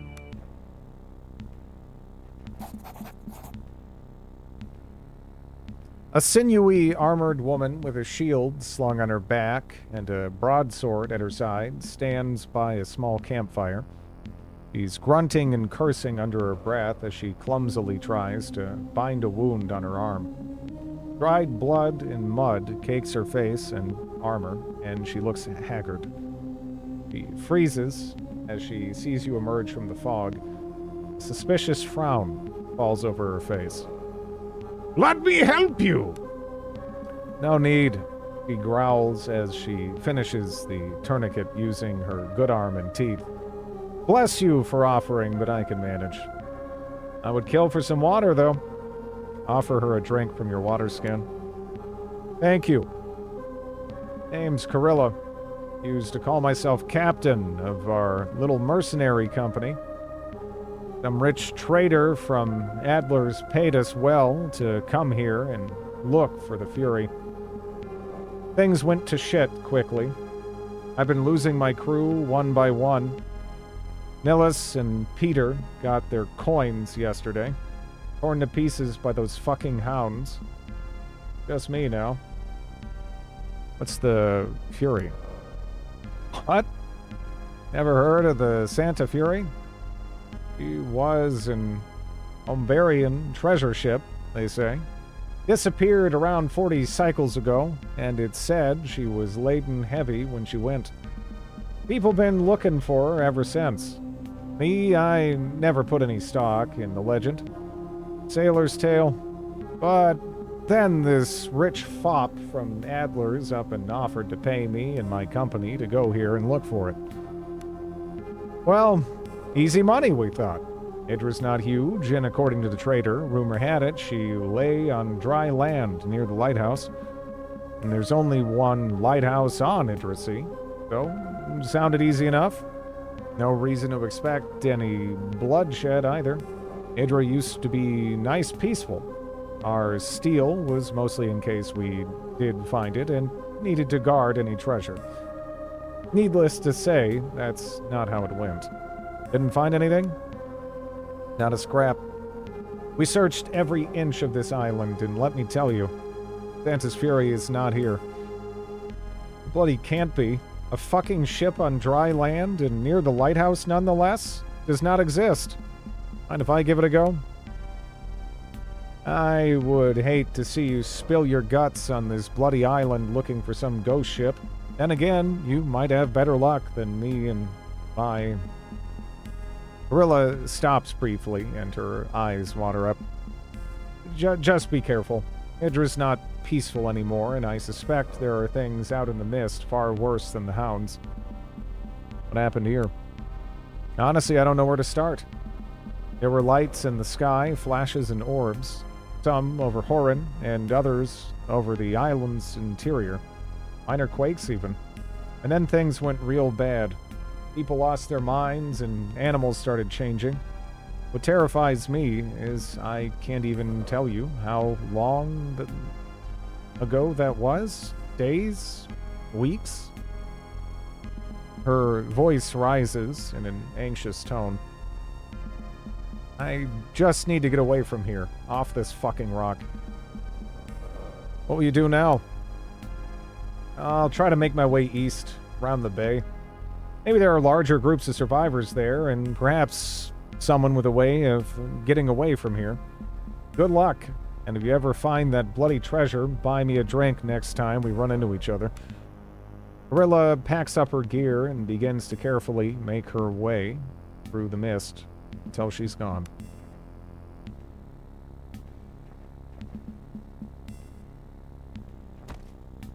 Okay.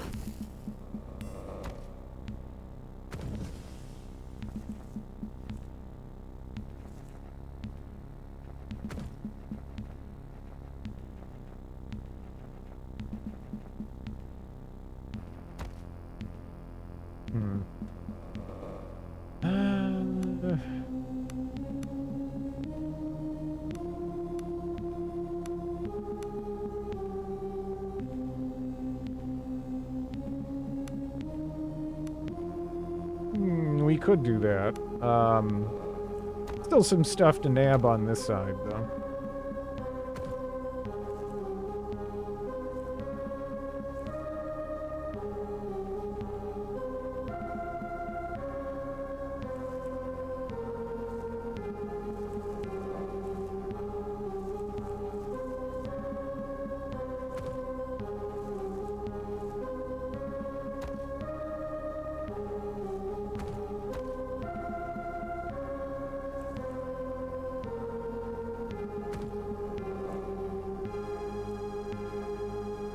So there is a way around.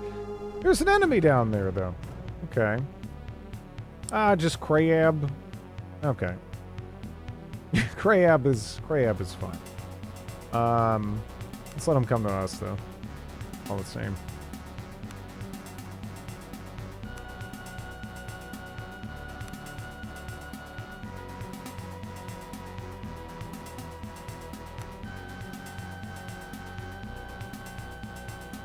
I could rush up, but you have a good spot here.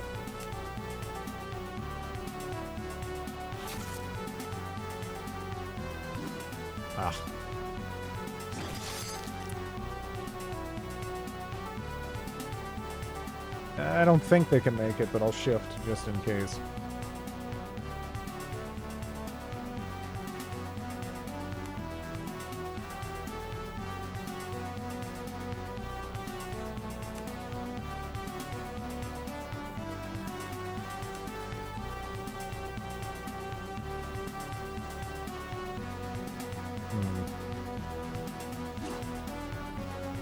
Oof. Well, that's unfortunate. I guess we can do that. I need to be doing that more, actually.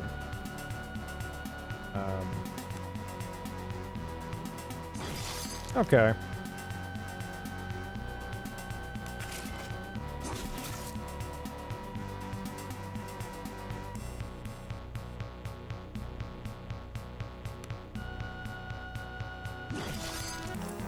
Yeah, that wasn't too bad. Level 5! Want that multi-attack.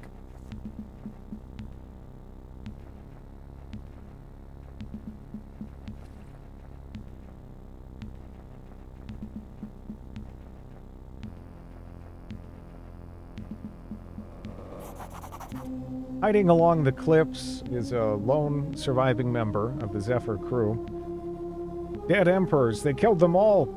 Stabbed old Nino right in the throat. Need to find somewhere to hide. Not old Nino.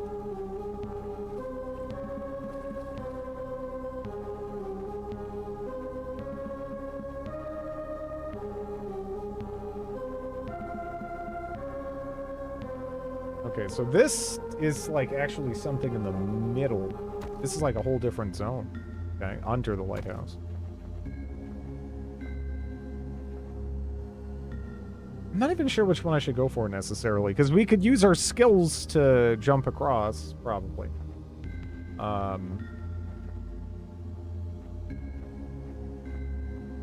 But if that's just like a skip, you know, I'm good. We can bash some crabs, right?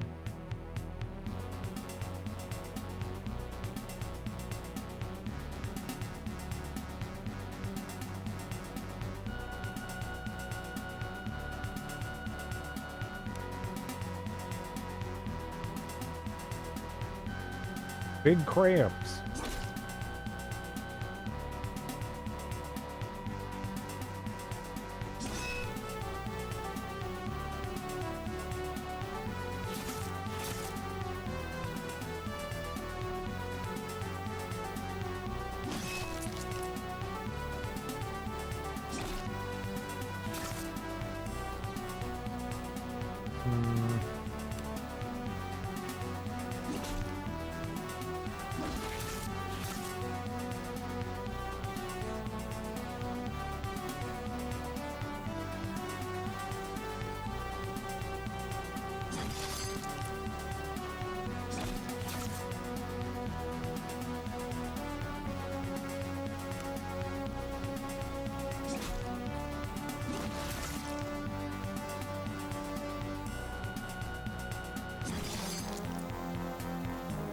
Can we eat the crabs?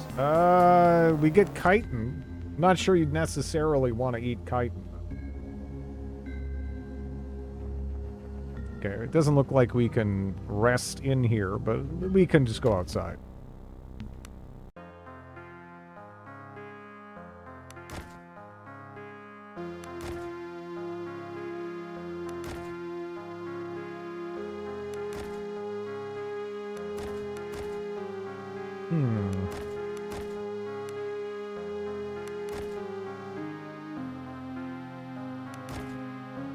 What do we want to go with? Onions, potatoes, pumpkin. I guess I can just, what, throw in a ration. And then just, yeah, everybody on foraging, maybe. Perhaps crab armor, maybe. Maybe. There is a whole crafting system and everything, so that's going to be another party member that we're going to have to try to keep an eye out for, because I don't have any crafting. The other guy's a fighter, and the other, you know, the lady's a thief, so yeah. It's not doing too much for us, right?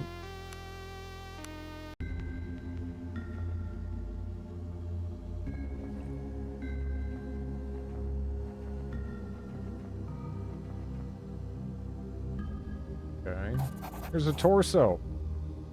Sprawled on the ground ahead of you lies the mangled body of a man. Stacked high against the walls behind the poor fellow are crates of goods, and you have a feeling you've stumbled upon a smuggler's hideout. One that has seen fairly recent use.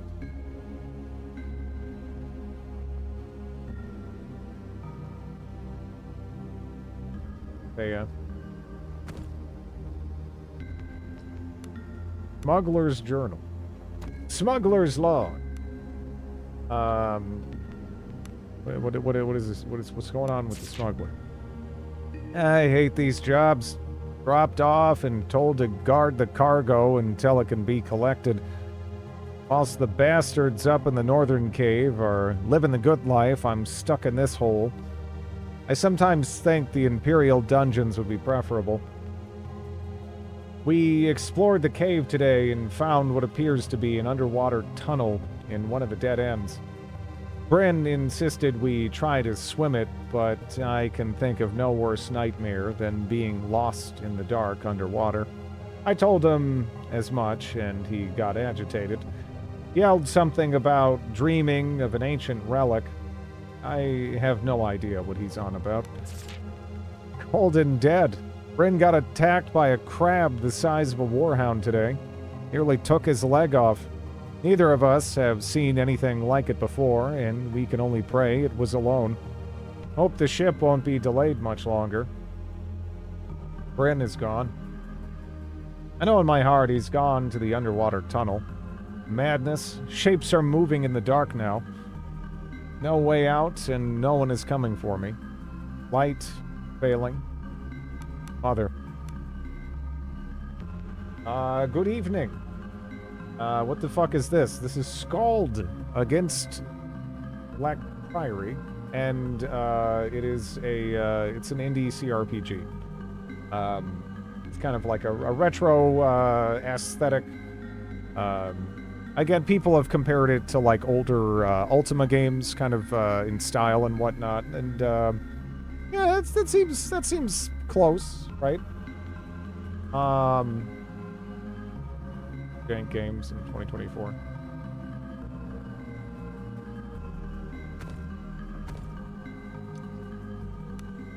I only have one thieves' tool. Please don't. Oh man. Well. Time to force it.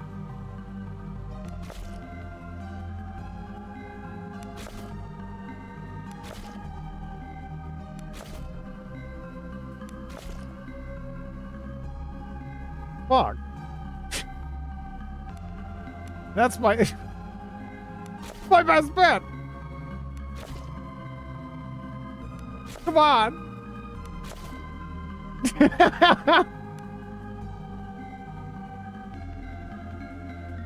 You have to like bash down its HP, essentially.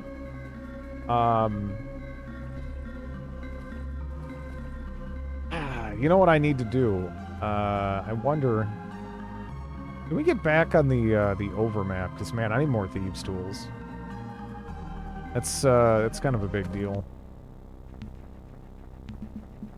We don't want to just be leaving stuff behind like that.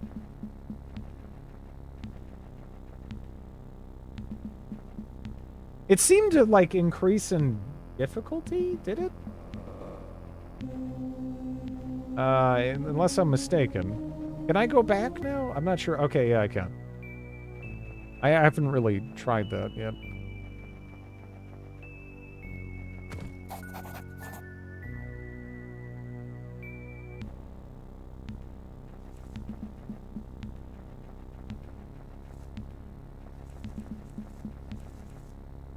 He succeeded, but it did 1 damage to the block.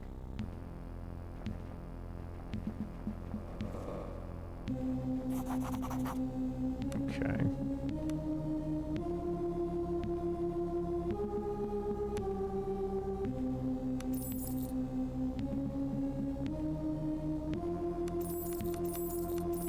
Yeah, let's just buy all that, really.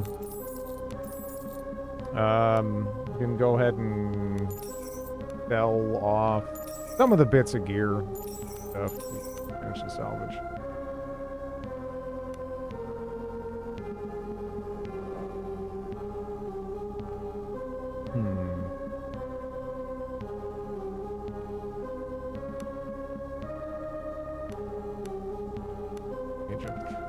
Yeah, we'll see what happens with that. Chegg. Does this have pourables? No pourables. There's not too many games that let you play as fake space Italians. That's kind of that's like basic. That's like a defining feature of Wizardry 8, really. The fake space Italians. How do we level transitions? How do we get those? Okay, there we go. I guess I'm clicking on the wrong spot.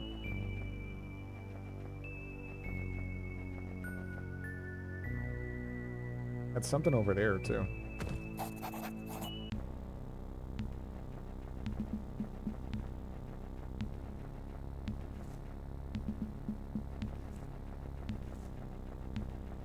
Oh.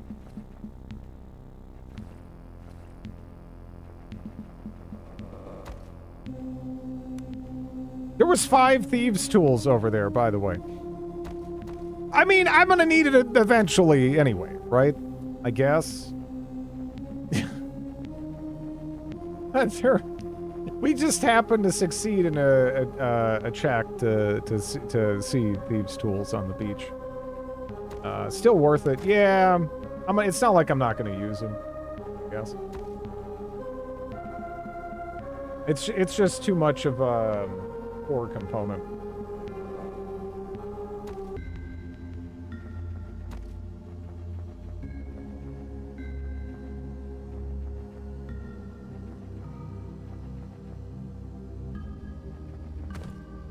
Have you been using lanterns? Not enough. Not enough. I should be. I've used them here and there, and they've kind of implied that it'll, yeah, maybe, it'll probably helps with spotting and stuff.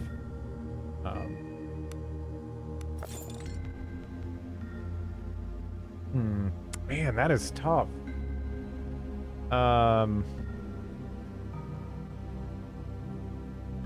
Yeah. Yeah. I don't know. Time to use all those tools. Maybe, let's see. We've been saving points on her as well, right? 3 ranks increase thievery.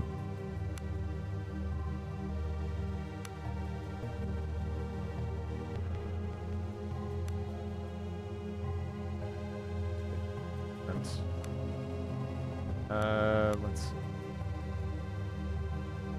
Okay. Yeah, maybe that wouldn't be so bad. That's just +1.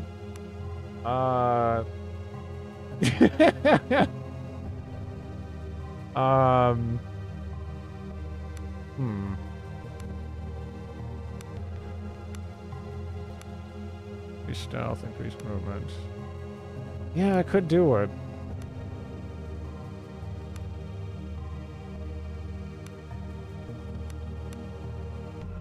Hidden deployment also sounds pretty sick. But, what do we get if we keep going? Smoke bomb! The first time you're wounded each combat, you automatically hide. Okay. Yeah, no, that... Yeah, alright, you got me. I'll just go for it. I'll just go for it. Okay.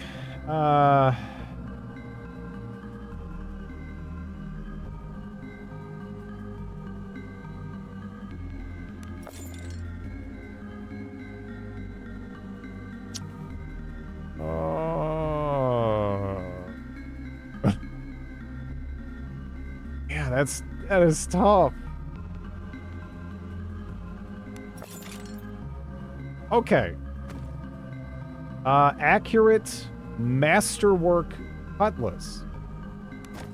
That sounds fun. Maybe it was even worth the pain.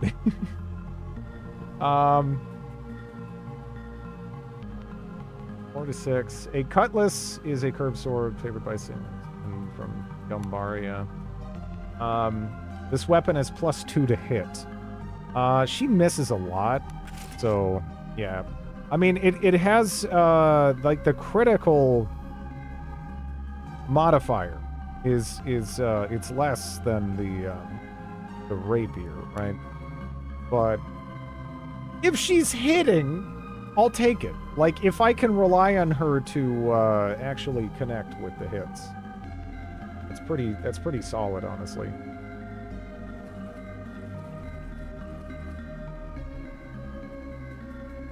But yeah, that was that was rough. We definitely need to prioritize that thievery skill going forward. Whoa.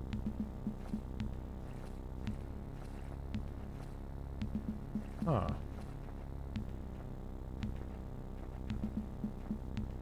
Okay, we got something down there. Uh-oh. Okay, it's crab. Okay, I was a little concerned, but if it's crab, it's probably fine.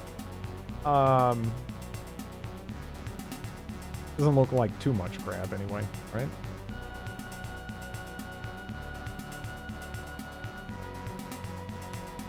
Yeah, we gotta let them come to us. Alerted! Yeah, come here, crab.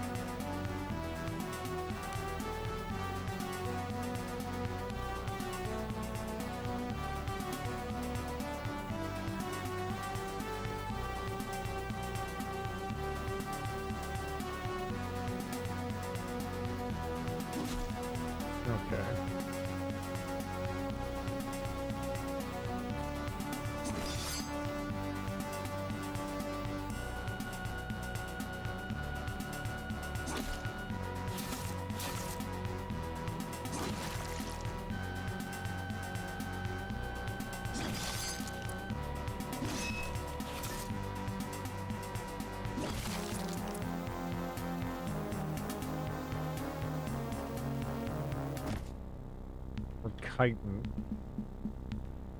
71 experience to go. Because I was like, how close are we getting? How close are we getting to,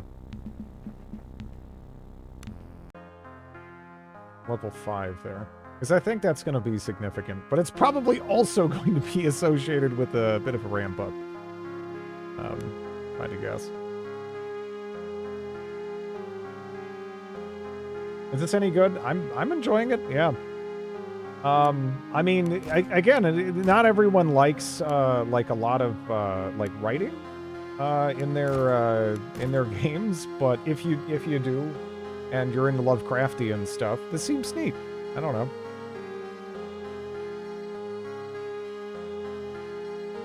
And I feel like the because I played the demo, and I remember not necessarily meshing with the combat as much for whatever reason. But I've actually been enjoying it a lot more this time. I can't really remember like what specific changes they made, but overall it seems to be flowing much better.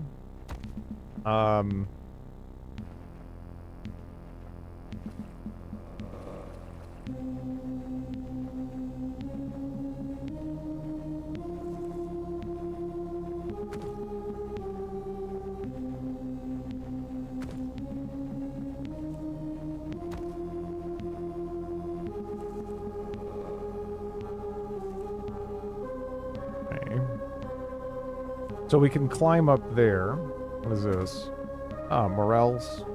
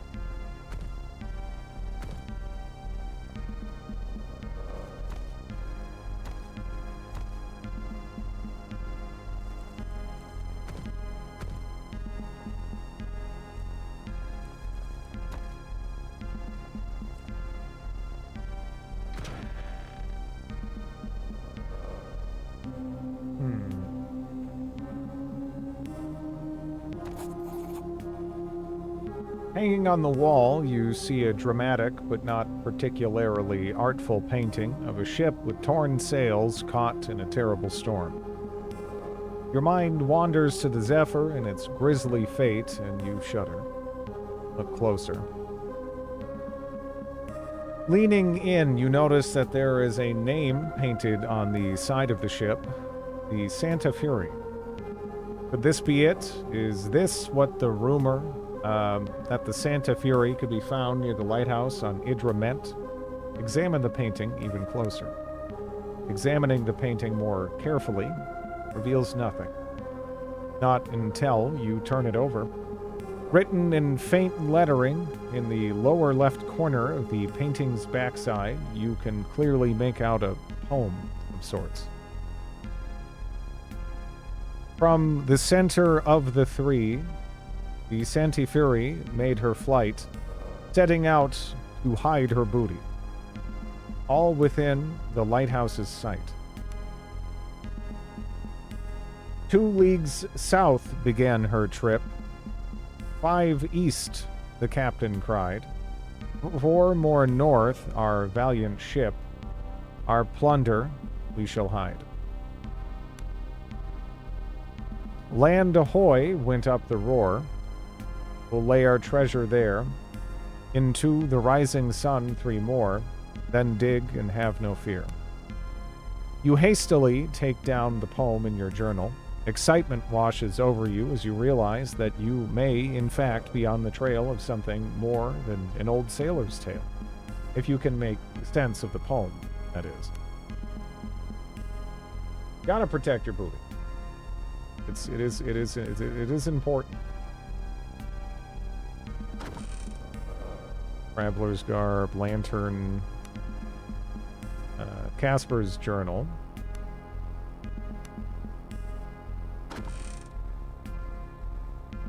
fire resistance.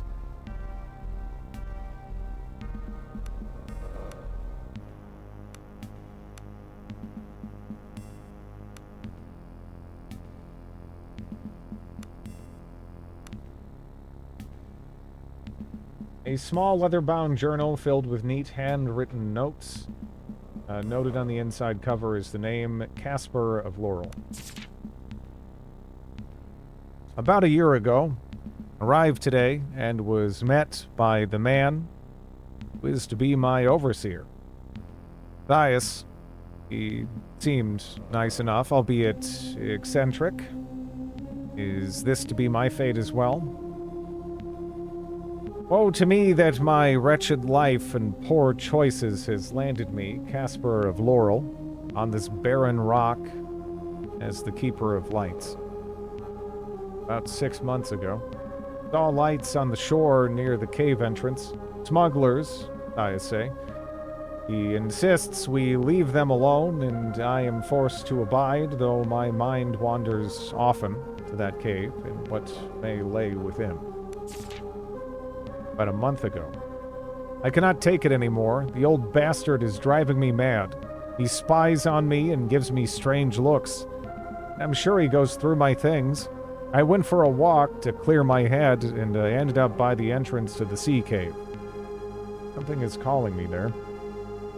I hear it even in my sleep. About a week before your arrival to Idra. Dreams driving me mad. Always it calls me to the caves.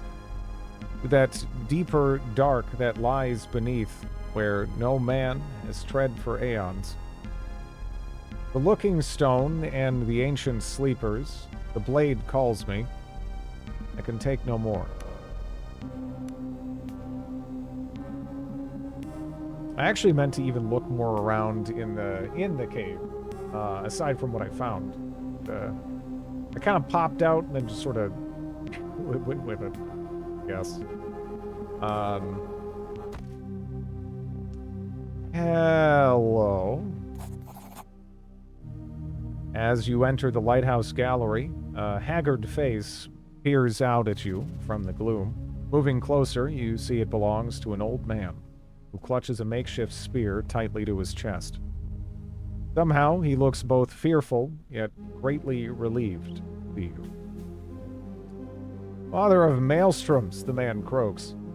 Who are ye then? Who did I summon? Come, sit, you must be weary. Sit, sit.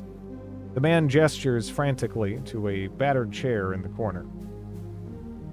I was shipwrecked here by something foul. There are all manner of beasts in the deep oceans of our world, but never have I seen anything like this. A horror from beyond the natural it was that pulled down that ship. I saw it all from my tower, I did, though I wish I did not have to bear such a sight. I can hardly believe that anyone could survive such a nightmare. I did. How, then, did the tides release you when so many others were claimed? The keeper leans in and fixes you with an unwavering gaze. Are you blessed? Or perhaps cursed is more like it. Cursed? How so? Something foul is growing on Idra. A taint on the land. There are lights. Lights as you've never seen. Like those sailors from the high north talk of. But the colors. Like they bleed into your very dreams. You can manage to sleep, that is. It got to the animals first, though. Warped them in both mind and body. Made them cruel and dangerous. I ain't never seen nothing like it. It's unnatural, I tell you. But worse still, Horan is dead as a tomb. It was a right bedlam of cries and screams 2 days ago. Then nothing. As much as a lit candle at night.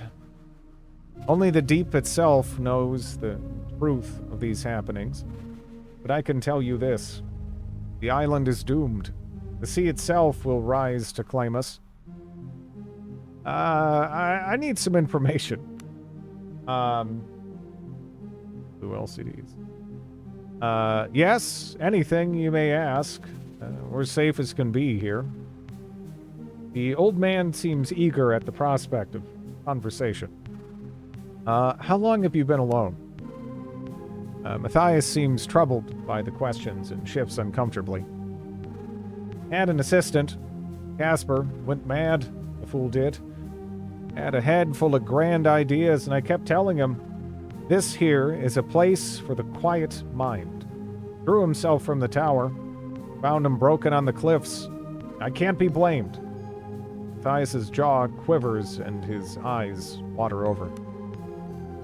Matthias begins sobbing. I should have known.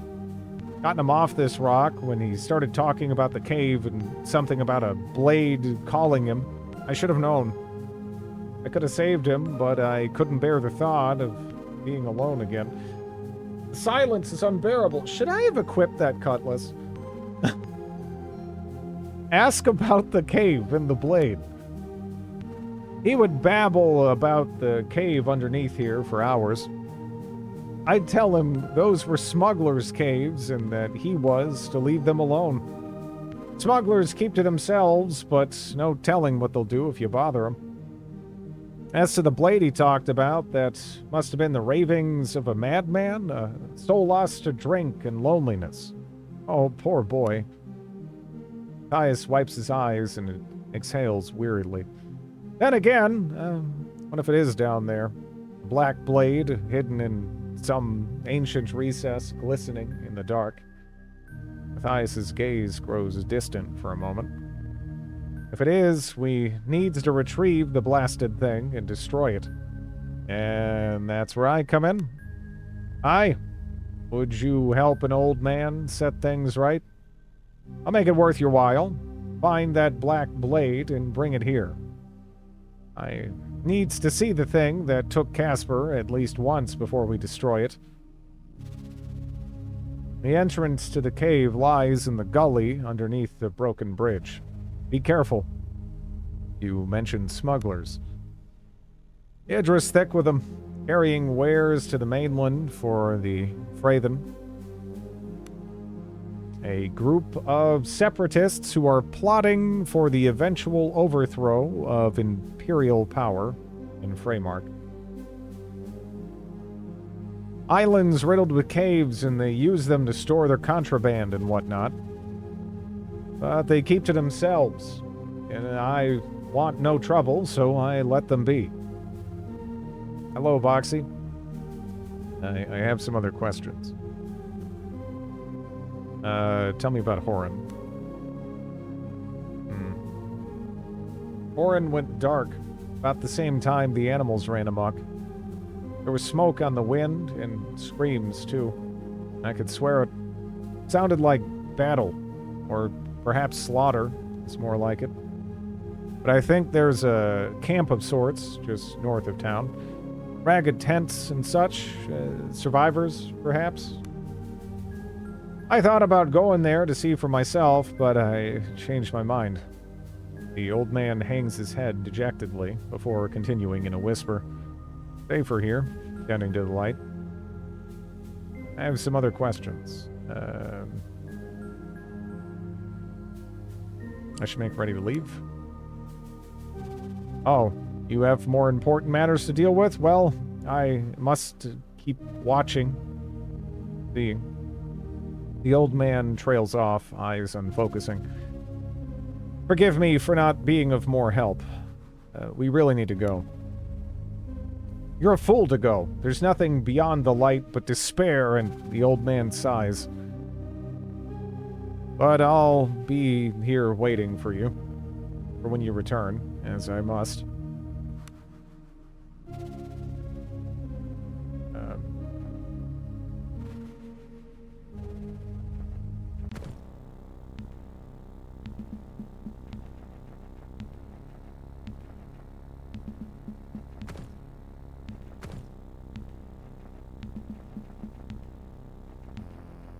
Does not seem thrilled, no.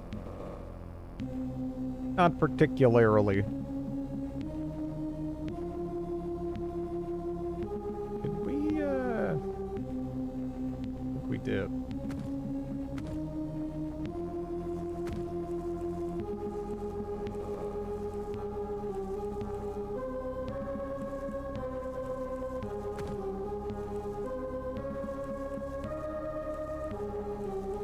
How are you liking this so far? I'm enjoying it.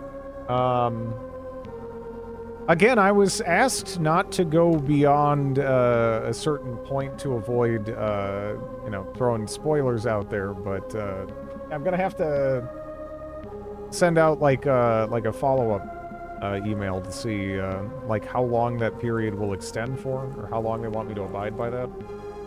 Because I would love to just keep going, really. I'm enjoying the writing, enjoying the music. Again, the combat seems solidly improved from the demo that I played a while back.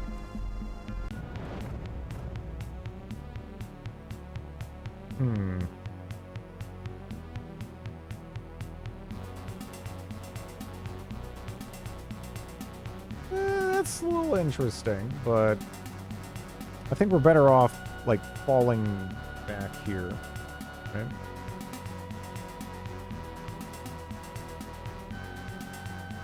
This does seem kind of cool, up my alley in a lot of ways. Yeah, yeah.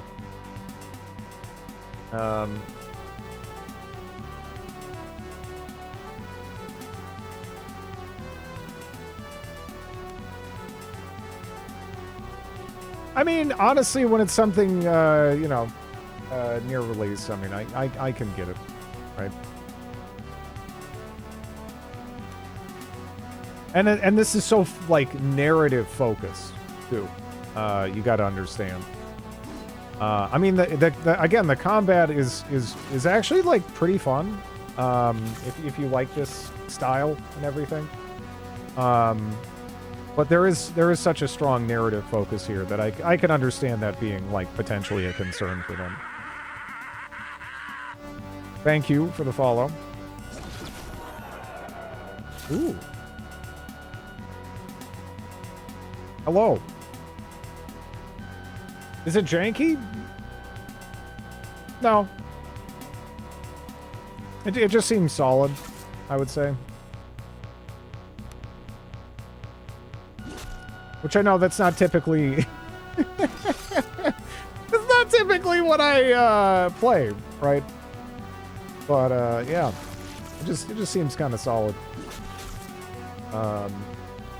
Is it procedurally generated? No.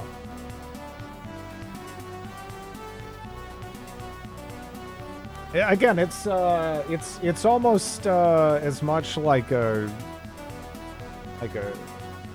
visual novel or something than it is like as it is like a CRPG. It's pretty dialogue heavy and everything, and it is trying to establish this this setting that the game is taking place in.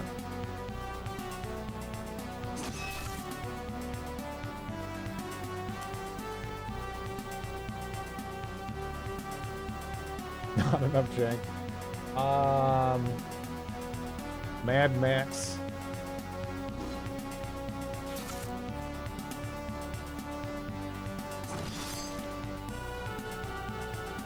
Yeah, we need more arrows. We really need more arrows. They're so good, though. I tend to just use them, like, instantly. Some of the reviews have said the magic system is great. What's your experience? I have no experience with the magic system. I have 2 fighters and a thief right now. So, yeah. I can't even comment on it.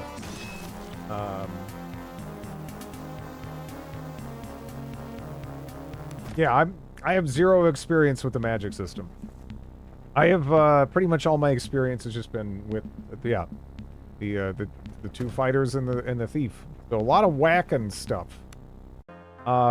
So far, I'd say the thief is probably my favorite class.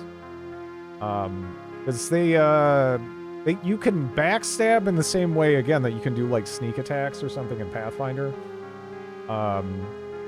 It's pretty cool.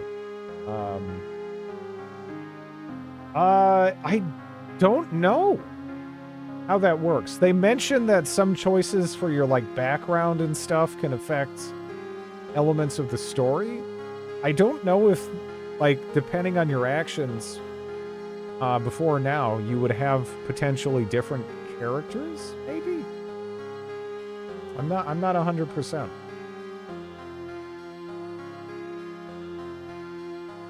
Elderflower? I don't know what you're talking about. Let's see. Go ahead and rest.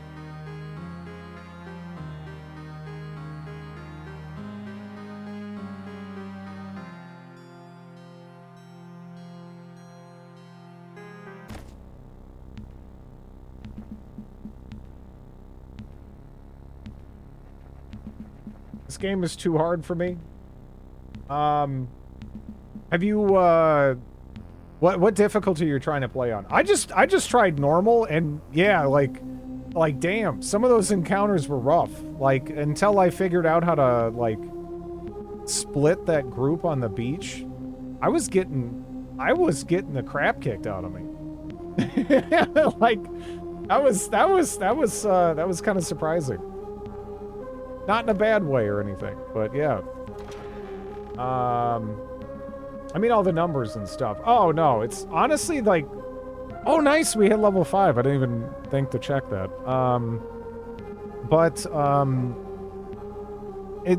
This game actually does a really good job at telling you what, like, stats do. Like, it's really not too rough to pick up on that front at all. Like, again, if you're ever wondering, like, what something is, if it's in green, you can click on it. And sometimes you can just sort of, like, chain it between things. Like, it's, yeah. It seems hard. Nah, it's not that bad. I mean, it's turn-based, so you can take all the time you need. And, you can always kind of, like, stop and look at stuff.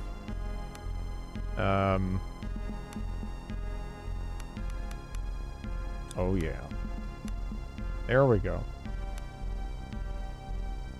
Nice. I was hanging on to those points for the explicitly that reason. Increased light armor use. Looks as nuts as Witcher. Here, let me get that. That's a given that I want that. That's actually really nice. It even has, like, sorting functionality and stuff, the inventory. Oh. Honestly, a lot of the menu stuff and the tooltips and everything, they seem very well thought out.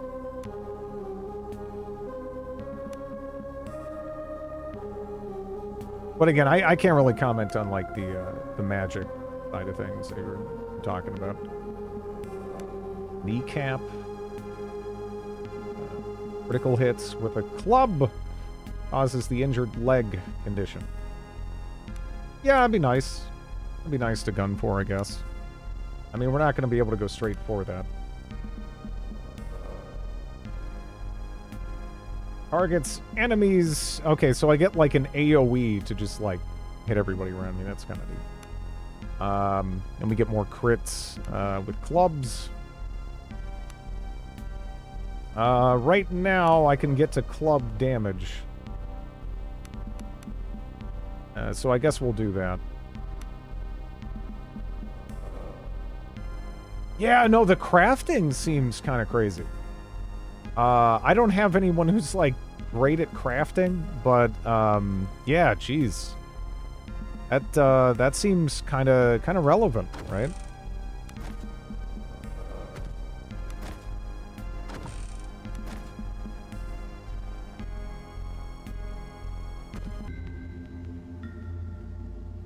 Is that like a crafting table? Yep.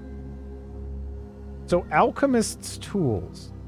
That almost makes me think we're gonna, like, run into someone for that. We have, yeah, we have, arms, we have 2 arms masters, so basically fighters. And then we have, Cat the Thief. And again, there's just like, she does so much damage when she hits. It's just delightful. And then you just look at like all of the increased backstab damage, and it feels crazy. She's definitely gonna be the primary damage dealer. Also, yeah, that all applies with bows too. Because initially I was like, it's kind of cool, but, you know, I'd rather have someone who has more of, like, kind of a ranged ability, considering we already have these two other kind of, like, more bruiser sort of characters. But, yeah, no, that's just nice. That's pretty good. That's pretty good. But, yeah, he's actually, he's a two-handed boy. That's sort of the plan that I had for him, which I guess since he's level 5 now... we can go get him the double attack, or the multi-attack, and then we can also go and get cleave, too.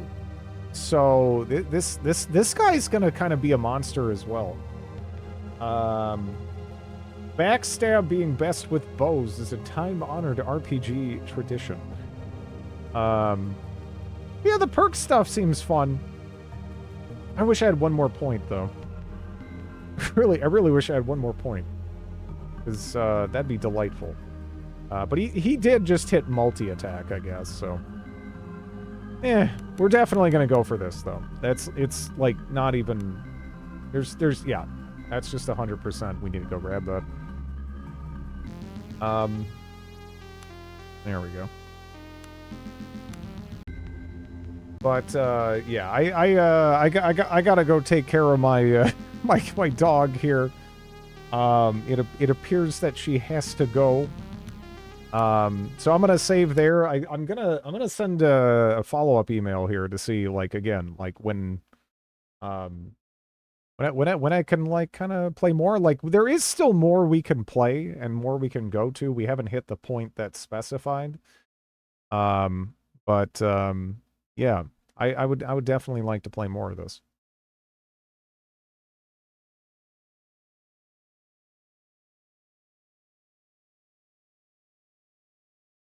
Let me see.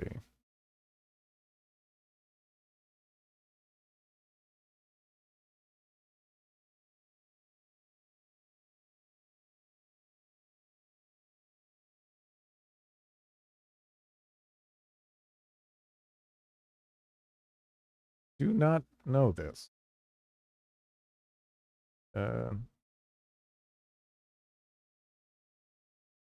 I actually have no idea about the yeah, like, total playtime or anything.